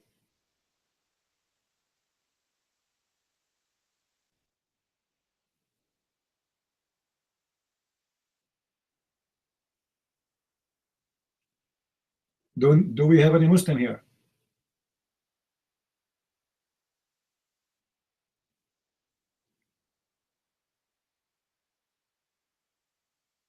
And by the way, the Muslims, they have a very bad problem with Paul. But the Quran mentioned Paul. We are dumb? Okay, put your hand up, Missin. Let us see how smart you are. Your mic, New Testament.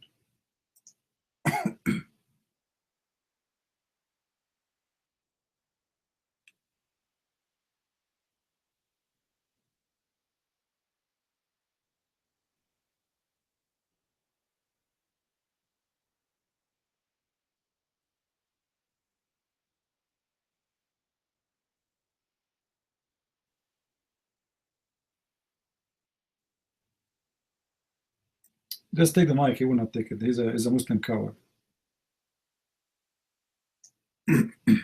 Okay. I actually have a question for you. I kind of need a little bit of help on something. I don't know if you have the time. It's kind of a big question. It has to deal with the David Wood and Sam Shimon's a Muslim. What do they call it? The Muslim dilemma argument. Is it okay if we speak on that? Your mic. Give me the question. Don't mention names for me, please. I don't care for the names. And for the guy who is speaking in YouTube, he says, how come Jesus appeared to Paul and nobody saw that? James Lacoon, are you a Muslim? Are you a Muslim? Because you are saying stupid things. Paul, after Jesus appeared to him, he's still killing Christians? Are you stupid? Don't like your prophet?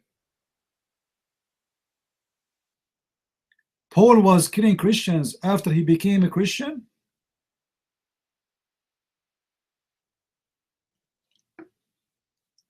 I want you to come here in Paltalk, James.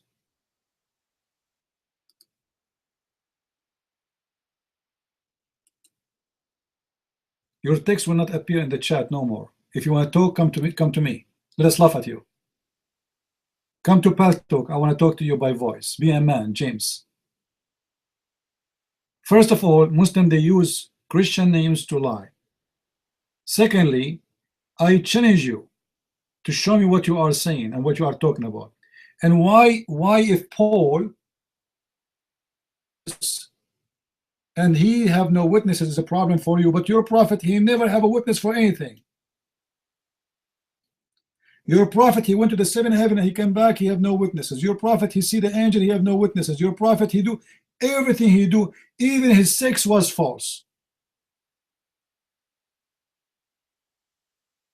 If you are a man, come to the chat room, James, we are waiting for you. The Muslim undercover of the name James.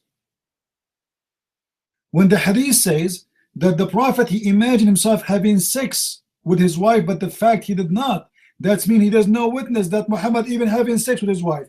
Even sex was alone. Even his sex was alone.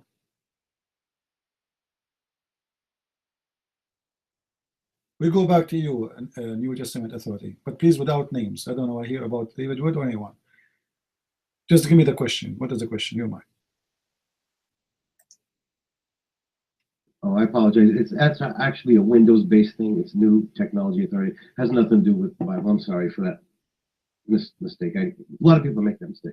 No, what I was referring to was the argument with chapter 5, verse 5, correlating with chapter 6, 115. You know that argument? That's what I was referring to. I'm kind of in a bind on something on that. I wanted to bring it to your attention. That's why. That's what I was referring to. I didn't need to mention any names, but I know you know what the argument I'm talking about just by those two chapters. Your mic. Yeah, but what do you have? You said you have a question. I don't know.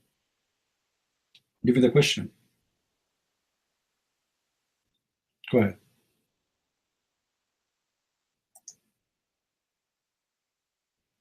Okay. Well, when I first discovered that argument from those two people, I thought it was quite amazing. So I said to myself, okay, I'm going to try it on for size. And I actually used that argument with a Muslim online, and it seems like every single Muslim crumbles on that argument every time. And I was actually shocked because I didn't think it could be that easy. Chapter 18, verse 25. I mean, I went through all of them, and I can see the correlation that any question that they would come up for that was already covered, which I thought was amazing. But here's where I'm having a problem.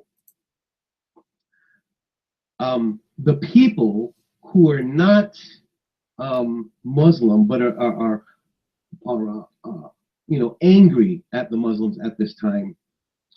When I bring up that particular subject, they're actually getting angry at me. I'm actually getting friendly fire, and I'm going to tell you why. I understand that Isa is not Jesus in the Quran. I totally understand that, and I read into that, and I exactly, we understand that. But at the same time, I'm using Jesus as an argument, if you know what I mean. Now, I'm getting flack from the non-Christians in Paltalk for even using that. And I ask them why. And I'm not really getting an answer, but I am getting an answer, if you know what I mean, because we understand doublespeak. These people just want the world to burn, and they're angry, and I can understand that. But to fight with a Muslim in an argument in Paltalk for 2 hours, and I come in and I decimate him less than 5 minutes with this argument, people are happy that it happened, and half the people are angry. And the people who are angry are not even the Muslim. You see where my dilemma is now? Your mic. All right. Can you tell us the argument you are talking about, how you understand it, so people they can what you are talking about? Can you, like the same thing you say to the Muslims? Let's see what those Christians will say to you. As you said, the Christians, they are causing your problem. So can you tell us what is the argument exactly? Your mic.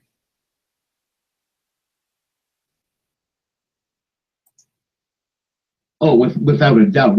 To me, this is a sure, an absolute sure winner of an argument. Because I understand one of the fallacies they have to abide by. They have to believe in Jesus Christ. See, an atheist, I understand the argument. You can't go that route with an atheist because an atheist will take it in a different direction. But if you're a Muslim, you have to. It's a give me right off the bat. So half of it's decimated. So what were you asked? I'm sorry, I misquote. I was talking about chapter 3, verse 3. Chapter 6, verse 115. You know what you want me to do the argument? Okay. What I usually do is when a Muslim's acting stupid and he's claiming that he's Christian, because I hear them all the time, oh, I'm not Muslim, I'm Christian. I'm like, well, and you can tell they're not. I always bring up chapter 3, verse 3. In the Quran. Now, the thing is, a lot of these rooms I noticed, you cannot bring up any biblical scriptures or Jewish scripture. You can't even do that, but because it's dealing with Islam. So they, I'm not breaking any rules when I'm bringing this argument up. So I'll ask the Muslim, I say, do you believe that the Quran is the absolute word of God? They go, yeah. So I say, okay, let's read chapter 3, verse 3. And I say, and it says, see, there you go. Ed's right on top of it.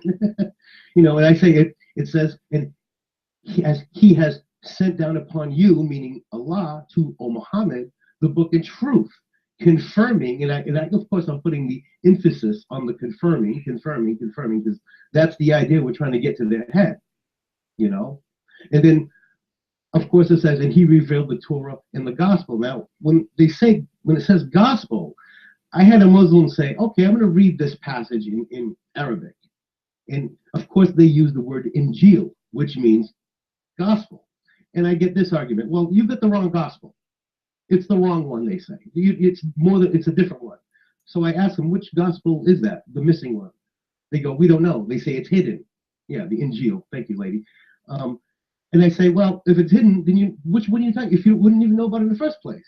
And I said, you know what? To even rectify that question, the Quran still answers it, because it talks about the book of Psalms in chapter 17, verse 55, where it says, and your Lord is most knowing of whoever is in the heavens and in the earth. And we have made some of the prophets exceed in others in various ways. To David, we gave the book of Psalms. I mean, so you ask yourself, what other gospel has Psalms? Well, you already know there's only one gospel, so they can't use that argument. And if they're going to say, well, it's 4 books, well, it's the book of Psalms. It's still in the gospel. It's a no-brainer, And then if they have to believe that it's all the word of God, you show them passages in there where it's like I said, it's like chapter 6, verse 115. You can't change Allah's words. So I correlate to them that God is all beginning, all end, you know, Alpha, Omega, and you cannot. He's the same then as he is from now on. You know. So that starts to mess with their head. I see it happen. I see them pause, and it's checkmate. It's absolutely amazing to witness. Now the Christians in the room are like, that was wonderful, but the other people who are, they're not Muslim. I don't know who they are. I don't know what their belief systems are, but they get angry. And what they say is, you can't use that argument because Jesus isn't Jesus in the Quran. It's Isa. But we all know the story of Isa, how it's still not the Jesus. The argument I'm getting it from is not from the Muslim, but it's from the people witnessing what I'm doing to the room, to the Muslim, and getting angry at me because I had to bring up Jesus. That's weird. I just find that very strange. And it almost feels like friendly fire, you know what I mean? I have to get on the phone and I have to tell these people, listen, I'm not your enemy. Why are you treating me like I'm your enemy? We're all on the same side here. But I look at it as the more and more I listen to them, they want them all dead. All of them. They don't want no olive branch. And these are the people who are not Muslim. And I'm saying to myself, okay, we can't just do that. And it just, all I'm saying, it just feels weird to get friendly fire on this. You know what I mean? And from a beautiful argument that puts the Muslim to the knee. I mean, it's amazing. So, I don't know. Maybe that's just, I'm correlating it with, I don't know, side effects. Open mic. All right. You know, and do you speak Arabic? Do you speak Arabic? All right. You said David Wood and Sam Shamoun, you learned it from them. But do David Wood and Sam Shamoun speak Arabic? They don't. None of the Islamic translation, it says that he approved what is between their hands. Not even one. Do we agree? Is that correct? Not even one Islamic translation says that he approved what is between his hands.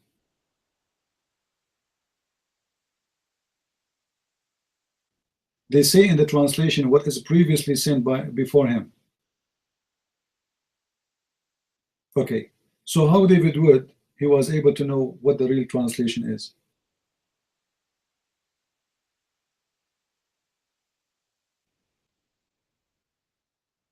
See, all those arguments, my friend, with my respect to everybody, when we were making videos exposing Islam, those names, they aren't even Christian at that time, and they know nothing about Islam. And there's no way that you can know what the Quran is saying. I'm not talking about you. I'm talking about, you know, if you learn it from somebody, it doesn't mean that they are the one who taught really about it.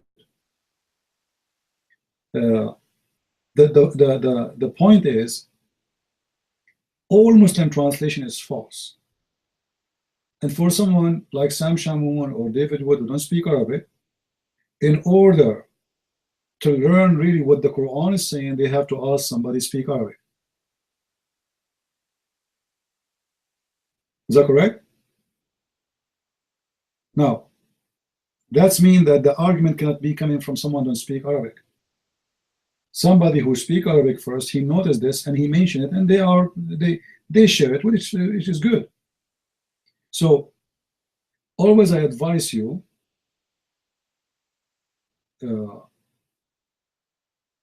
like if you want to learn about Islam, try to find someone who speak Arabic, because they, the one who is teaching you, they will listen to that person who speak Arabic so they can learn from him. It's the same as, you know, like saying, I'm a doctor, I'm going to give you a prescription, but I do not know how to write Latin or English. And I do not know how to read, how to write. This religion, all the secret is in Arabic. All the Quran translation is false. All the Hadith translation is false. No, I'm not saying you cannot. No, you cannot use the Quran.com. You cannot. It's a false translation. That's what I was saying all this time. If you read all the translation, you will see not even one of them is true. So how you can use it?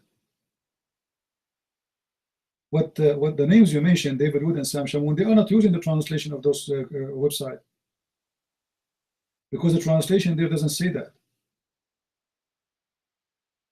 They are using an accurate translation given to them by somebody, an Arab Christian, let us say, whoever that is.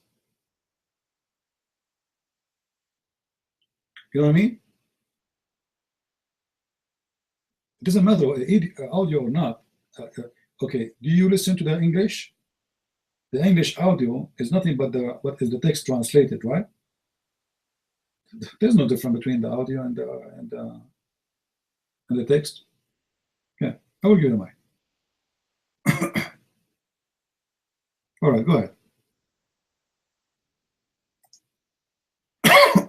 Well, I understand what you're saying, that it's their interpretation, but that's okay. It's the general argument is what I learned from them, is what I meant.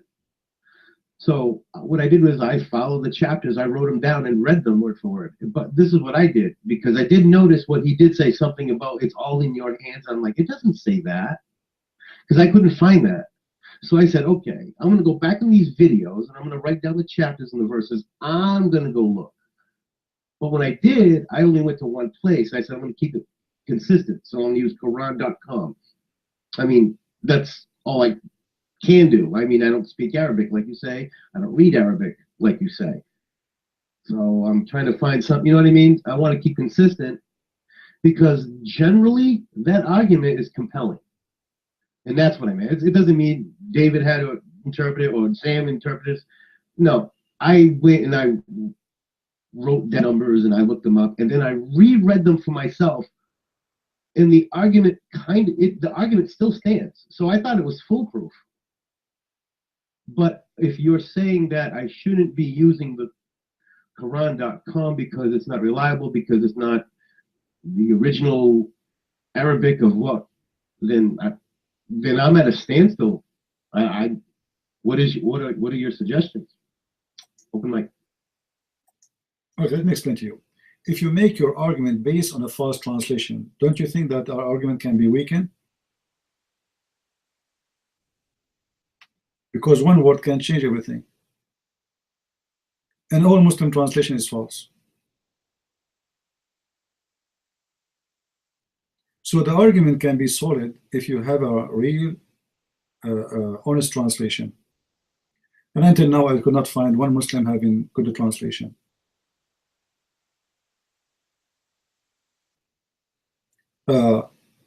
I can give you tons of examples. You can quote for me any verse right now. I'll read for you in Arabic, I'll read for you in English, and you will see right away the difference. This is why, actually, if you ask Muslims, do you agree with the Muslim translation of the Quran? They say no. Not even single Muslim he agree to tell you that he agree with this. If you ask someone like Shabir Ali, what is a translation you approve to be accurate? He will say none. Why is he saying none? So why he's holding the book in his hand? Buyers, those translations are made to deceive you. If we go and look in the Quran, where the Quran says that he approved what is between his hands, you will not find a single translation given.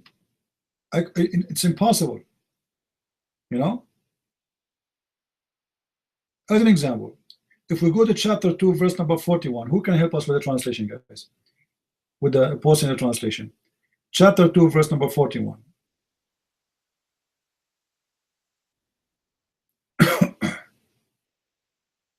Can somebody post?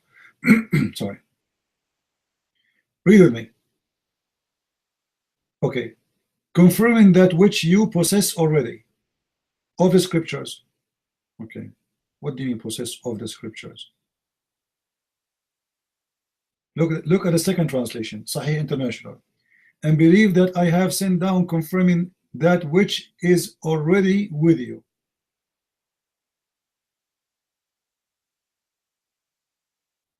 Chapter Shakir. And believe in what I have revealed, verifying that which is with you.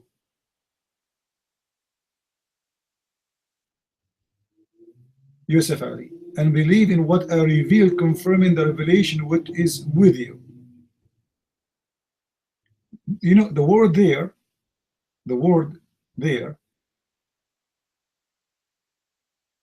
مصدقا لما معكم. I agree about what is revealed to you. Look here, the Muslims, they have no problem to say that what is between your hands as it is. You see that translation is accurate somehow. Why? Because the one who's saying that is Moses.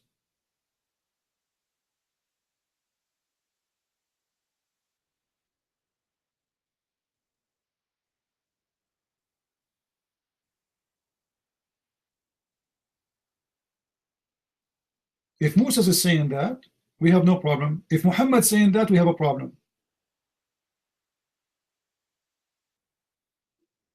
O children of Israel,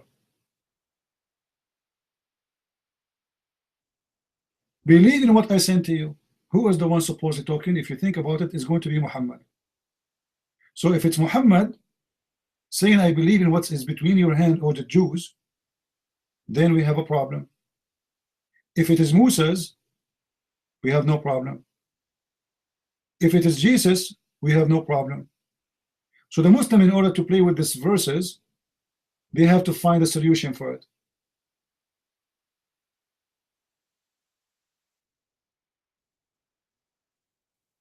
The same statement appear in the Quran in different place.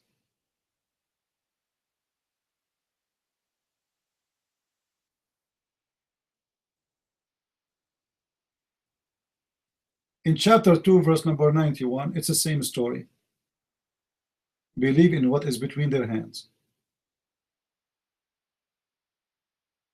Chapter 2, verse number 97, believe in what is between his hands. But if you read the translation is different.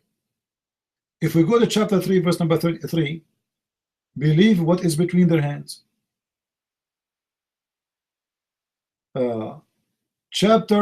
Let us see, chapter 4, verse number 47, believe in what is between their hands. But look at the translation, you will see how huge the difference is. Chapter 5, verse number 46,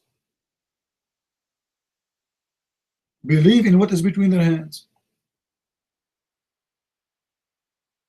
Chapter 5, verse number 48, believe in what is between their hands. But look what they translate there, confirming what came before him. You see, before it was is between their hands. They have no problem with the translation because it was not Muhammad speaking. When it has come to Muhammad, that statement, the Muslim did change the translation. It's the same statement. So how come the same statement appear all over the Quran as confirming what is between their hands? When Jesus said it, the translation is accurate. When Moses said it, the translation is accurate. It doesn't matter who said it. The translation is accurate only when Muhammad he said it, which is about Muhammad.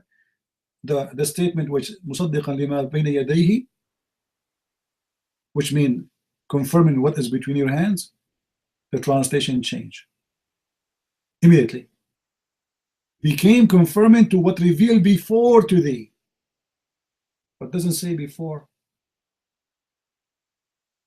Confirming the scriptures that came before it, doesn't say that.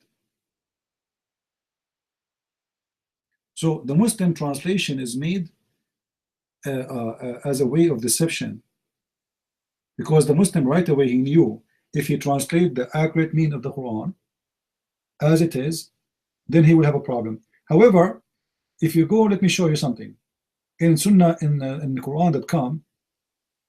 If we go to Quran.com, chapter 5, verse number 48. Let us see. Quran. I want to show you the translation of a guy, his name Dr. Ghari.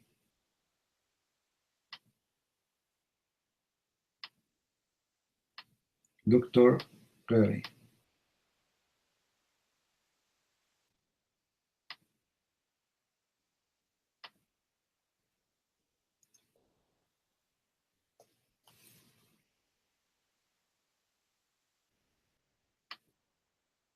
Let me try it again.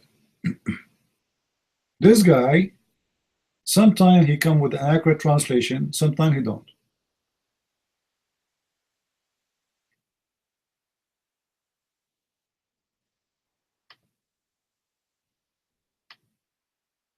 Okay. Even this time he is a liar. Look what it says. And we have sent down to you the book with the truth, sincerely verifying whatever of the book was before it. It doesn't say it was before it. It says what is between your hands.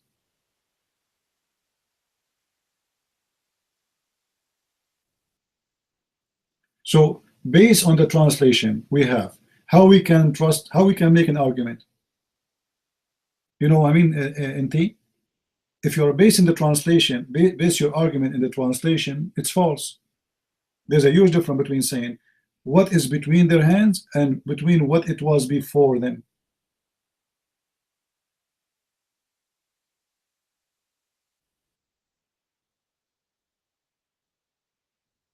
So a person who don't speak Arabic, he want to make an argument with the Muslims, he read the website, he bases his argument in a false translation, then he might end with a false argument too.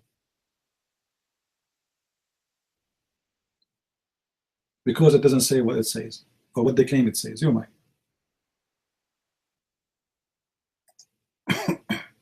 Yeah, what's crazy is when you highlight the Arabic, it shows the discrepancy. It doesn't have in his hands in the English.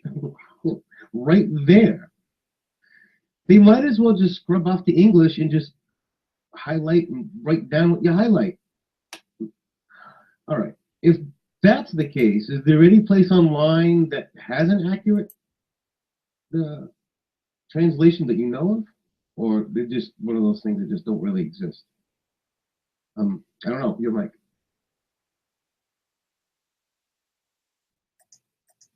You can get maybe the book of Osama Daktok. He translated the Quran. Otherwise, there's no Islamic translation is correct. Zero. I can challenge right now any Muslim to show me any verse he chose of the Quran, and I will read with him word by word, and he will see how they lie. Not even a single verse in the Quran translated inaccurately. In purpose.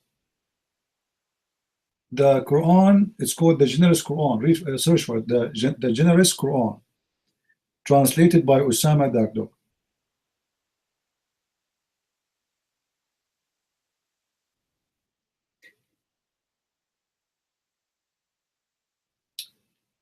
Okay, just, yeah, here we go, I type it for you.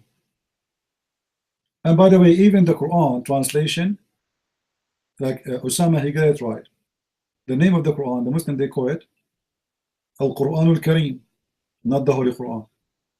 They don't call it holy. Even the Muslim don't call it holy. In the translation, all of them, they say holy.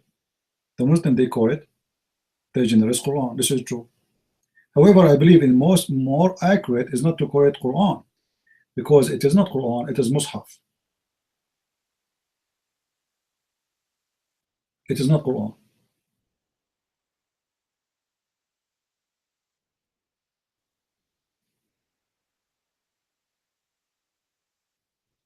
No, Mus'haf mean pages. You know, Mus'haf is a pages.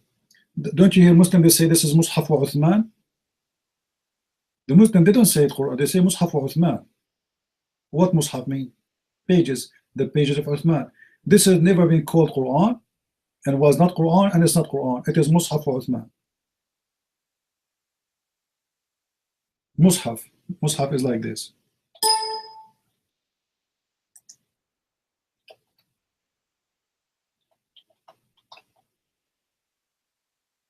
Mus'haf. You know, I'm trying to make it sound like Arabic. Yeah. Did you see the video I made about the Hafs? Any of you watch it? The video about Hafs? Go and watch it. And let us see who is the Muslim he dare to refute it.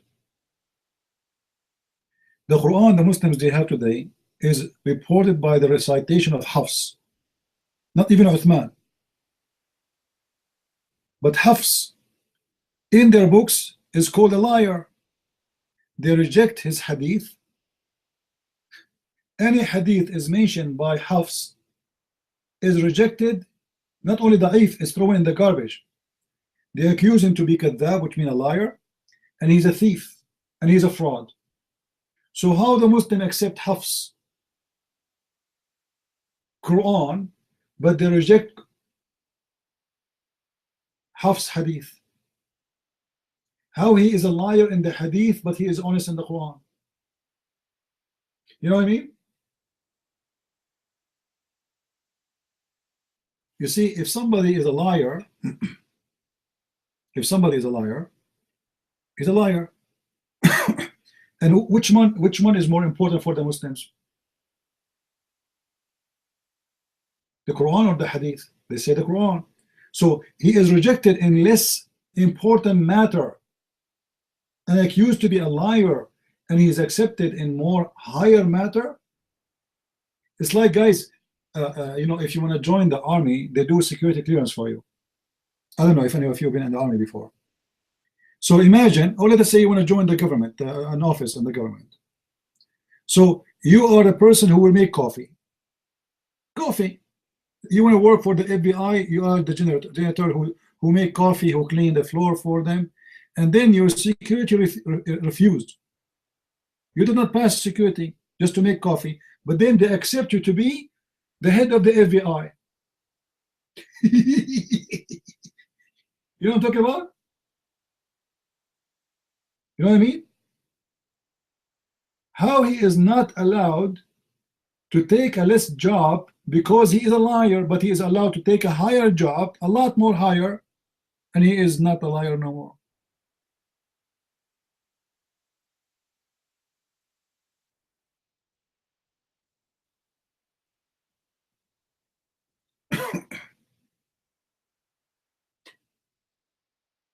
Not only is a liar, guys, go watch my video. Go to Christian Prince account in YouTube and see the video I made just last week. It's called the Hadith of Hafs. See with your own eyes how they accuse him that he's a fraud. They say that Hafs, he borrow books. He borrow books. And then he recite them claiming that those are his own. He copied them. He copied the books. Like imagine you wrote a book. Then Hafs, he borrowed it from you. And then he copied it. And then he claimed that this is his book. This is what they were saying about him. And they say word by word, they say kadhab, he is a liar.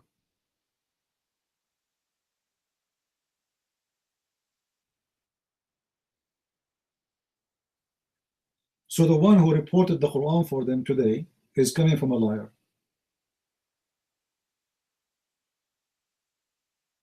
And not only this, he is a liar, and the master of Hafiz, which is Asim, he's a liar too. So a liar learned from a liar, and this is what the Muslim they have.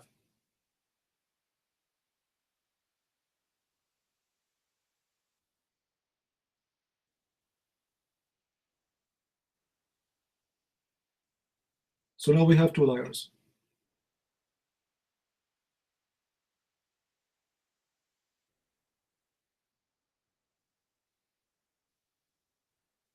Any Abdul?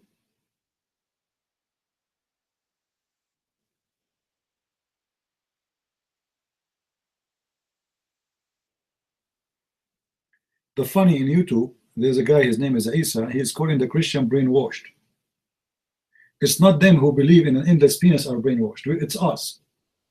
It's not them who believe that God will provide them with women you can see through their bones. It is us. Yeah.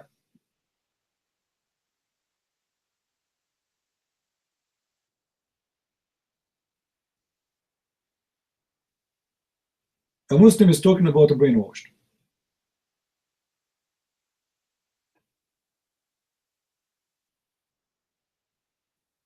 You know, Isa, do you know that in heaven Allah will block your anus before you enter heaven? Isa and you too? Allah will put something in your anus so you don't do poo-poo?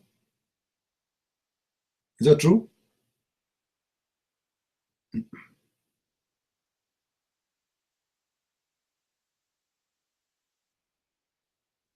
How are you, Misan? Well, answer, is it true that Allah will block your anus when you go to heaven? To be sure you will not do poo-poo inside? Bakara 2171. And the example of the disbelievers, the similar as the call himself. Yeah, this is exactly of the Muslims. The Muslim, you ask them, you believe in the Quran? You say yes. Do you know the Quran? They say, we recite the Quran by heart. Can you explain the Quran? They say no. This is a verse about you, you idiot. You recite the Quran, you carry the books in the top of you, but you do not know what the books mean. Donkeys.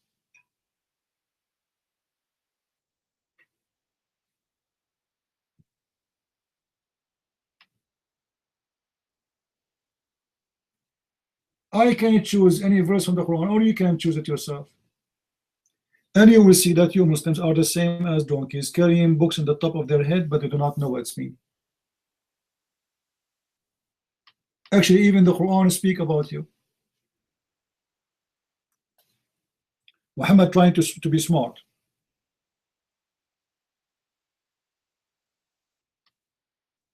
Because he cannot explain the Quran. So he said in chapter 62, verse number 5, the similarity of those who carry the Torah is the same as donkey carrying books.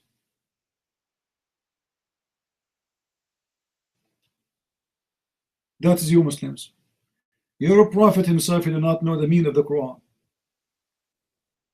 Your prophet himself do not know how to read the book. Who is the donkey in this case? A person who is carrying a book but he do not know how to read it. What I did gain in 15 years? What's your business? I gain a lot of Muslims leave Islam. Is that hurting your feeling? Guys, do you see the verse? Do you see the verse? Muhammad is speaking about those who carry books and they are donkeys. But Muhammad himself do not know how to write, how to read. So who is the donkey? Auntie, prove me I'm lying. Here we go. Put your hand up and let us see. A prophet talking about donkeys carrying books, but he himself cannot read it? Who is the donkey in this case?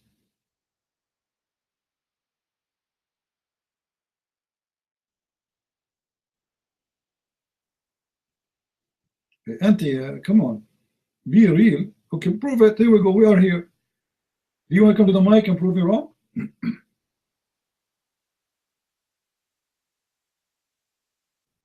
Hold on. According to your prophet, he spoke to a donkey and the donkey converted to Islam. And not only this, the first suicide bomber in Islam is a donkey. Is that true? Sure, take the mic, go ahead. Is it true that the first person who suicided in Islam was a donkey? And your prophet, I asked him if he liked females. Go ahead.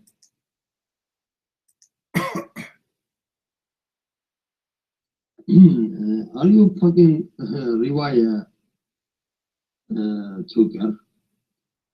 Prove it. Where did my prophet say that? Who said that my prophet said that? Did my prophet himself say that, or somebody else say it?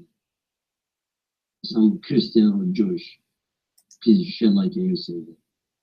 You know, all the stuff are attributed to my prophet, but it's not going to work. What is in the Quran saying that? show me in the Quran. Don't use the Christian hadith or Jewish hadith. Those who tried to destroy Islam throughout the centuries. And you only can talk about those fake hadith that befitting in you. Can you bring me from the Quran that's saying that? Take the microphone. Oh, so you take only from the Quran. Okay. Well, can you show me in the Quran where it says you have to pray 5 times? As long as you take the Quran only. Can you show me? Go ahead.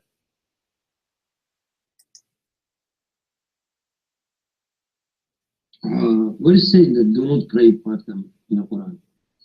Can you show it to me? What? What he said, guys?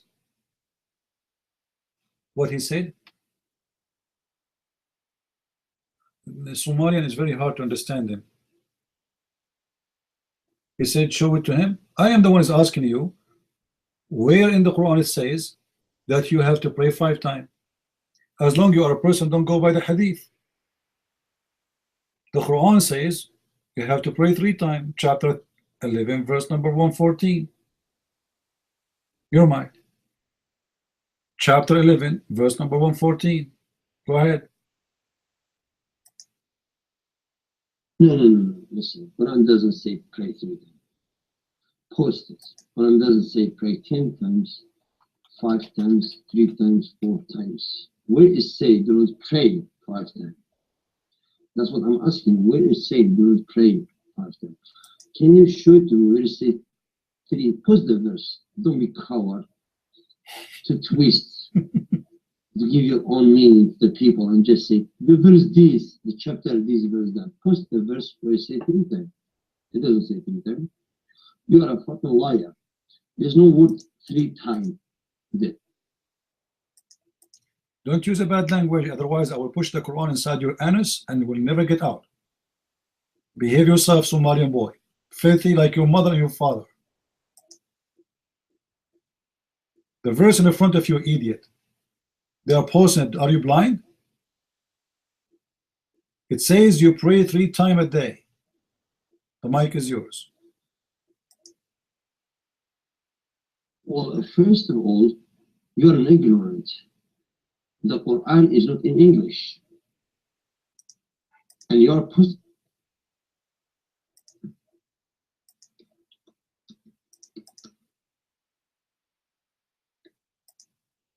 Guys, watch your mic. It's jumping.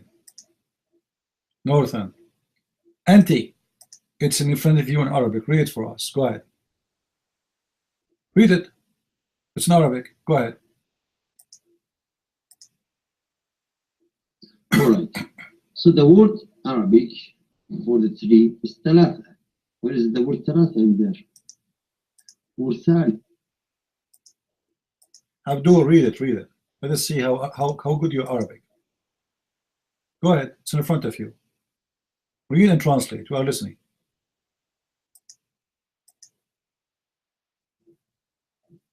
Wait a minute.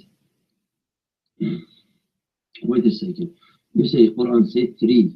Where is the word 3? Do you know what is the word 3? Can you?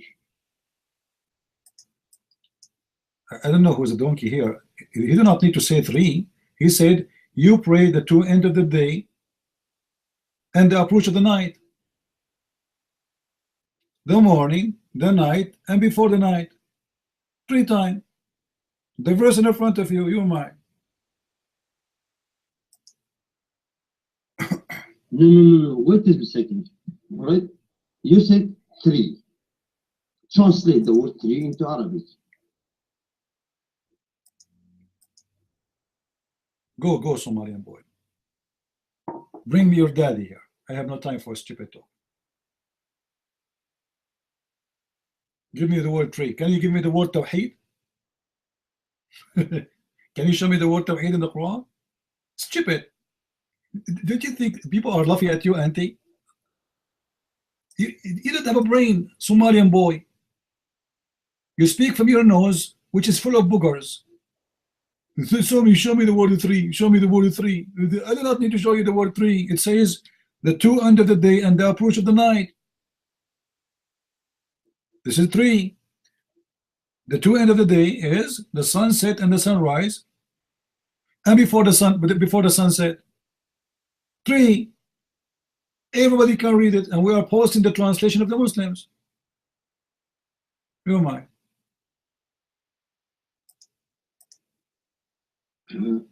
Listen, are we changing subject into the word Tawheed? Did I even say that there is a word Tawheed? No, you are saying to me, show me where is the word 3. I do not need to show you the word 3. I said to you, the Quran says you should pray 3 times. I did not say the Quran said the word 3. I said you should pray 3 times. How it say it? In the morning, at night, and before the approach of the night. As simple as that. You're mine. Get out of here, stupid idiot. I have no time for kids. Go, go. Stupid donkey. Where's the word 3?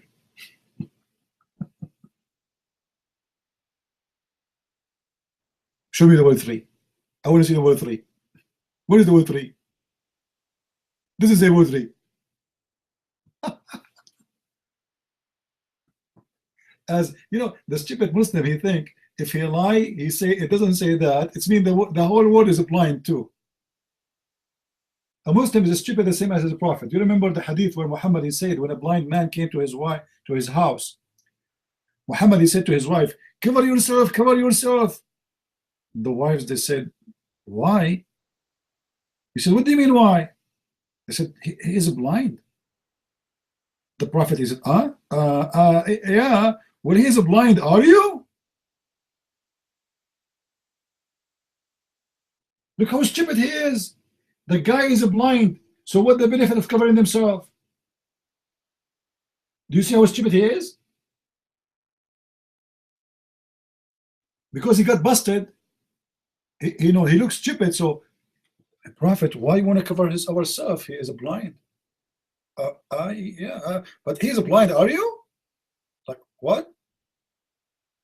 Covering themselves from who? So what if he's blind? He cannot see them. And so what if they are not blind? Who is the one? You know, Muhammad, he should say we should cover the man. What covering their hair have to do with this? The guy still, he cannot see them, so what the point?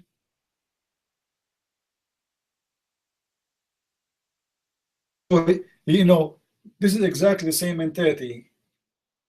He is blind, and he think you are blind too. Stupid logic of the Abdul. I want to ask people in YouTube, is the new the Paltalk version we are using there in the broadcast is better than the other one? I think it's better because the text is more clear. I think you guys, you can read it better, right?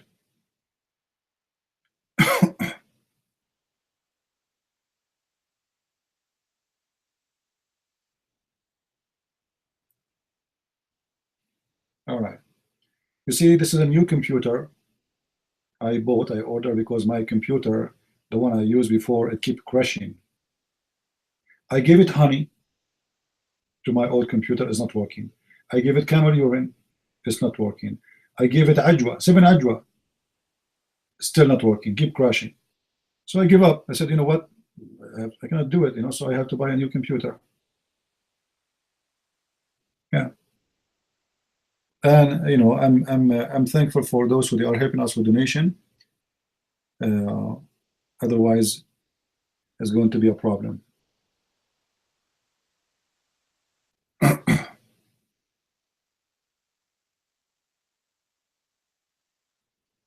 You remember how many times I was doing video and we crash?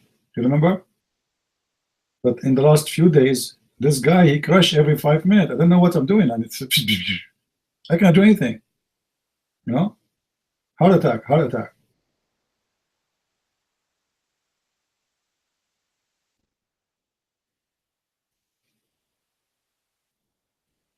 Anyway, I hope from now on we will not have any crash. And I hope the sound is very good from your side, guys, who they are listening on YouTube. But right now I have two screens in front of me, making me blind.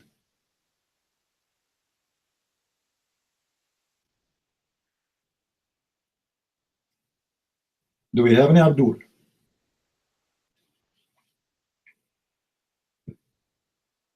Any Abdul? Half Abdul. Show me where it says 3. Show me where it says 2. See, if we pause it for him in English or pause it for us in Arabic,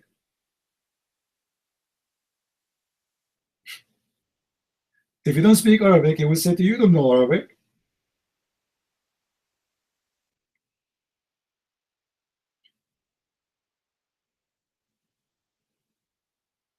This is what they do.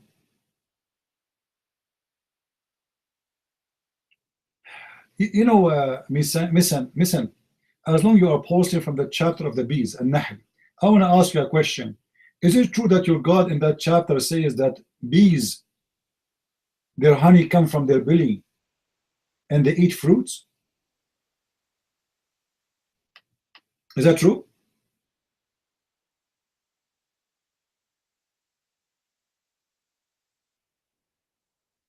Misan, is it true that your God claimed that the bees, they go abroad, they go outside, they eat from the fruits and they piss honey?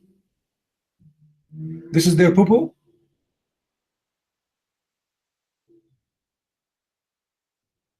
Don't play dead on me. You are the one who mentioned that chapter. Is that true? That according to the Quran, the honey is the poo-poo of the bees? He won't answer, guys. You see, he won't answer. Let me show you how stupid the author of the Quran, chapter 16, verse number 69. Pause it, please. Let us laugh. According to the stupid Allah, the bees, they go and eat from the fruit. Yummy. They eat from where? From the fruit. And then from their belly, sweet drink will come. That is the honey. So the stupid God of Islam teaching the Muslims that bees eat fruit, shit honey. I mean, this is super intelligence. The stupid God of Islam do not know that the honey is their food, not their shit.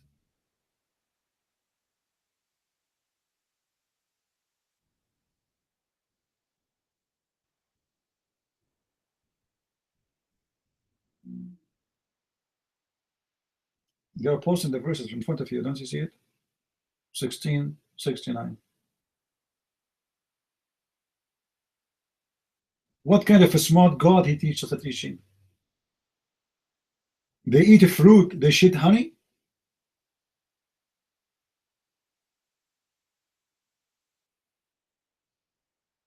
Guys, does it say there, then eat of all the fruits? Does it say that?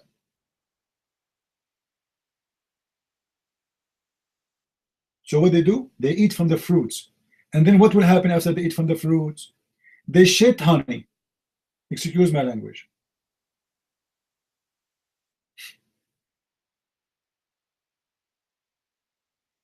Super intelligent. Are you there, Misan, Mr. Honey verse? Do you want to talk about Al-Baqarah, Misan? Is it true that in the Al-Baqarah is called Al-Baqarah because Musa, he beat a man by the beef and the balls and the tail of the cow and he make him come back to life? Is that true? Cowboy? Do you really believe that if we beat a man with beef, he will come back to life? Let us go to the grave of Muhammad and beat him with beef.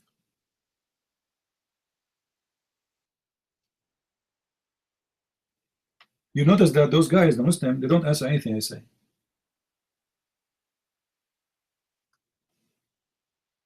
They don't.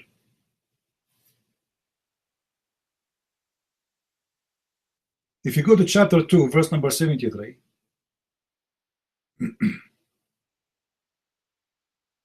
Or you can read the few verses before, you know. Read from verse number 71.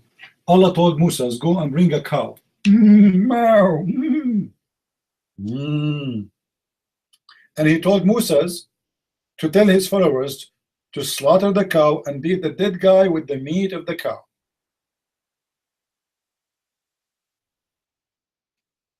And then the guy, he woke up. They asked him, who is the one who killed you? He said, Obama. And he died again. I mean, this is super. This is why if you go to the FBI building, you will find in the first floor, they have a refrigerator full of beef. Full of beef. Each time somebody get killed, they take him to that room, they beat him with beef. He woke up, the FBI asked him, who is the one who killed you? He said, Christian Prince, and he died again.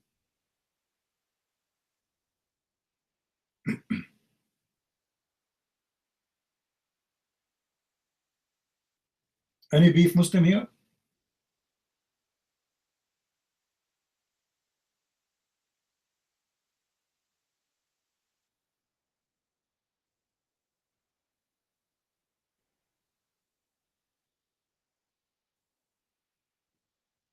Look what is, just to show you. Let me stop him here. This guy here is just flooding the text with nothing. You know, guys, if you investigate every verse a Muslim he posts, you will see that he is an official donkey. Chapter 2, verse number 2 to 4. Should we read it? I would love to. One is a living proof of a stupid donkey. His name is Muhammad. Chapter 2 says that this book have no doubt about it. So why Muhammad he have a doubt about it? Potato Abdul, if Allah told Muhammad in the Quran, this book have no doubt about it. So how Muhammad himself he have a doubt about it? And he asked him to go and ask the Christians. فإن كنت في شك مما أنزلنا إليك فاسأل الذين يقرؤون الكتاب, chapter 10 verse number 94. How chapter 2 verse number 4 verse number 2 says that this is a book have no doubt about it, and Muhammad don't believe in it and he have a doubt about it?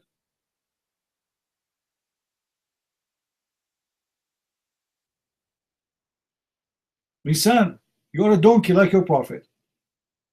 You want to post more? Do you notice that each time you post something I get you busted? You keep moving like a monkey from a place to a place. Now I challenge you to answer. How the chapter 2 says that this is a book, there is no doubt about it, and Muhammad he have a doubt about it? Muhammad himself, not the pagans. Tell me. Post something, post. The Prophet himself do not believe in the Quran, but the Quran says this is a book have no doubt. Who is the donkey here? Who is the stupid who made this book? And how in the world the prophet of God he is not sure he is a prophet? You people of the book are lost souls cursing God. We are not cursing God. God him curse himself. Your God, look at himself. Your God himself, he cursed himself by saying stupid things. Now we want an answer, my son. Why you're a prophet, he have a doubt about the Quran? You are the one who mentioned to us in chapter 2, verse number 2. This is a book, have no doubt about it. So why your prophet, you don't believe it? Yeah, just sit down, puppy. Puppy like your prophet. Do we have any Abdul, brave Abdul, welcome to the mic.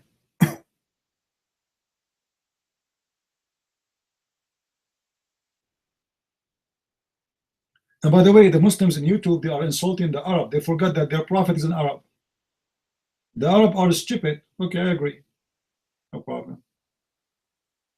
And the proof that the Arab is stupid is your prophet. The man who say If you have orgasm first as a man, the baby will be a boy. He must be stupid. I agree. I have no problem with that. A prophet who kisses a black stone, he must be stupid. I agree. And the black stone in the shape of a vagina. A prophet who says to you, go and clean your ass with 3 rocks, you must be crazy. What if your ass is not clean with 3 rocks? What if you need to use 4? 5, I mean rocks, they are for free, man.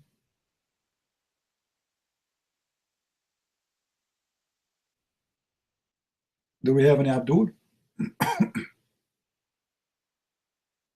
And look, this guy on YouTube, he says, Ahmad mean Muhammad. Look how stupid, look how smart. Ahmad mean Muhammad, guys. Ahmad mean Muhammad. If Ahmad mean Muhammad, so why you call him 2 names? And what Muhammad mean? The praised one. You Muslims are kuffar. The praised one must be God. No man should be praised one. Look, guys, what Muhammad mean? The praised one. One. Who is going to be praised? One. Who is that? Muhammad. Do you see the proof that Muhammad is a guy making the Muslim worship him? He changed his name from Qatham to Muhammad. And what Muhammad mean? The praised one. So we don't praise Allah. If we praise Allah and praise Muhammad, then the name is wrong. Praise 2. There's a series, it's called what? I don't watch too much. The Miraculous 7 to 2, 3, like those guys who fly the green, the guy he's a green and the other guy look like a rock. What they call them? You know what I'm talking about? It's a fiction. Fantastic Four. Here we go. We have the fantastic. So you should say the praise 2. When you say the praised one, it means there's only one. Guys, do you understand what I'm saying? If Muhammad's saying that he is the praised one, his name is the praised one, it means he is the only God. For there is no one should be praised but God. Nobody should praise a man. Nobody should praise anyone. You praise God only. You say praise God. Muhammad himself, his name is the praised one. He claimed to be God.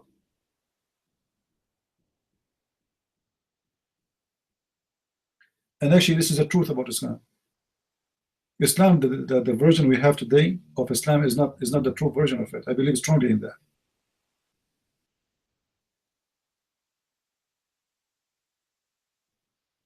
Anyone heard of a prophet, false prophet, his name, Prophet Mani?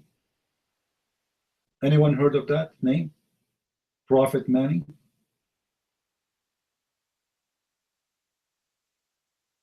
Mani. Everything you hear about Muhammad is exactly about Mani.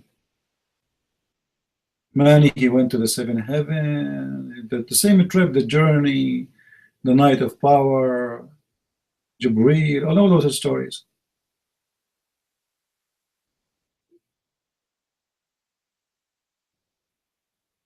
Mani, not Nani. And by the way, for those who do not know, Mani in a certain time was very powerful cult, spread all over. And the reason they disappear, Islam hijacked Mani.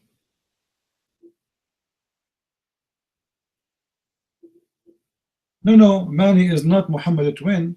Mani is long before Muhammad. But Muhammad, obviously, he is copying him. He copied his ideas. No?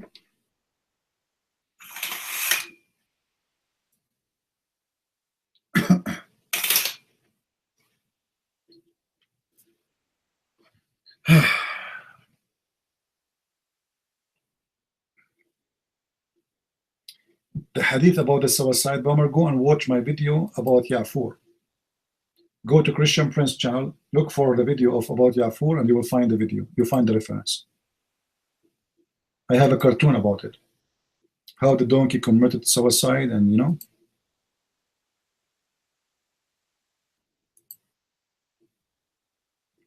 And by the way, if you like to send donation to this donkey, the one who commits suicide, please feel free. He have a page for donation, because the guy who committed suicide for the sake of the Prophet, and we need to buy him some roses and flowers and some grass. He's dead, but he's, remember, he's a believer, he's alive. Have you ever heard of a prophet donkey commit suicide?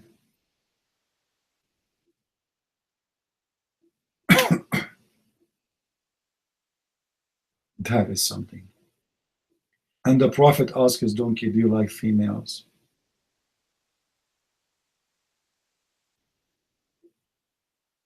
Oh, for how many hours we are in YouTube already?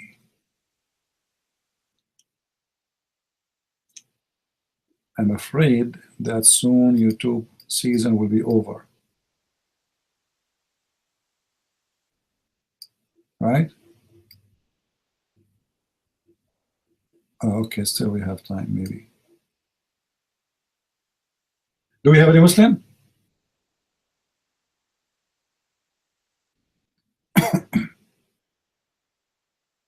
We don't.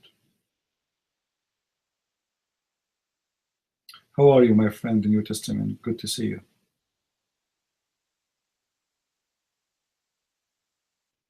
We go back to the story of coal. Who is in the fire? Who is in the fire? Who is in the fire and who is around the fire? Only Allah knows.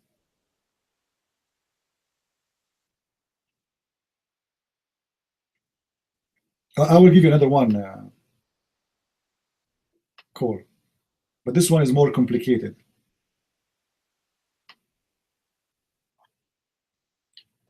In the Quran, Muhammad, he claimed that he saw someone, but that someone is very confusing for Muslims. The same as the story of the fire. Chapter 53, verse number 8. 8, 9, 10, 11. If you ask the Muslims, who is the one who came down? They are unbelievably confused. Some they say to you, this is Jibreel.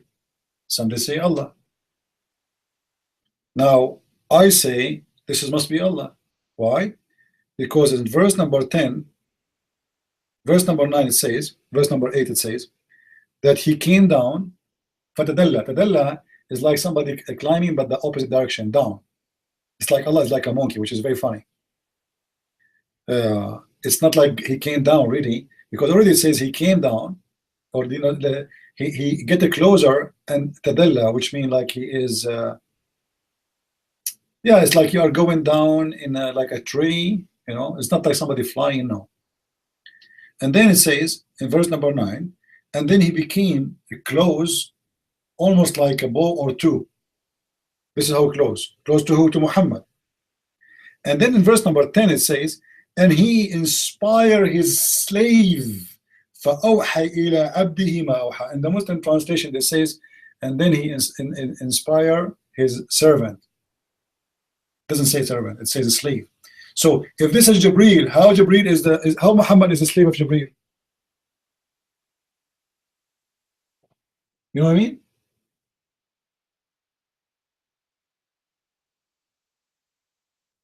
Who is the one, the slave of who? This person, he came down and became so close to Muhammad, and then he revealed to his slave.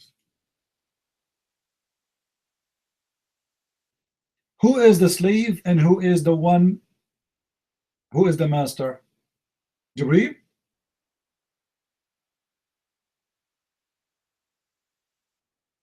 No. The slave here is Muhammad. The slave here is Muhammad. The Muslims are confused. Who is the one who come down? Is that Allah or this is Jibreel? The one who say that this is Jibreel, he cannot back it up. Why? Because verse number 10 say clearly, so he inspired his slave. And Muhammad is not the slave of Jibreel, unless Jibreel is the God.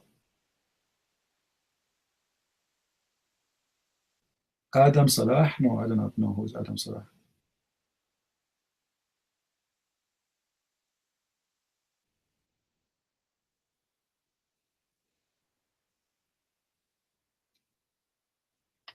But you know, it can be Jibril if he is God, because you see that Muhammad, he was copying from the Sabians. The Sabian, they believe in creators. This is why Allah, he say he is the best of the creators.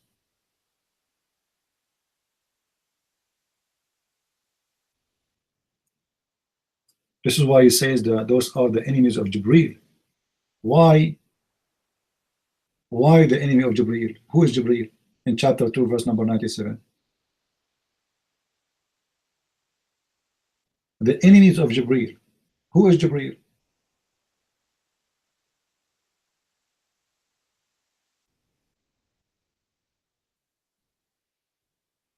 Why Jibril have enemies? I mean, Jibril isn't just an angel.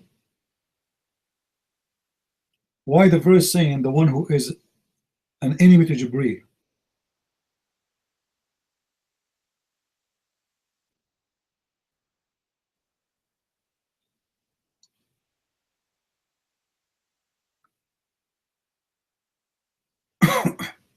Yeah, in the beginning, Muhammad was trying to be hypocrite.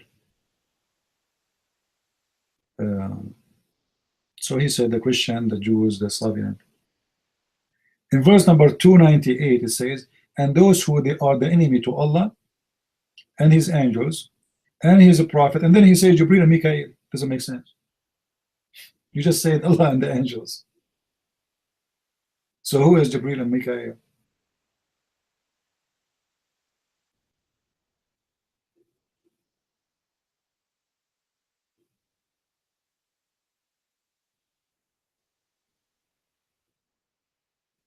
And Abdul.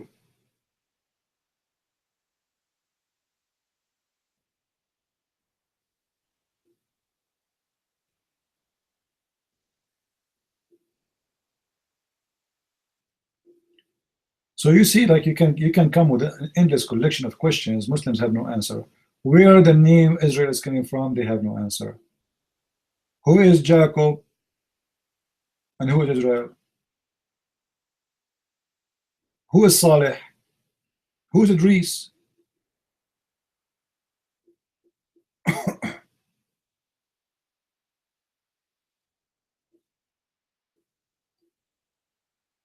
Who is? I don't know. I'm asking God. Who is Saleh? I saw a video of someone, he is a Muslim convert, an African American. His name is I don't know, Green, something like this. He was saying the Bible revealed, reported by John. John who? Mark who? Luke who? Like, what the heck? Your Quran full of names, nobody knows who are they. We know those names you're talking about.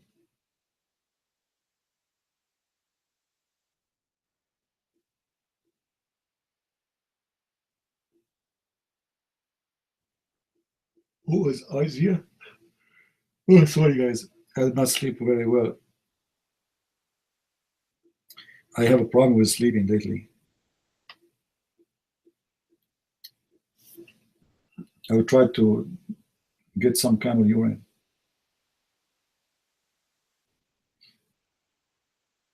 MashaAllah. Eat honey? Yeah, that's what is missing, especially if you have diabetes. Eat honey, you will be happy. I mean, who need more than honey? Right? Honey is the best, and forget about the rest.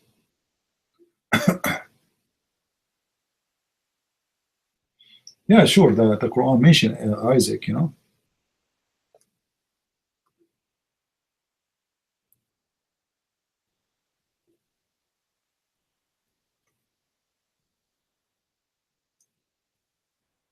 You know, the Quran have names. Sometimes they are equal names, sometimes they are unknown.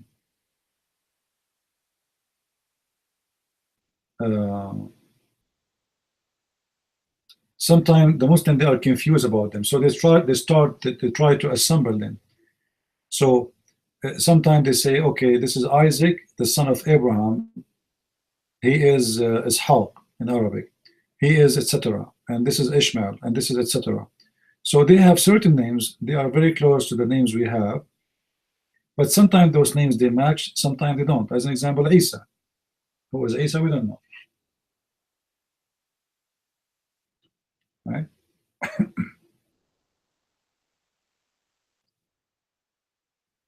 Oh, I'm going to sleep talking to you. That reminds me when I was a kid, you know, we are not allowed to stay watching TV for late. So we have a lady, she comes to visit us at home. And if she is there, my mom, she is shy to say to her, you should go home to sleep. So she sleep in the chair, the lady, she sleep in the chair, and we sit watching TV. And when the TV is closed, we work them up both. You know, very strict parents. You sleep in certain time.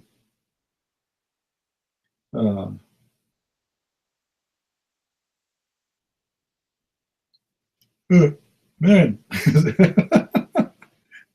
By the way, do you know that Allah, He hates those who do yawning? Anyone have the hadith? Allah dislike those who do yawning and like those who do sneezing. Yeah, go right now to sunnah.com and type the word yawning. Go to its saint. Allah dislike those who do yawning and He like those who do sneezing. Once I opened a chat room in the Islamic section. It's called "Let us sneeze for the sake of Allah."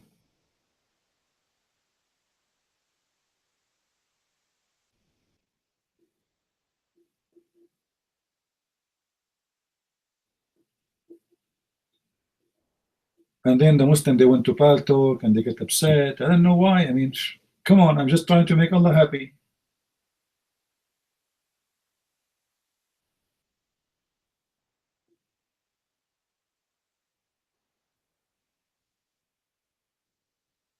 You know, if Allah get happy because people, they are sneezing, I mean, shouldn't we sneeze, all of us?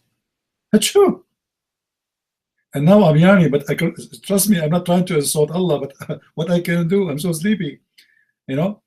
But Allah get upset. Now, anyone knows why Allah, He hate those who do yawning?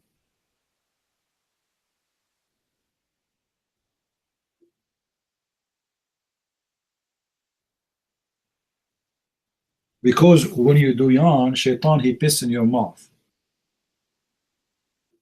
So you as a Muslim, if you allow shaitan to piss in your mouth, and by the way, this is proven by science, you can buy a slow camera, put it next to your mouth. Okay? Let's do it in a scientific way. And yawn, you know, and then you will see right away, shaitan, he will piss in your mouth. You know? Proven by science. I can show you the reference. Let me see, hold on, let me get you the reference for this one.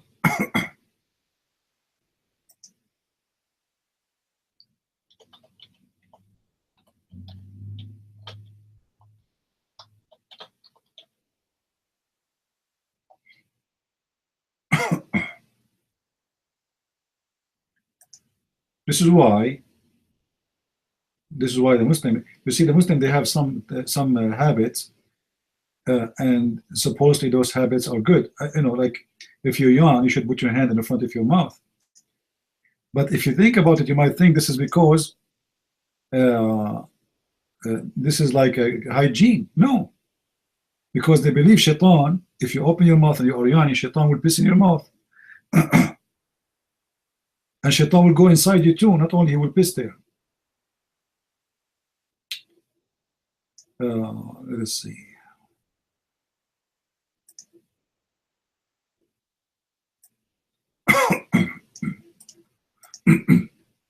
The second you open your mouth, shaitan will jump inside you and will piss inside you and he will play inside you. Let us see. Oh, I cannot find the hadith in English. I find it in Arabic.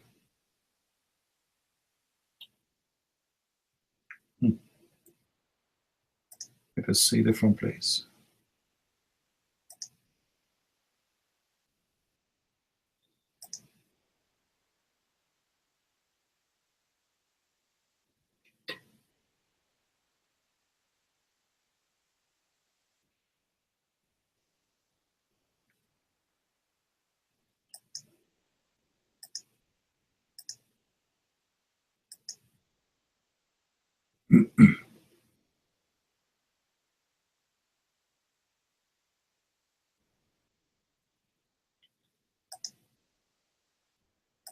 It's hard to find those hadith which is showing how much, you know, Islam is stupid.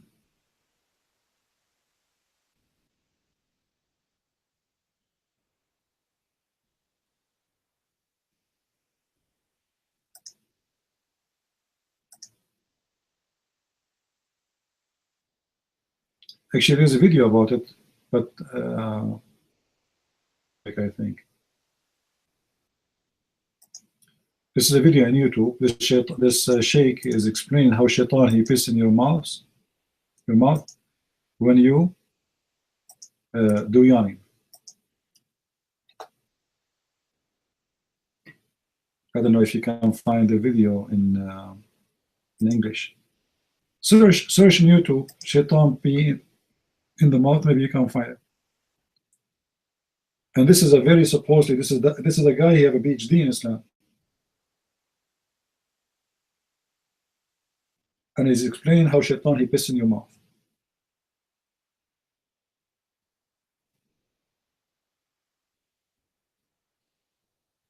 Muslims, be honest. Have you ever did yawn and you felt there's water or piss coming in your mouth?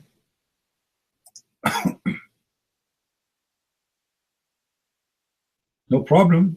I want to embrace Islam, but first I have to embrace Aisha, the same as the Prophet used to do when she was having her period.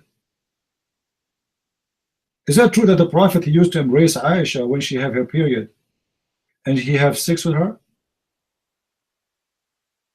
Mr. Islam? Is that true? What do you say? Don't worry about the hellfire. The Quran promised the Christians and the Jews to go to heaven. You know?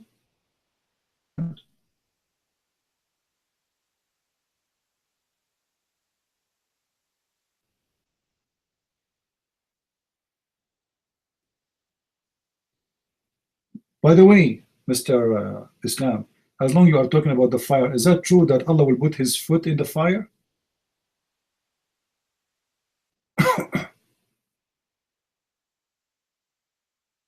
Is that true? Allah will put his foot in the fire?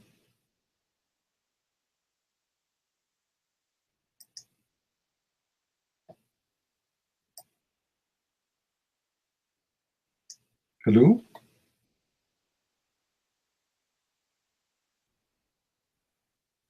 And the fire will say qat qat? Qat qat?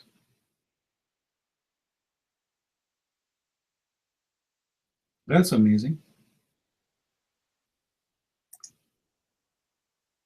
Okay. This is Sahih Bukhari and this is the hadith. Fake? The hadith in front of you.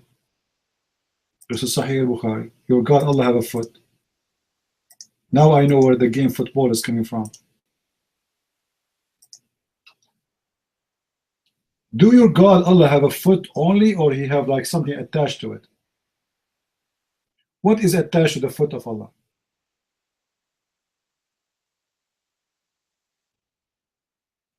Huh? What is attached to the foot of Allah? Do you think Allah is a flying foot? Or he have a leg? And you see, Islam truth, you are stupid. You don't answer, and I'm not going to talk to you. There we go. You don't want to answer me? Shut up. Guys, this is the hadith in front of me. Do we have the right to ask those questions? As long as Allah he have a foot, this foot is attached to what? I want to know. And Allah have a foot to do what with it? Allah, he walk or he will fly? Allah have foot but don't have wings?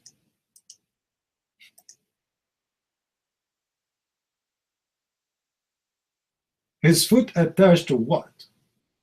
To his leg, to his ass, to his breast, to his chest. I can show you all the hadith you want. Allah have two hands in the right side. Allah have a foot. Allah have a shin. Allah have eyes. Allah have mouth. Allah have ears. But all of them, as long as the Muslim they say Allah never mentioned that he have shoulders. So let us imagine this. Allah, he have a foot and shin, and then the face was in the top of the shin, and the two hands in the right side of Allah the leg.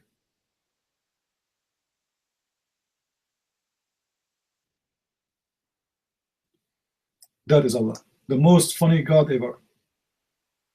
Okay, Islam, take the mic. I'm glad you put your hand up. Go ahead.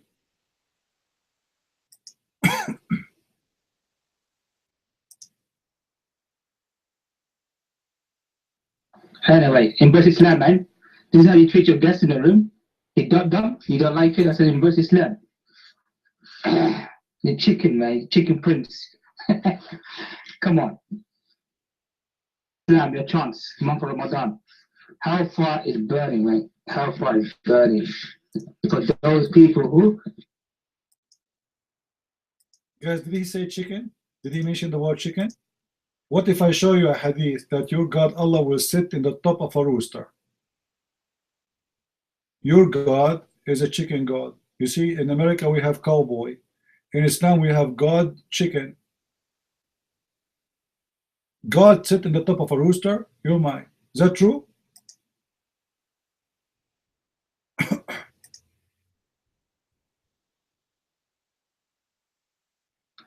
Be a man, man. Don't be a chicken playing with dumpling, man. Come on. Because you got admin hat there.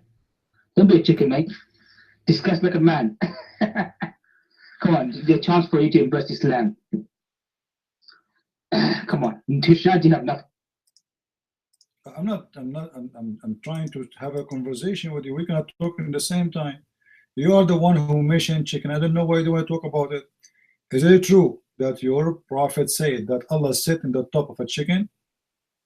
And this chicken is a rooster, and Allah even speak to the rooster, and the rooster speak to Allah? Yes or no? You're mine. Come on. I'm counting 1, 2, 3, 4, 5, 6. Come on, the person. You know what? You are smarter than your prophet. You know how to count to 1, 2, 3, 4, 5, 6. Your prophet do not. How come? Let me ask you, Islamic truth. According to the Quran, Allah said that Allah created the earth and the heaven in 6 days. Is that correct, guys? 6 days. All right. Look, the stupid Muhammad, what he said. Because Muhammad, he do not know how to count. He's not like you. You are smart. He is not. Muhammad, he said, Allah, he created the earth, the sand, in Saturday. Let me pause the hadith. And this is Sahih hadith.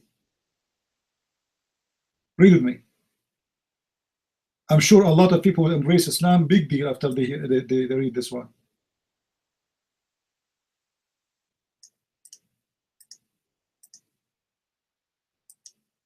Here we go. Eddie, he posted. So thank you, Eddie. Guys, count with me how many days the total of the creation. Allah started creating in Saturday, and he finished in which day? Which day he finished?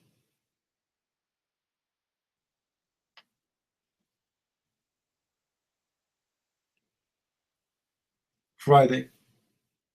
What is the total? No, not 6 days.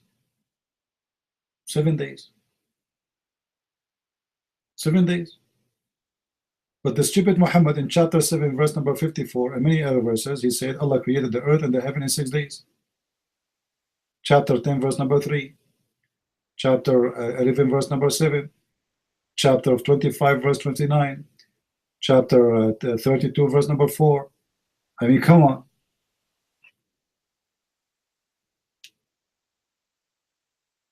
So, do you want to embrace Islam?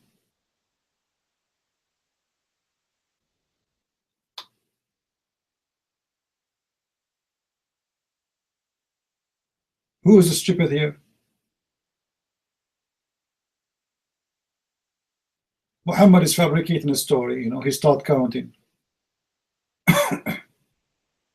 Those are 7 days. And not even a stupid Abdul. One stupid Abdul, he even find out.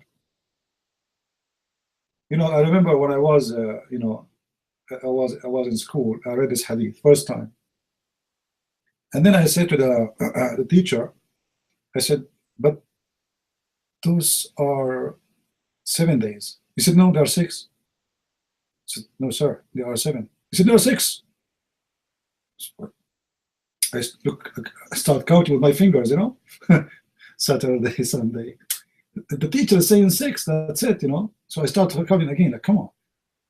For Saturday, Sunday, Monday, there are 7. So, sir, 7. No, there are 6. So, sir, let's count them. He said, there are 6. Okay? What the heck? There are 7. And he keeps saying there are 6. He didn't want to say that his prophet is a stupid.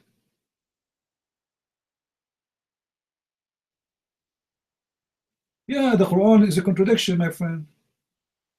Who says 7? Muhammad, he said 7. This is the hadith in front of your eyes. Your mic, go ahead.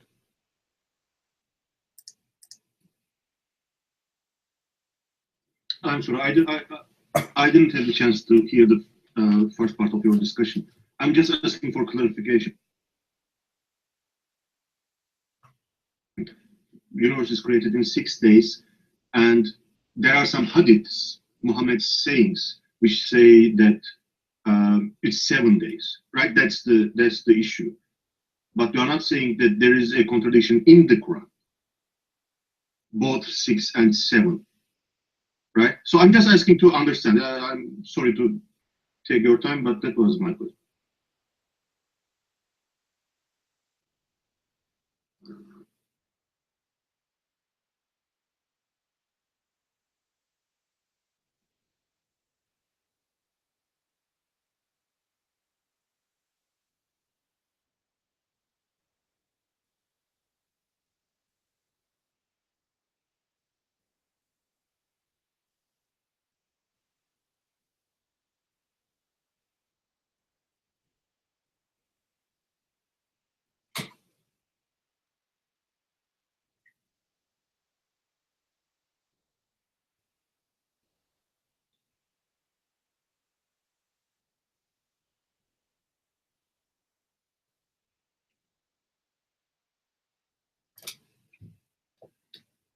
All right.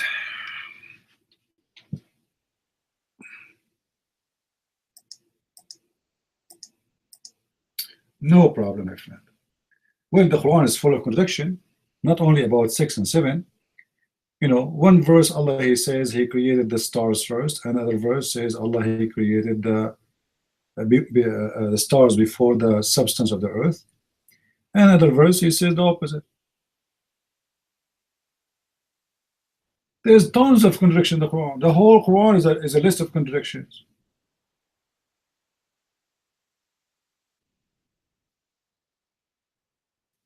No, about 6 days, the Quran is consistent about 6 days. But Muhammad, remember, Muhammad, he is the one who delivered the Quran to you. Right?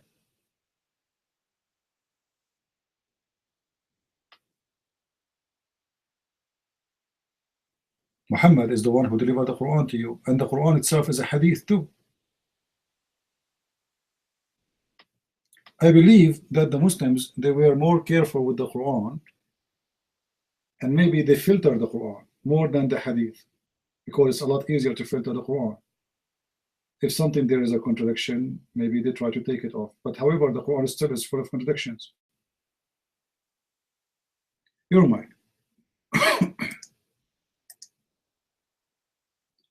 Christian Prince, a short question to you. Do you know that there are some Muslims who reject the Hadith and they just go with the Quran, like the Protestant, Christians? They just go with the, scripture, and they reject the Hadith because they are not reliable, really. Do you think there is still something wrong with that? So you mentioned, for example, there are some inconsistencies or contradictions in the Quran, right?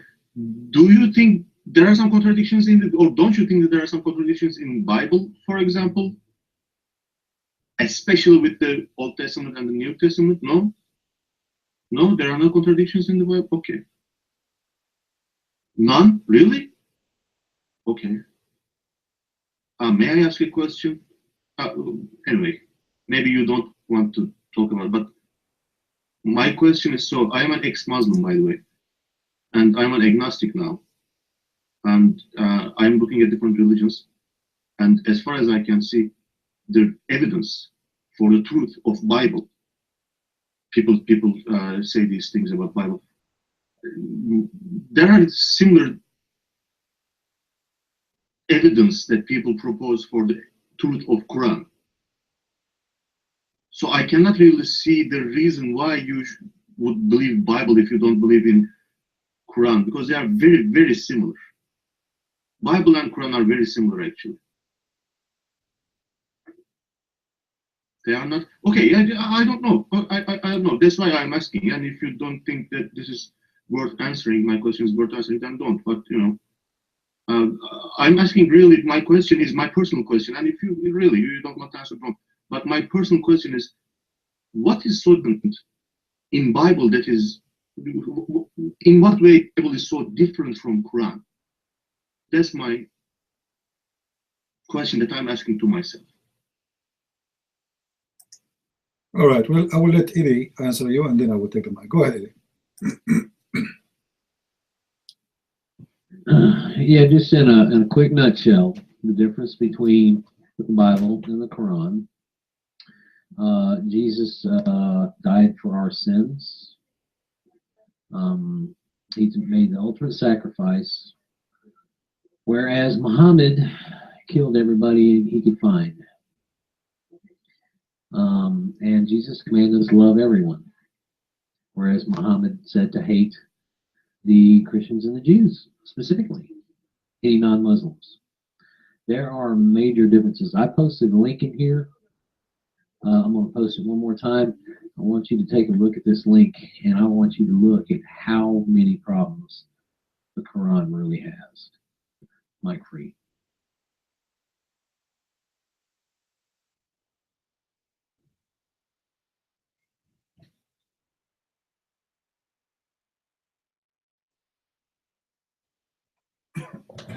CP, are you giving me the mic or you just hesitated?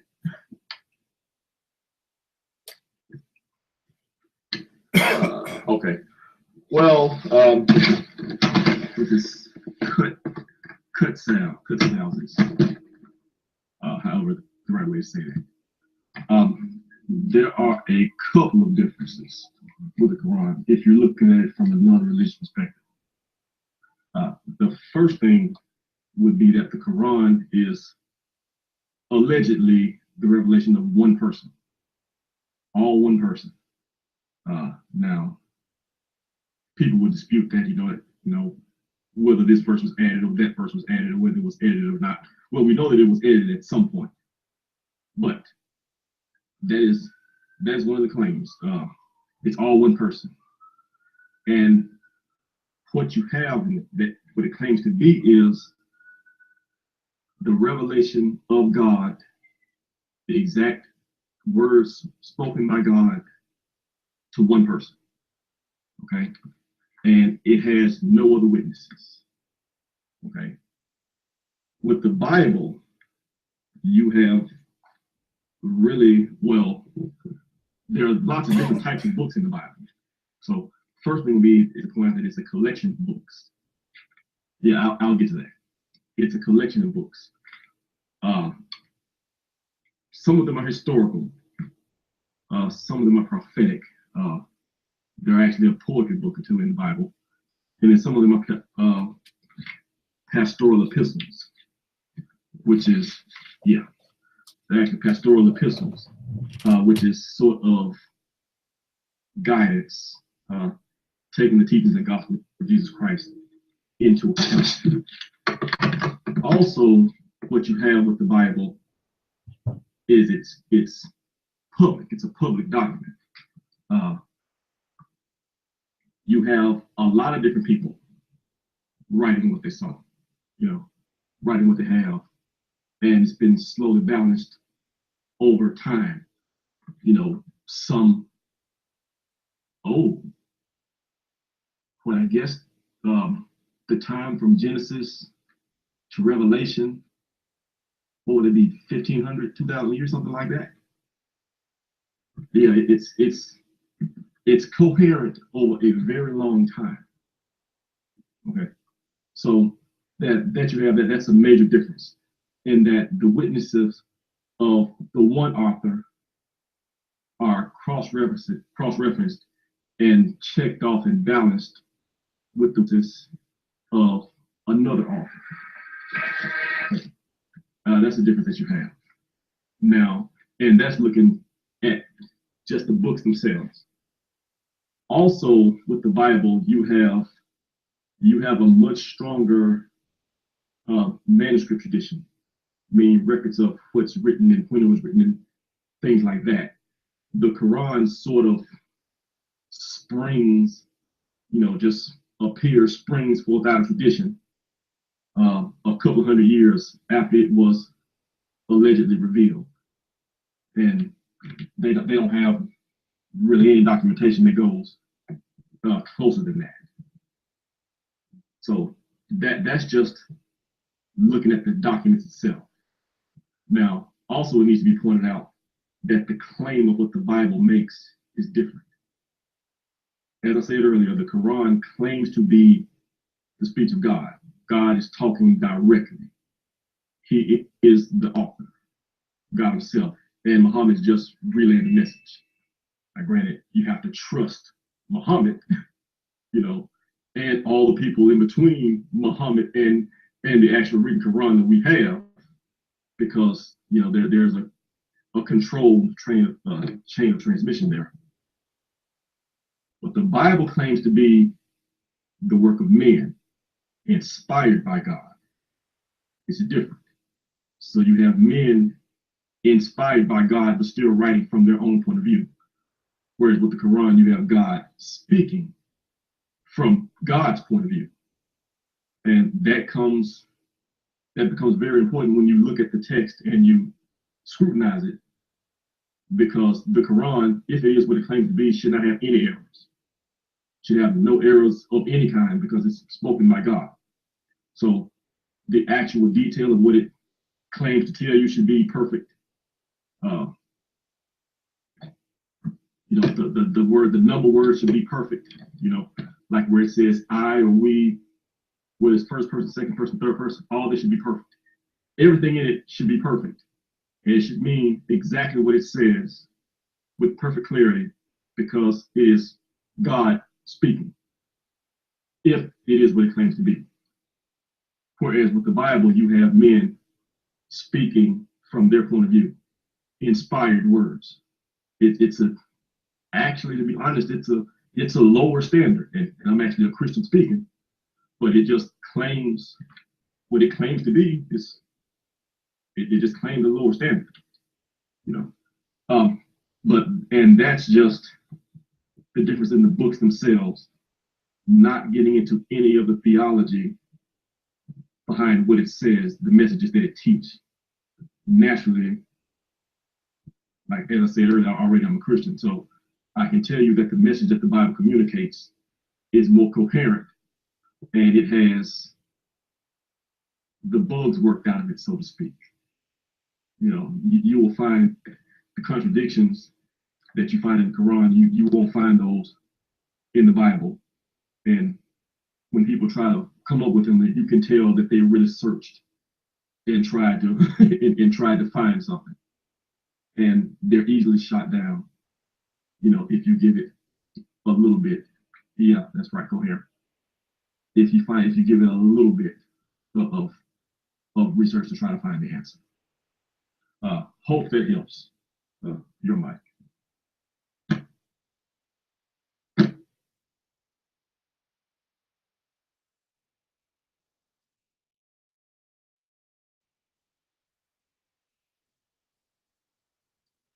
Yes, I totally agree that Quran says it is from Allah. Literally, every word is Allah's word. Allah is talking in the Quran. Gabriel brings the message to Muhammad, and Muhammad just what Allah says, God says. So yes, so that's the claim. And really, it is a really, really ambitious.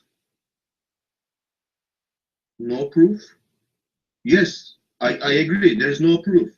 There is no proof that that is the case. Actually, Quran is from Allah. Proof that Bible is from God. You know. But my question is this, and I'm really asking this to understand. Are you saying that there are some mistakes, some errors in the Bible, and that is acceptable because Bible does not claim to be literal word of God? Because it is no, there are no mistakes. So what's the difference then? There are no errors. So do you really believe that Noah had that big boat with two animals from every species in the boat? Do you really believe that there is a boat and there are samples of each species, millions of species in the world, in one boat? Do you really believe that? Literally? That's impossible, by the way. Anyway, so mic is free.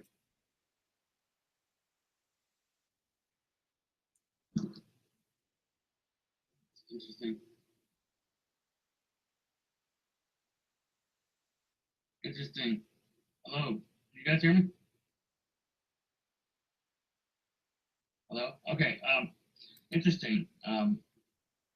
There's a lot of proof. I'm not going to go into all the proof, but you can look into this. You can Google search Noah's Ark and how the animals could have easily gotten on there. Don't forget there are many water animals that don't need land, birds and stuff. Okay, there's all kinds of stuff involved with this.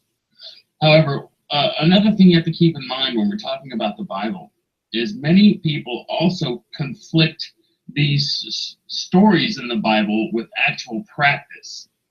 You know, you'll get people to claim that, oh yeah, the Bible claims that it's okay to have sex with your daughters, which is completely false. They take this, for example, they take the story of Lot, and they think that Lot, had sex with his daughters. That was just the way he was, and that's it. Because they have to bring this theology back to their thing. But what it is the Bible also is a bunch of stories. And these stories are to learn from. We learn from the stories. We learn from the mistakes of men. You know, for example, David's mistakes. A man after God's own heart committed murder, adultery. Okay, these are things that we learn from. And we learn from David about his humility, going and saying that, oh my gosh, Lord, I've sinned, you know? These are things that we learn from. These are not practices of doctrine, okay? Which many people try to say, oh, the Bible does this and that and all the violence. But this is the stuff of men. This is not what God commands. You know what I'm saying? Where in the Quran, it's all commands. It's not really, basically all those stories have some sort of command in them, mostly. You know what I'm saying? You gotta make sure you don't confuse the people that like to corrupt the Bible with this. Oh, the Bible, you know, like I said, the Bible says all kinds of stuff that are actions of men that aren't supported by God. That's something to keep in mind too. Don't let that get by you. Just thought I'd add that. Mike's up.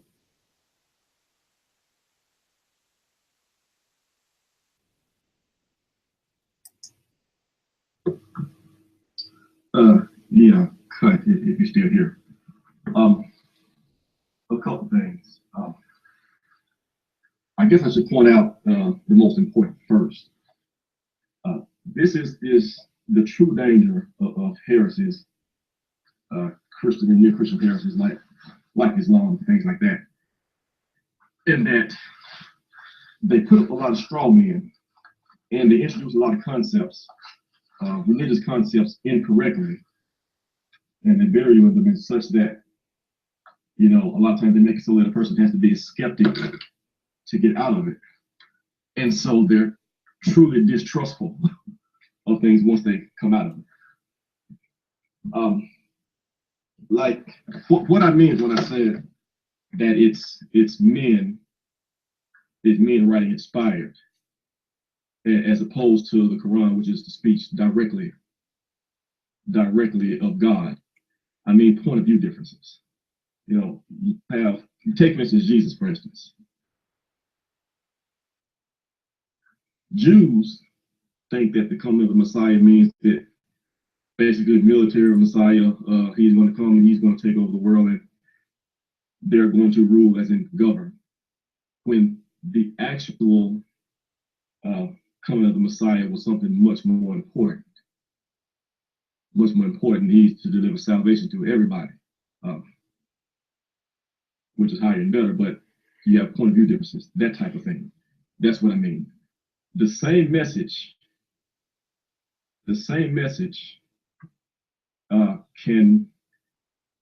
your interpretation of it can change a good deal depending on your point of view.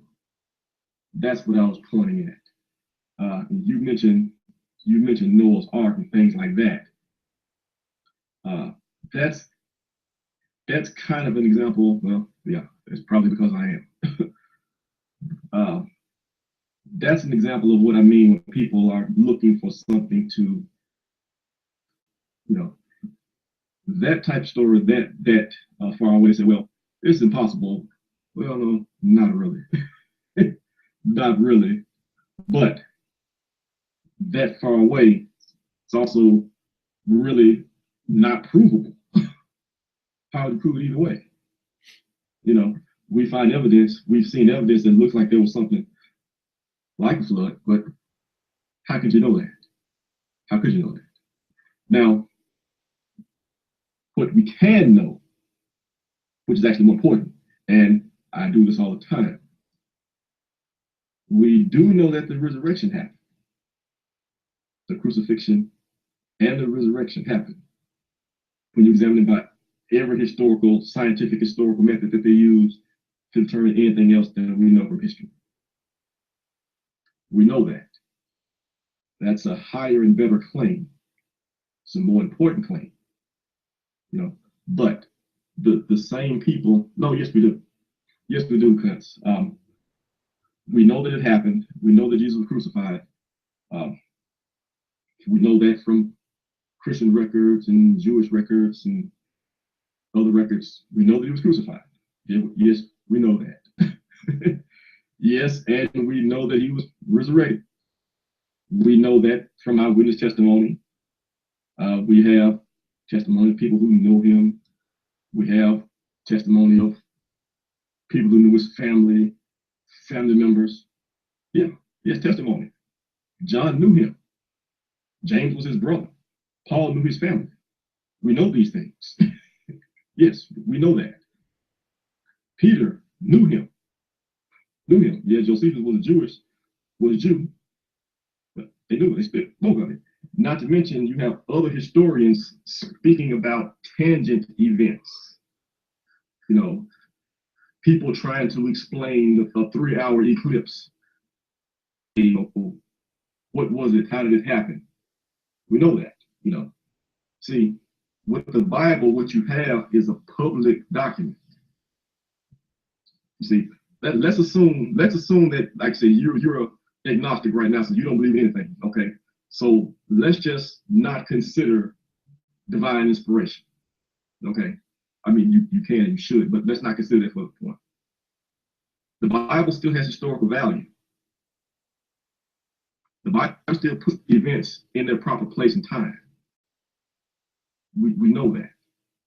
Okay, And when you consider though, well, that's because they changed standards. Because the Bible still puts events in the proper place and time. Okay. If you know that the Bible puts events in their proper place in their proper time, then you look at the events contained therein. Okay. Well, what they point to is a person who appeared, claimed to be God, demonstrated power over life and death, predicted his death, and was killed by professional executioners, and then came back to life. And all that was public. And what you have in the Bible is the witness of many different people, all telling you the same story from their own point of view. That's what you have. You have a story from Mark, you have a story from John, you have a story from Luke, a story from Matthew, you have Acts of the Apostles, you have Paul, Peter, Jude, James, and I'm missing somebody else. You have lots of different testimonies from the same people. No, you don't. No, you don't, cuz.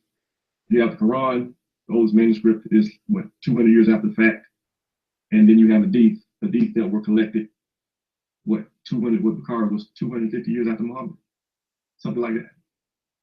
Plus, it's all one person. You see, what Jesus was, and I apologize for being long-winded, but what you have with Jesus, he had a public ministry. We know that from public records. We have a public execution that was carried out by professional executioners. That is important. We have a public tomb that was filled in the public tomb that was later empty.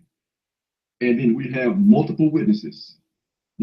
Some, you got the disciples, you got Paul, you got 500. So we got at least about 550 witnesses. And then we have the written testimony of people who saw him, disciples, a couple family members, people who did not know him were disinterested.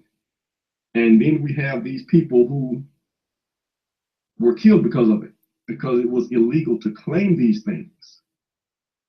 Yet they claimed them anyway. Not to mention that the Bible records that before Jesus' execution, the disciples were afraid. They all fled to save their lives. And then after his resurrection, they were suddenly carved, made of stone, speaking truth to power, not afraid of anything. So that's the record you have, and it's public. I said all of that to contrast it with the Quran in the sense that it's public. It's multiple witnesses coming from multiple directions, telling you the same thing. You see, if you're agnostic as you claim to be, meaning that you're not going to look at a book and say, oh, in this verse it said a duck, in that verse it said the duck. That's different. See, that's a contradiction. See, you're not trying to look at it like that. If you're not trying to look at it like that, you have to realize you got four people. You got four gospels all telling you the same story from a different point of view. Everybody telling you what they saw. And then you say, well, if this really did happen, what would it be like? What would it look like if I had somebody to die, claim to be God, die, and then come back? What would it look like? Think about it. If you saw a guy do that, well, wouldn't everybody just stop when they saw him? I mean, wouldn't everybody be talking about it? Would some people be convinced that he's God? I mean, people still worship Muhammad now.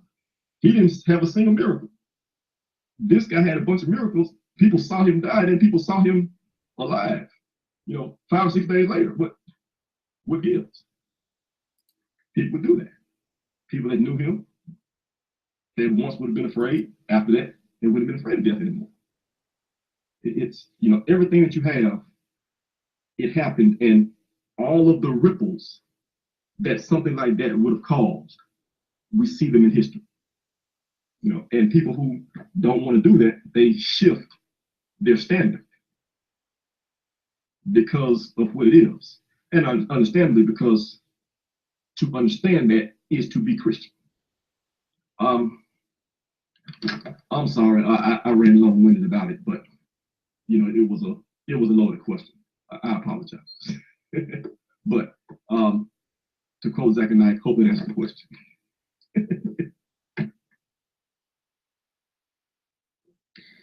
Okay, there's one point that I'd like to make about Noah's Ark.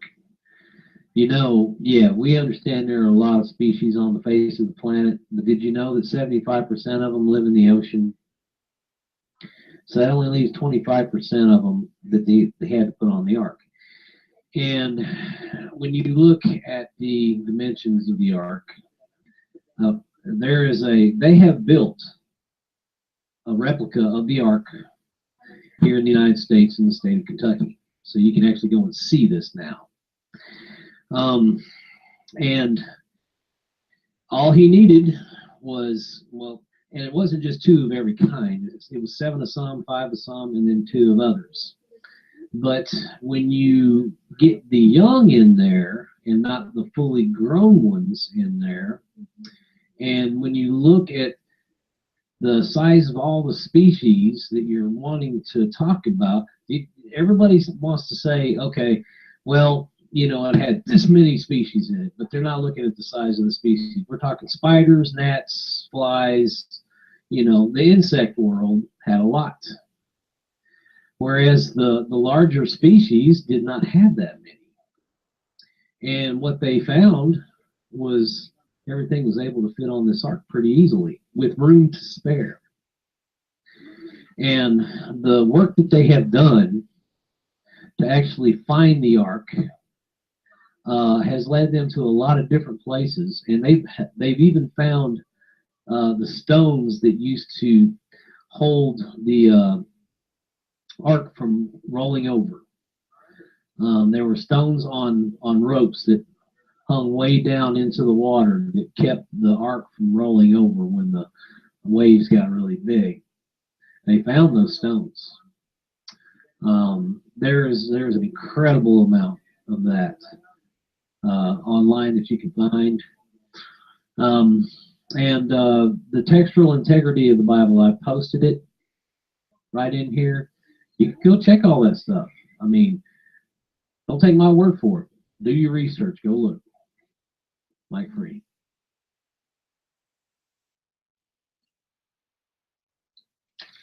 Okay, so thank you. But first, about being an agnostic, because there were some questions about agnosticism.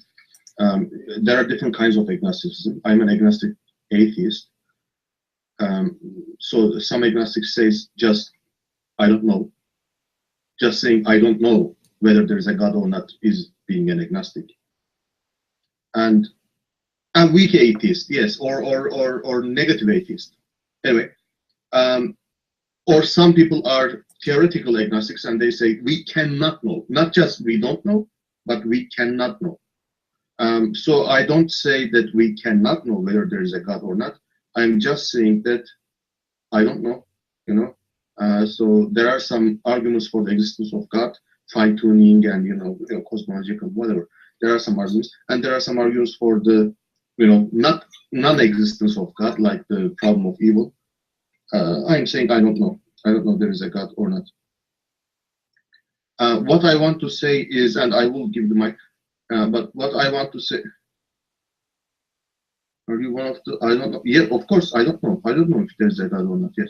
And I don't know if there is a God or not, plus I don't know, given that there is a God, is that, I don't know whether that God is Allah or Jesus or Brahma or Vishnu or whatever, right?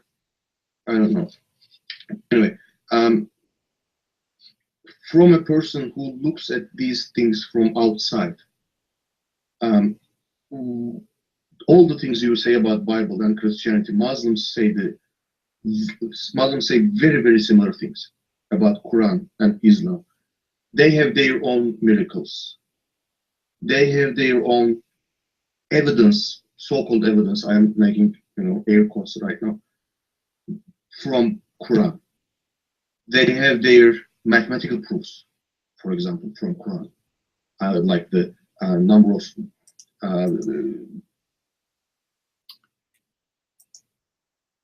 hold on, please. Listen, if the Muslims, they have a proof, those can be proved if they are, but they don't.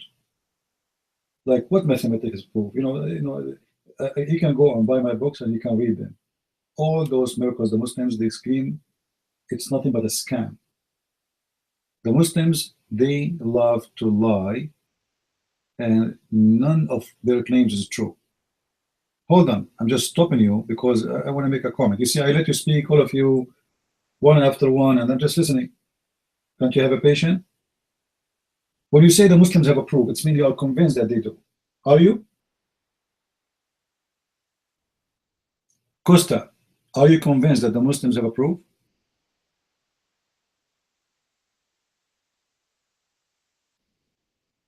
So why you are mentioning those proofs if they are not proofs?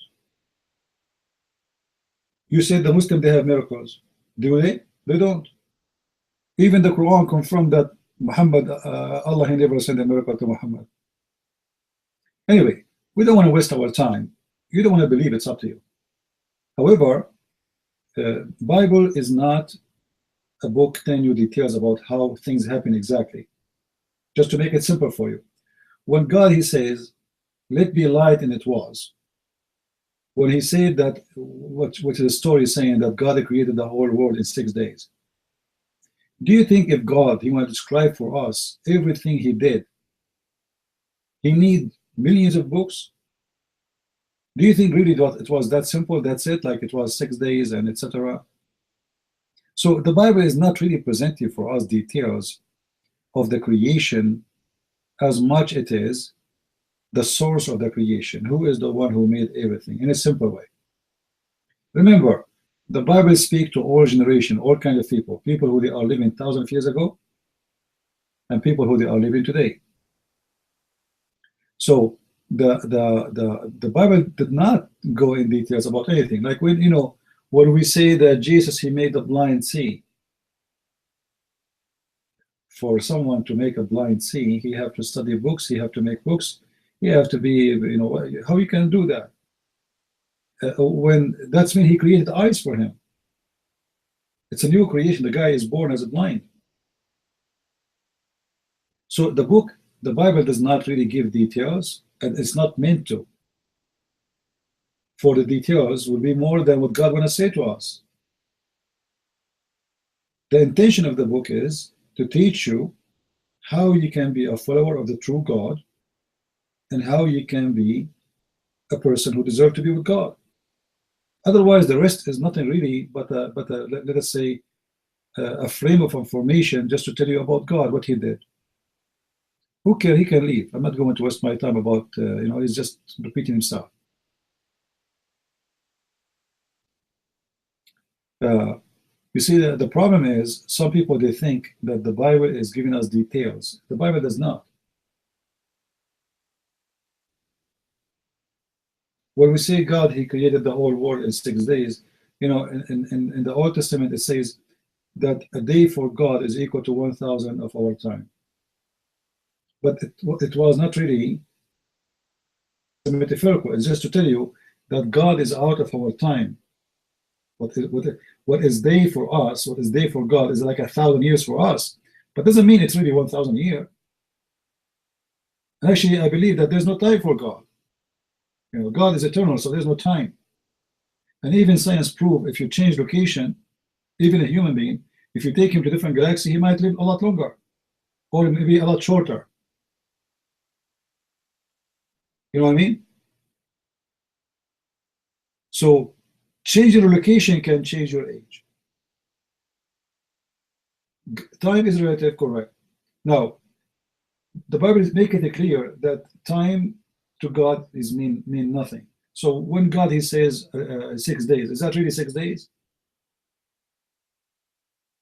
It's a simple story about the creation of God to tell us that I am the one who created everything for you, I am the one who presented everything for you.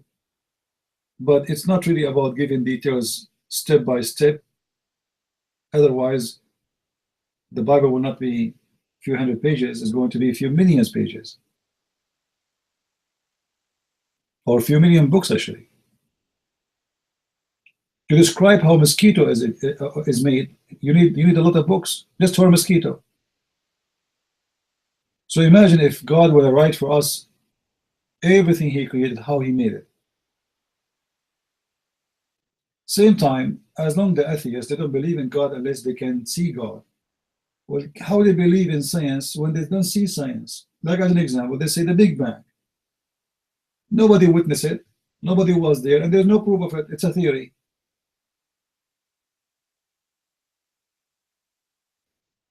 So how come you believe in something you never saw, you never witnessed, and you cannot prove? And you are asking the Christian for the same thing.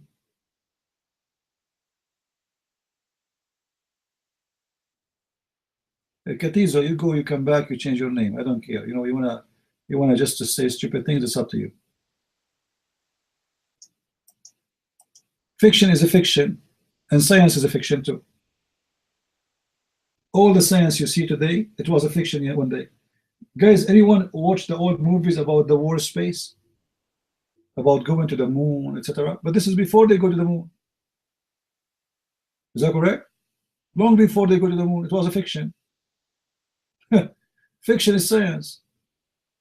Actually, one of the sources of science is fictions. You imagine something and you try to work to make it happen. It's a fiction. And by time, the fiction either is going to be real or is going to stay fiction. And if you believe in fiction, the fiction will become real anyway. Like, you know, when an atheist, he believes in the Big Bang. But it's a fiction. Never witnessed, never saw, no proof of it. It's a fiction, but he believes in it, and he teaches it in schools. And he tried to enforce his ideas on us. Very simple question for the atheist. There's nobody can answer. They say that the original of life was was one cell, something like this. An accident happened, and that cell start developing itself. That's wonderful. How the cell was able to come to an idea that I can make a male and female? How the cell was able to develop a heart and a kidney and this complicated system and nerves and the eye, and how the eye works. The cell should draw a map for an eye and took her millions of years to make it happen. It's a stupid. The cell decide to draw a vagina and the penis and decide how the vagina look like and how the penis look like. Do you know those two parts, how many things come as a part of their functioning?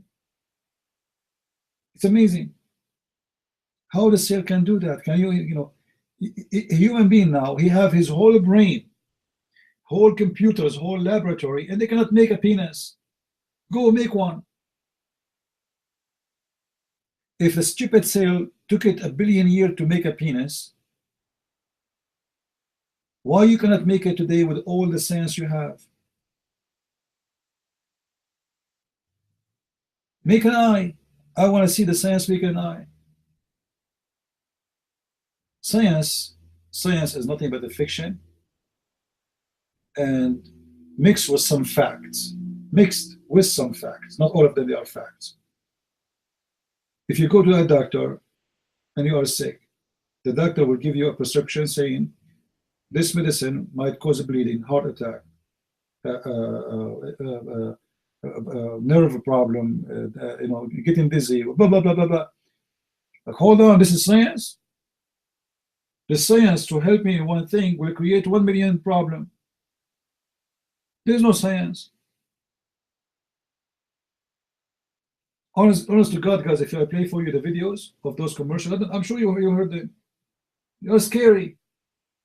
The guy have a problem in his back, and then you give him medicine, and this medicine might kill him, might cause brain damage, might cause brain bleeding, might cause nose whatever, might cause allergy, might cause. So where is the science?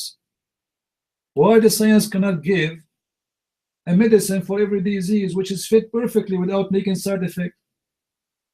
The problem is that science is nothing but a practice of trying. You know what I mean? They try on you the same as if you are a mice. And if this medicine work, it work, but in fact this medicine will cause a lot of problem too. Where is the science of medicine? There is no science. It is a science of a practice. They try it. They keep trying. They go in the laboratory. They keep trying. Let us add this. Let us take this. Let us do this. And then, oh, it's working. Here we go. That is science. But this is not science.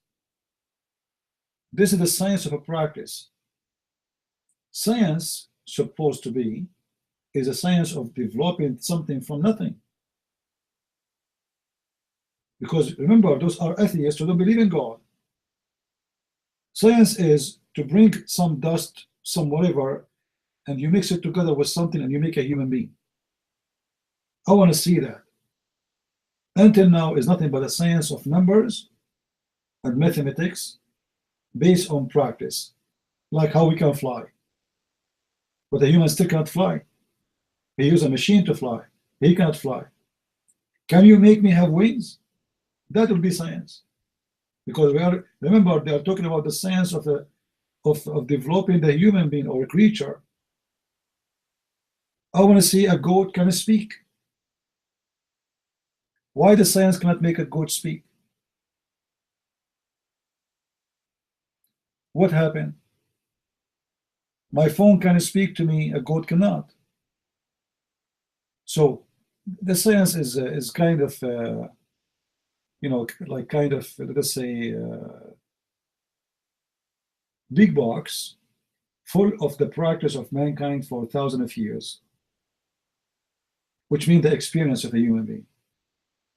From that experience, we developed a new experience, or let us say a new understanding.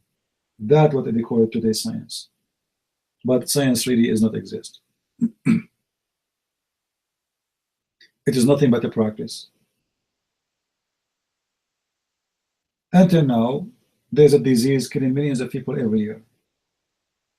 AIDS, cancer, you name it.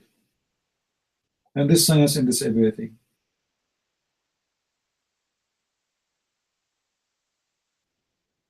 I will believe in science when science can make us live forever. I will believe in science when science can make me stay 20 years and never grow. Which means I will never die. If you can do that, then we will forget about God, no problem. Let us see if you can do it. Keep trying. It's a joke.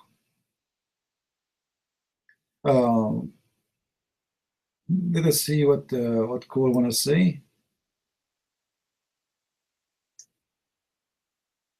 Yeah, science is kind of illusion of believing in something based on practice, and you think it's a fact. Before I give the mic to Cole, I will give you an example.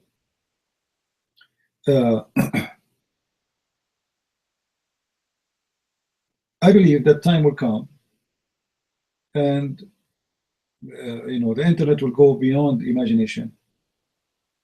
Like right now, the internet is really nothing compared to what's going to happen in the future. So if I say something today, and I predict that time will come and people, they will be able to eat through the internet. It sounds crazy, right? And hard to believe. And then that thing happened. But today somebody proving me that this is impossible. So which one of them is going to be the science? The science will happen, or the science proving that will not happen? The logic today, it says that will not happen. It cannot happen. Because this is hard to comprehend. Same as 100 years ago. If we say to them internet, people will laugh at you. Because it's hard to comprehend. So what people try to understand about God, about earth, about what's happening around them is about how they can and what they can comprehend. Anything they cannot comprehend, they reject. Few hundred years ago, 100 years ago maybe, there was no radio. And then if you say to somebody, there's somebody speaking in New York, you can hear him in China, he will laugh at you. Because at that time it's impossible to comprehend. Not because there's no waves. The waves exist. But we did not discover it. So, did the science make the waves? No. Did the science discover the waves? Yes. So what the science do, the science discover things based on practice or sometimes like accidents. But that science is changing. It is what is known today, it might be, or to be a fact, it might be wrong tomorrow. Like, you know, they told us for all the time when I was in school that Einstein, when he saw the apple fell down, sorry, not Einstein, Newton, right? When he saw the apple coming down, he discovered the gravity. And since then, they are teaching us anything big will grab anything small.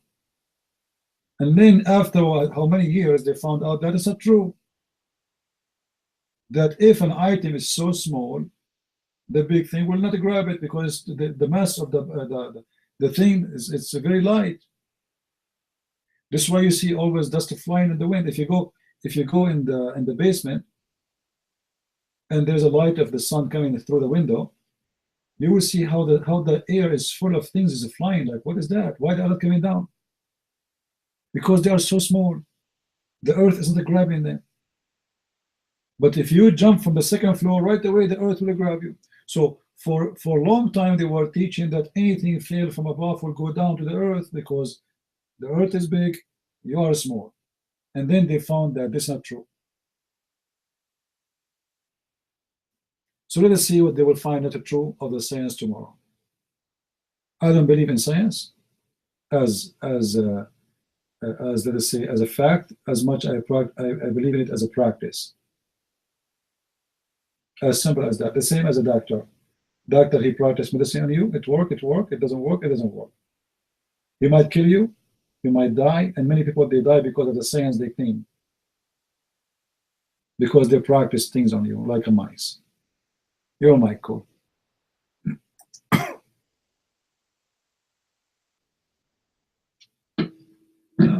Yeah. You know, I don't really have an issue with science. I mean, science has made a lot of people's lives better. You know, things like being able to cure diseases that we couldn't once cure, stuff like that. You know, those things are good. It lengthens our lifespans and things like that. That's good. The issue I have is that when people try to use it to replace God, that's one issue. A couple things. One, they don't really have a mechanism to deal with the miracle. You know, when we're talking about religion, especially in the case of Christianity, we're talking about things that we know are miracles. You know, you couldn't explain them scientifically. At least most of them you could explain them scientifically because they're miracles. That's the point. that's the point of it. You know, so really, the science isn't really the issue. It's the skepticism. You know, that's really the issue. And you know, like with this last guy, as I was explaining to him, you know, people, they'll have one set of standards when they're looking at things. I'll just say non-religious, when they're looking at secular things, like when they're examining history, as I was explaining to Kut Sai, whatever his name is. But when I mentioned, you know, the resurrection actually happened, well, suddenly there's a new set of standards. You know, there's a new set of standards. You know, the same thing that was good enough, you know, to prove that King Tut was a pharaoh in Egypt, you know, or that Alexander the Great lived, or anything like that. You know, Julius Caesar, or that standard, that's not good enough for the resurrection to him. He said, but that's what I mean, the changing in standards. You know, when issues of faith come into play, their skepticism outweighs, their skepticism outweighs their scientific or scholastic discipline. That's the issue. Well, a minor issue. The real problem is just that he's a skeptic, and that along this line, the people who don't believe in it, they are the ones that make a leap of faith, so to speak, because it requires a leap of faith to not believe it. It's like the Muslims, for instance, and CP was speaking about earlier. No, it wasn't earlier. It was a video I was watching. In any event, talking about the crucifixion of Jesus, and that Allah made somebody else to look just like Jesus. Well, in order for that to be possible, everybody that knew him had to not be able to recognize him, including his mother. It takes a leap of faith to believe that. Likewise, all of these people, all of these apostles who were killed, knew Jesus when he lived, saw him die, and then said that they saw him alive after his death, and were executed for that. These people, you have to accept that these people are lying, that they died sticking to a lie that they knew was a lie. It unrealistic, and it's a complete shifting of standards, But the real issue that I had here is the threat, the real problem with stuff like Islam. So you get a guy like him, he probably was born into Islam, probably migrated to the West, someplace where he was able to, examine other ideas freely, without fear of being killed. But he gets buried under this mountain of lies and religious claims with no backing. All the so-called miracles of Muhammad that don't have any evidence even in Islamic sources. All of this, well, the Quran itself, all the claims that it makes, inconsistent, inconsistencies which he's really not, well, I can't say he's not free, but he's been influenced to overlook. Lots of lies and such have been made to cover them up.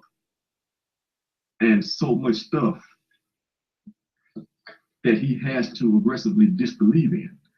So by the time he digs himself out from under that mountain, he's just so skeptical of anything like that, But still, the goal has been accomplished. The goal of Satan has been accomplished.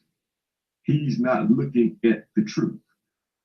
The fact is, all these so-called, remember when he said that Islam had these claims too? Islam claimed these miracles and things like that. But now, really it doesn't. And the claims that Islam does make cannot be supported even within Islam. It's self-contradictory. Quran contradictory with itself, the Hadith contradictory with itself and with the Quran. But when he comes out of that, it serves to put up kind of a smoke screen, from what we're trying to do, from the actual truth and facts and doctrine in Christianity, which can support itself, but you have to look at it. That's really the fear, that's really the issue with the false prophets, such as Muhammad. It leads people away from the truth. So with this guy, you have, out of the frying pan into the fire, so to speak. I suppose I guess it's good that he's not Muslim, because at least he's not blowing people up and, attacking people on Ramadan and such. But still, You know, there's one lie he doesn't believe in, but still doesn't know the truth yet. You know, and from point of view of his salvation, it's not enough for him to not believe in the lie. You know, he has to know the truth. And that's, you know, that's the thing, which is what I was going to point out to him. But he left. One, all these claims that Islam has, those are false claims. But they give him so many lies, they aim so many lies at him, that by the time he shuts down their lies, he's not open to the truth anymore. You know, that's the real issue. And that's what I would invite him to, again, examine the resurrection, and he will see that it holds up. And to be honest, that's really the only thing that matters. The one that we serve has power over death, you know, and will raise us up again, and he's proven that he can do that. That's the real issue. And this other stuff, you know, like you mentioned in Noah's Ark and other stuff like that, those are all lesser points, really debaters' tricks, so to speak. You know, questioning things to a degree that they don't question the science. You know, like they talk about the evolution and Big Bang, as CP was mentioning. You know, in order to buy into that, you know, you still have to accept that at some point, life just, that dead matter just came to life on its own. You know, at the end of the day, they still tell you that something, you know, everything comes from nothing. you know, some degree. Well, yeah, maybe I don't want to get into it. That's not really what I was trying to say, and not really the point I want to harp on. You know, my point is that those things are distractions. That's my point. Yeah, that's my point. And people use them as a distraction, and people bury their own religious perspectives in them. You know, when they really don't. They really. Well, I'll cut myself off right there. I've gone on long enough. SR, your mic.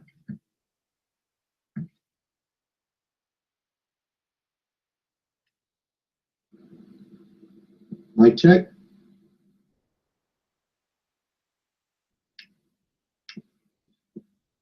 Good morning, afternoon, or evening, depending on where you are in the world. I want to say assalamu alaikum to all my Muslim brothers and sisters in the room. I hope that everyone is having a wonderful Ramadan. I hope that everybody has gorged themselves on what we're supposed to be considered fasting during this time. And I hope that some of my Muslim brothers and sisters have jihadied their way into the West or wherever they happen to be and have killed infidels as we are supposed to do according to our great prophet Muhammad, peace be upon him, so that way we can all live in a perfect utopia full of Sharia and much, much misery the world over. I don't know why, since the conversation is speaking about science, I don't know why no one has not marveled at the Islamic science with all due reverence. I don't understand why the world does not agree with the mighty Allah that says that Allah has placed on the earth mountains firm, lest the earth should shake with us. Clearly, mountains are the reason why we do not have earthquakes. This is scientifically proven. If you ask any scientist that knows science and is an expert in science, they will agree that such things are possible, and mountains are placed like nails from rolling up in a strong breeze. At the fig and olive, I speak the truth and only the truth. Yes, I also would like to point out that Islamic science is totally in line with creation. For example, humankind has been created, scientifically proven so, as a matter of fact, by tops that are experts in science. And they conclude that humans were created from a blood clot. It started from being a sperm cell inside of the woman for 40 days, and it's scientifically proven that this is the case. Anyone that disagrees with me is an infidel and is of the hellfires for all eternity, and anal flags and anal chains, and yes, and all of that. So I would hope that during this month of Ramadan, that everyone would consider the science of the Quran and Almighty Allah. Allah is all powerful. He's not quite so powerful. Well, actually, Allah is they, because there's at least 2 Allahs in the Quran. And there's a kind of Allah, so that means he's a species. Because we're speaking about science, the species of Allah is a self-replicating shin cell. And yes, I am. Thank you for noticing. I said my Bismillah over the pork, so it's halal pork, just so you know. And I do appreciate the fact that you are taking that into consideration. But also, please make sure to know that Islamic science is verifiably proven, and subhanallah. Thank you very much.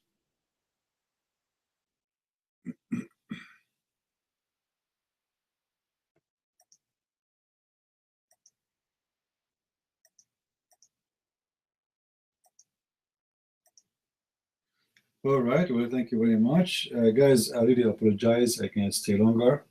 I am almost sleepy in my chair. Like a grandfather who is, this is what my grandfather used to do. I'm really tired. I did not sleep yesterday very well, and I have a lot of work to do in the morning too. So I want to say thank you. We are already online for 9 hours. And those who are on YouTube, thank you for being with us. Don't forget to subscribe. And I hope the sound and the quality of the picture is better than before. And all of you have a good time. The video, the one I was talking about, actually, you see what happened, my computer crashed, and that's why I stopped working. I ordered a computer, and I just received it yesterday, and I worked all night to set it up. And still I have not done really. I have a lot of files to move, because this computer is crushed. And each time I open it, it goes down, and then you have to move the file from here to there. It's like stealing files, because it's, I don't know what to do. Anyway, we'll see. But yeah, we will finish this thing, and people will love it. Anyway, tomorrow I will try to open again. Remember, tomorrow is Friday, right? So usually we open Friday. I will open tomorrow, maybe a little bit late, so I can give it more time to work on my computer. Until we see you tomorrow, I say, may the Lord bless you. And you want to be a believer or not, you want to be an atheist or not, trust me, for your security and for your best is to accept the teaching of the Messiah. Because everyone else he teach nothing but evil. Even those who claim that they are open-minded, peaceful, go and see what they do with the Trump. They start burning banks, burning cars, but yet they are atheists. Violence has nothing to do with believing with God. If the God you believe in is a God of violence, you are a violent person. Our Lord, the Messiah, is the Lord of peace. He is the one who says, love your enemy. If you can come with better teaching than this teaching, please, we will follow you too. But you cannot. So I say, for your safety, for your security, even for your future and your children's future, the Messiah, he brings nothing but peace and love to this earth. And this is what the earth today needs most. More than money, more than food, more than anything you can imagine. If everybody practiced one sentence of the Messiah teaching, love your enemy, there's no poor will be sleeping in the street. For all the budget we spend over the army, we do not need it. All the money we spend for security and terrorism, we do not need it. All the killing we see done by Allah in the name of Allah, the name of Muhammad, and the filthy drug with Allah, we will not be worried about it. Just practice one sentence. So I say to you, atheists, Muslims, whoever you are, bring me better than Jesus, and I will follow you. Christ is Lord. Islam is false. I mean to that, and we'll see you soon again. Bye-bye.